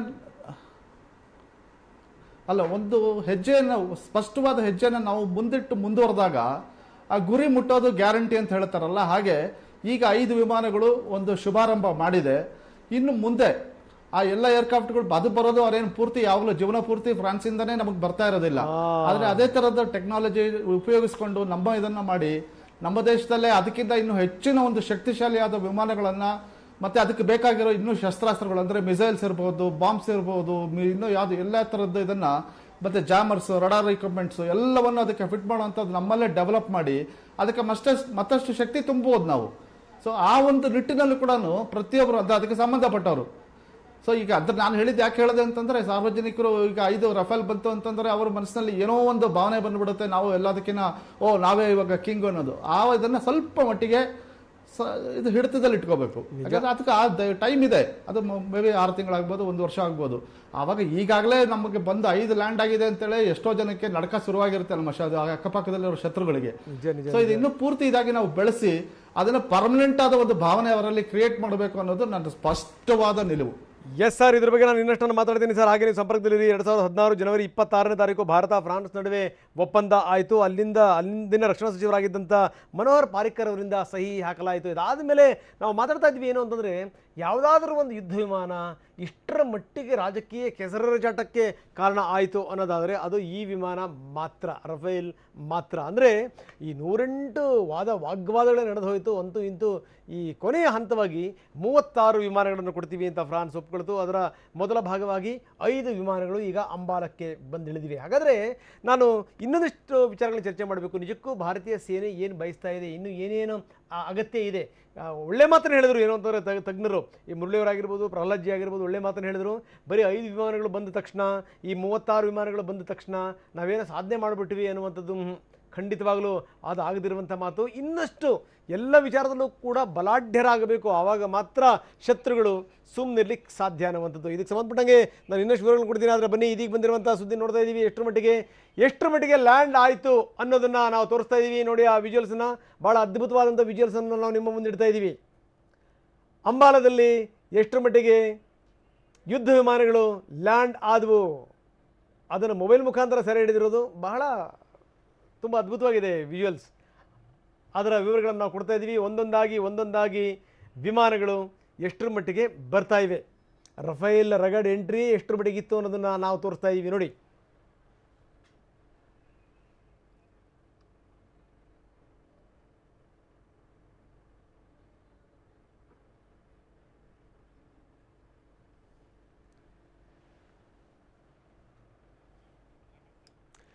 ಟಿವಿನ ಎಕ್ಸ್ಕ್ಲೂಸಿವ್ ವಿವರಗಳನ್ನು ನಾವು ನಿಮಗೆ ಕೊಡ್ತಾ ಇದ್ದೀವಿ. ಎಷ್ಟರ ಮಟ್ಟಿಗೆ ಅಂಬಾಲಾದಲ್ಲಿ ರಫೇಲ್ ಫೈಟರ್ ಜೆಟ್ಗಳ ಲ್ಯಾಂಡಿಂಗ್ ಆಯಿತು ಅದರ ವಿವರಗಳನ್ನು ನಾವು ಕೊಡ್ತಾ ಇದ್ದೀವಿ. ಹರಿಯಾಣದಲ್ಲಿರುವಂಥ ಅಂಬಾಲಾ ಏರ್ಬೇಸ್ನಲ್ಲಿ 5 ವಿಮಾನಗಳು ಲ್ಯಾಂಡಿಂಗ್ ಆಗಿರುವಂಥ ದೃಶ್ಯಗಳು, ಎಕ್ಸ್ಕ್ಲೂಸಿವ್ ದೃಶ್ಯಾವಳಿಗಳನ್ನು ನಾವು ನಿಮ್ಮ ಮುಂದೆ ಇಡ್ತಾ ಇದ್ದೀವಿ. ಎಲ್ಲ ವಿಚಾರಕ್ಕೂ ಸಂಬಂಧಪಟ್ಟಂಗೂ ಕೂಡ ರಫೇಲ್ ಬಹಳ ಸಂಗತಿಗಳಲ್ಲಿ ಮುಂದಿದೆ, ಅದರಲ್ಲೇನು ಡೌಟೇ ಇಲ್ಲ. ಯಾಕಂದರೆ ವಿಶ್ವದಲ್ಲಿ ಅಥವಾ ಅಕ್ಕಪಕ್ಕದ ಶತ್ರುಗಳ ಬಳಿ ಯಾವ್ಯಾವ ಯುದ್ಧ ವಿಮಾನಗಳಿದೆ ಅಂತ ನೋಡಿದಂಥ ಸಂದರ್ಭದಲ್ಲಿ ಅದಕ್ಕೂ ಮತ್ತು ಅಲ್ಲಿರುವಂಥ ವಿಮಾನಗಳಿಗೂ ಈಗ ಬಂದಿರುವಂಥ ವಿಮಾನಕ್ಕೂ ಬಹಳಷ್ಟು ವ್ಯತ್ಯಾಸಗಳಿದೆ. ರಫೇಲ್ಗೂ ಅದಕ್ಕೂ ಇರುವಂಥ ವ್ಯತ್ಯಾಸ ಇದೆಯಲ್ಲ, ಅದು ಬಹಳ ಗಮನಿಸಬೇಕದು. ಯಾಕಂದರೆ ಎಲ್ಲ ವಿಚಾರದಲ್ಲೂ ಕೂಡ ರಫೇಲ್ ಒಂದಷ್ಟು ಸಂಗತಿಗಳಲ್ಲಿ ಮುಂದಿದೆ. ಯಾಕಂದರೆ ಇದು ಈ 4.5 ಜನರೇಷನ್ನ ಯುದ್ಧ ವಿಮಾನ, ಇದು F-16 ಇದೆಯಲ್ಲ, ಅದು 4ನೇ ಜನರೇಷನ್ನ ಯುದ್ಧ ವಿಮಾನ. ನೋಡಿ, 50 ಅಡಿ ಉದ್ದ ಇದೆ, ಅಂದರೆ 15.27 ಮೀಟರ್, ಸರಿಸುಮಾರು 50 ಅಡಿ ಉದ್ದ ಇರುವಂಥ ರಫೇಲ್. F-16 49 ಅಡಿ ಉದ್ದ ಇದೆ. ಒಂದಷ್ಟು ಕಂಪೇರ್ ಮಾಡ್ತಿರುವಂಥದ್ದು. 17 ಟನ್ ಶಸ್ತ್ರಾಸ್ತ್ರಗಳನ್ನು ಹೊತ್ತೊಯ್ಯುತ್ತೆ ಒಂದೇ ಸರಿಗೆ ರಫೇಲ್. ಆದರೆ ಎಫ್ ಸೀರೀಸ್ ಏನಿದೆಯಲ್ಲ ಅದರಲ್ಲಿ ಸಾಧ್ಯ ಇಲ್ಲ. 11 ಟನ್ ಶಸ್ತ್ರಾಸ್ತ್ರಗಳನ್ನು ಮಾತ್ರ ಹೊತ್ತೊಯ್ಯುವಂಥ ಸಾಧ್ಯತೆ ಇದೆ ಅದು. ಇನ್ನು ಗಂಟೆಗೆ 1912 ಕಿಲೋಮೀಟರ್ ವೇಗದಲ್ಲಿ ರಫೇಲ್ ಸಂಚರಿಸುತ್ತೆ. ಈ ವಿಚಾರಕ್ಕೆ ಸಂಬಂಧಪಟ್ಟಂಗೆ ಮಾತ್ರ ಎಫ್ ಸೀರೀಸ್ ಸ್ವಲ್ಪ ಮುಂದಿರುವಂಥದ್ದು. ಅದನ್ನು ಬಿಟ್ಟರೆ ಎಷ್ಟರ ಮಟ್ಟಿಗೆ ನಾವು ಮುಟ್ತೀವಿ, ಎಷ್ಟರ ಮಟ್ಟಿಗೆ ನಾವು ಶಸ್ತ್ರಾಸ್ತ್ರಗಳನ್ನು ಸಾಗಿಸ್ತೀವಿ ಅನ್ನೋಂಥ ವಿಚಾರಕ್ಕೆ ಸಂಬಂಧಪಟ್ಟಂಗೆ ರಫೇಲ್ ಬಹಳ ಮುಂದಿದೆ. 1 ನಿಮಿಷದಲ್ಲಿ 18,288 ಮೀಟರ್ ಎತ್ತರ ಹಾರುತ್ತೆ. ಆದರೆ F-16 1 ನಿಮಿಷದಲ್ಲಿ ಕೇವಲ 15,240 ಮೀಟರ್ ಹಾರಾಟ ಮಾಡುವಂಥದ್ದು.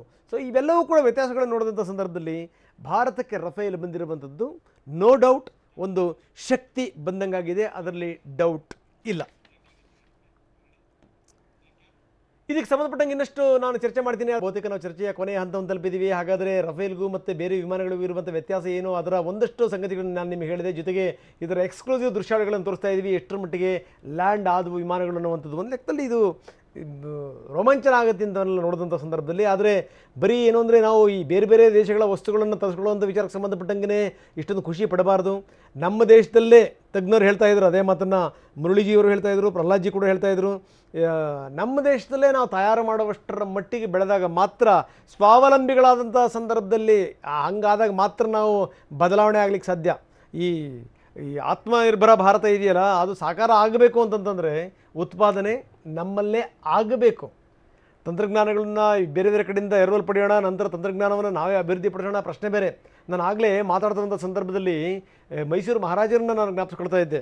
ನೋಡಿ, ಈ ಯಾರೂ ಕೂಡ ಯೋಚನೆ ಮಾಡಿದಿರುವಂಥ ಸಂದರ್ಭದಲ್ಲಿ ಈ ವಿಮಾನಗಳ ಕಾರ್ಖಾನೆಗೆ ಶಂಕುಸ್ಥಾಪನೆ ನೆರವೇರಿಸಿದಂಥವ್ರು ಮಹಾರಾಜರು. ಅಲ್ಲಿಂದ ಇಲ್ಲಿ ತನಕ ನಾವು ಸಾಧನೆ ಮಾಡಿರುವಂಥದ್ದೇನು? ಒಂದು ಕಡೆಗೆ ನಾವು ಇಡೀ ಆಕಾಶವನ್ನೇ ಆಳ್ಲಿಕ್ಕೆ ಹೊರಡ್ತೀವಿ, ಖಂಡಿತವಾಗಿ ಅದ್ಭುತವಾದಂಥ ಸಾಧನೆ ಅದು ಇಸ್ರೋದು. ಆದರೆ ಕೆಲವೊಂದು ರಂಗಗಳಲ್ಲಿ ನಾವು ಬಹಳಷ್ಟು ಹಿಂದುಳಿದಿದ್ದೀವಿ, ಅದನ್ನು ನಾವು ಒಪ್ಕೊಳ್ಳೇಬೇಕು, ಅಕ್ಸೆಪ್ಟ್ ಮಾಡಲೇಬೇಕು.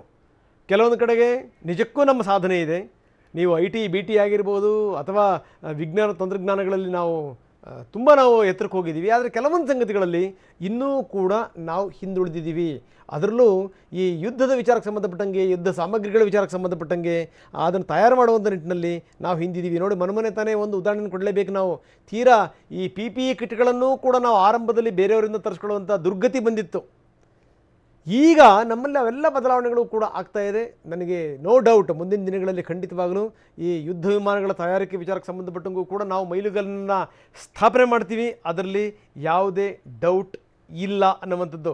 ಬನ್ನಿ ಪ್ರಹ್ಲಾದ್ ಅವರು ಇದ್ರ ಬಗ್ಗೆ ಏನು ಹೇಳ್ತಾರೆ ನೋಡೋಣ. ಸರ್, ಬದಲಾವಣೆಯ ಪರ್ವ ಆರಂಭ ಆಗಿದೆ, ಬದಲಾವಣೆಯ ಪರ್ವ ಖಂಡಿತವಾಗಲೂ ಮುಂದುವರಿಯುತ್ತೆ. ಮುಂದೆ ಒಂದಲ್ಲ ಒಂದು ದಿವಸ ಭಾರತ ತನ್ನ ಶಕ್ತಿ ಸಾಮರ್ಥ್ಯದ ಮೇಲೆ ನಿಲ್ಲುತ್ತೆ.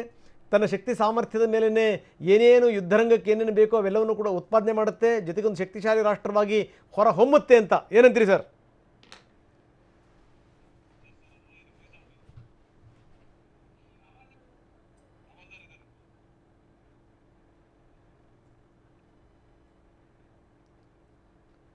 ಬನ್ನಿ, ಸಿ ಎಸ್ ಹವಾಲ್ದಾರ್ ಅವರಿಗೆ ನಾನು ಈ ಪ್ರಶ್ನೆ ಕೇಳ್ತಾ ಇದ್ದೀನಿ. ಪ್ರಹ್ಲಾದ್ ಅವರ ಸಂಪರ್ಕ ಸಾಧ್ಯ ಆಗ್ತಿಲ್ಲ. ಹವಾಲ್ದಾರ್ಜಿ, ನಾನು ಒಂದು ಮಾತನ್ನು ಹೇಳಿದೆ, ನಿಜಕ್ಕೂ ಭಾರತದಲ್ಲಿ ಬದಲಾವಣೆಯ ದಿನಗಳು ಶುರುವಾಗಿದೆ. ಭಾರತ ಇನ್ನೂ ಏನು ಸರ್ವೇ ಜನ ಸುಖಿನೋ ಭವಂತು ಅನ್ನುವಂಥ ಮಂತ್ರನೇ ಹೇಳಿ ಸುಮ್ಮನಿರಕ್ಕೆ ಸಾಧ್ಯನೇ ಇಲ್ಲ. ಖಂಡಿತವಾಗ್ಲೂ ನಾವು ಕೂಡ ಬಲಾಢ್ಯರಾಗ್ತಾ ಇದ್ದೀವಿ. ಜೊತೆಗೇನು ಅಂತಂದರೆ ಮುಂದಿನ ದಿನಗಳಲ್ಲಿ ನಮ್ಮಲ್ಲೇ ನಾವು ಸ್ವಾವಲಂಬಿಗಳಾಗಿ ನಾವು ಇಂಥ ವಸ್ತುಗಳನ್ನು ಉತ್ಪಾದನೆ ಮಾಡುವಂಥ ವಿಚಾರಕ್ಕೆ ಸಂಬಂಧಪಟ್ಟಂಗೂ ಕೂಡ ಬದಲಾವಣೆ ಆಗುತ್ತೆ ಎಂದೆ ನಾನು ಏನಂತೀರಿ?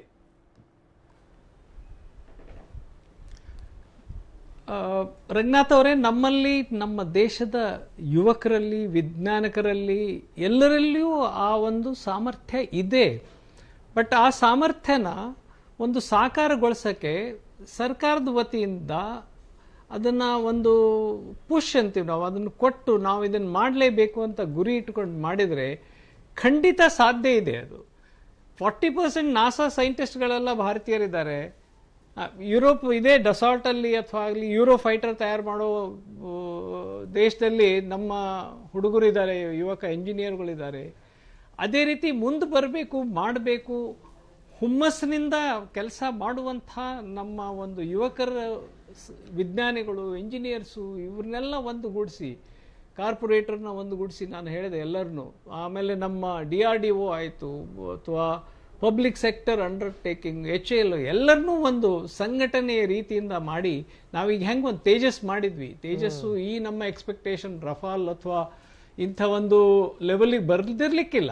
ಆದರೂ ನಾವು ಆ ಒಂದು ಕೆಪಬಿಲಿಟಿ ನಮ್ಮಲ್ಲಿ ಐತಿ ಅಂತ ತೋರಿಸ್ಕೊಂಡಿದ್ದೀವಿ. ನಿಜ. ಅಂತ ತೋರಿಸ್ಕೊಂಡದ್ದನ್ನ ಈ ಸ್ಥಿತಿಯಿಂದ, ಈಗಿರ್ತಕ್ಕಂಥ ಸಿಚುವೇಶನ್ ಇಂದ ನಾವು ಪಾಠ ಕಲಿಬೇಕು.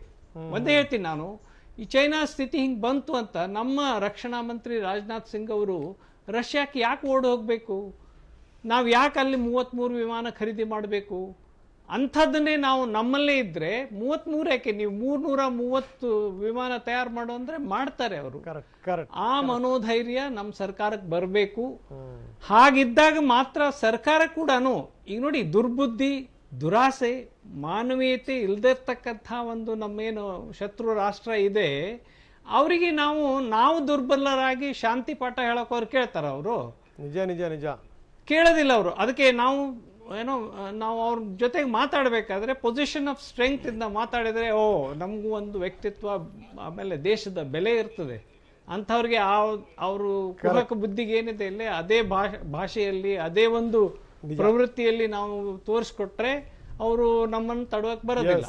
ಬಟ್ ಅದನ್ನ ಬೆಳೆಸ್ಕೋಬೇಕಾದ್ರೆ ಈ ಒಂದು ನಮ್ಮ ದೇಶದ ಮನೋ ಧೈರ್ಯನ ನಾವು ಬೆಳೆಸಿ ಇದನ್ನು ಒಟ್ಟುಗೂಡಿಸಿ ಆತ್ಮನಿರ್ಭರ ಭಾರತ ಆಗಬೇಕು ಅಂದರೆ ನಮ್ಮ ಸೆಕ್ಯೂರಿಟಿ ಏನಿದೆಯಲ್ಲ, ದೇಶದ ರಕ್ಷಣೆಗೋಸ್ಕರ ಯಾರೇ ಇರಲಿ, ಚೈನಾನೇ ಇರಲಿ, ಪಾಕಿಸ್ತಾನೇ ಇರಲಿ, ಉಳ್ಕೆದ್ದವರೇ ಇರಲಿ, ನಾವು ಅದನ್ನ ಸಾಮರ್ಥ್ಯವಾಗಿ ಎದುರಿಸ್ತೀವಿ. ನಮ್ಮ ಸೈನಿಕರಲ್ಲಿ ಆತ್ಮಸ್ಥೈರ್ಯ ಇದೆ, ಅವ್ರಿಗೆ ಬೇಕಾಗಿರ್ತಕ್ಕಂಥದ್ದು ನಾವು ಕೊಡಬೇಕು ಅನ್ನೋ ಒಂದು ಮನೋಭಾವನೆ, ಆ ಧೈರ್ಯ, ಆ ದಿಸೆಯಲ್ಲಿ ಕೆಲಸ ಸರ್ಕಾರ ಮಾಡಿದರೆ ನಾವು ಯಾರಿಗೂ ಹೆದರ್ಬೇಕಾಗಿಲ್ಲ. ಏನಂದ್ರೆ 21st ಸೆಂಚುರಿ ಏನಿದೆಯಲ್ಲ, ಭಾರತದ ಸೆಂಚುರಿ ಅಂತ ನಾವು ಹೇಳ್ತೀವಿ. ನಾವು ಭಾರತದ ಸೆಂಚುರಿ ಅಂತ ನಾವು ಹೇಳಬೇಕಾದ್ರೆ ಆ ರೀತಿ ನಾವು ಕೆಲಸ ಮಾಡಬೇಕು. ಕೆಲಸ ಮಾಡಕ್ ಜನ ತಯಾರಿದ್ದಾರೆ.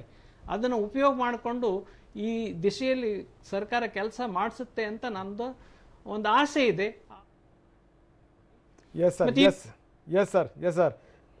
Thank you sir, thank you very much. ಇಲ್ಲಿ ತನಕ ಸಾಕಷ್ಟು ಮಾತಾಡಿದ್ರಿ.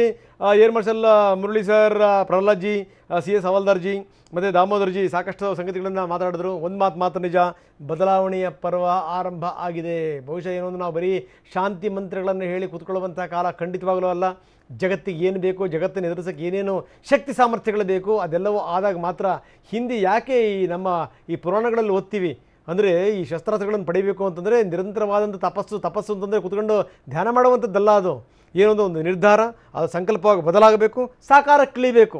ಅಲ್ಲಿ ತನಕ ಆ ಒಂದು ದಿನಗಳು ಈಗ ಆರಂಭ ಆಗಿದೆ. ಮುಂದೊಂದು ದಿವಸ ಭಾರತ ಎಲ್ಲ ವಿಚಾರದಲ್ಲೂ ಕೂಡ ಸ್ವಾವಲಂಬಿ ರಾಷ್ಟ್ರ ಆಗಬೇಕು. ಈ ಮುಖಾಂತರ ಏನು ಅಂದರೆ ಜಗತ್ತಿಗೆ ಒಂದು ಮತ್ತು ಗುರುವಾಗಿ ಎದ್ದು ನಿಲ್ಲಬೇಕು. ಸೊ ಇದೇ ಎಲ್ಲರ ಮನೋಭಾವನೆ. ಇದು ಸಾಕಾರ ಆಗಲಿ ಅಂತ ಆಶಿಸ್ತಾ ಇವತ್ತಿನ ವಿಶೇಷ ಕಾರ್ಯಕ್ರಮವನ್ನು ಮುಗಿಸ್ತಾ ಇದ್ದೀನಿ. ನಿರಂತರ ಸುದ್ದಿಗಾಗಿ ನೋಡ್ತಾ ಇರಿ TV9. ನಿಮ್ಮ ನ್ಯೂಸ್ ರೂಮ್ ಪ್ರತಿದಿನ ರಾತ್ರಿ 9 ಗಂಟೆಗೆ.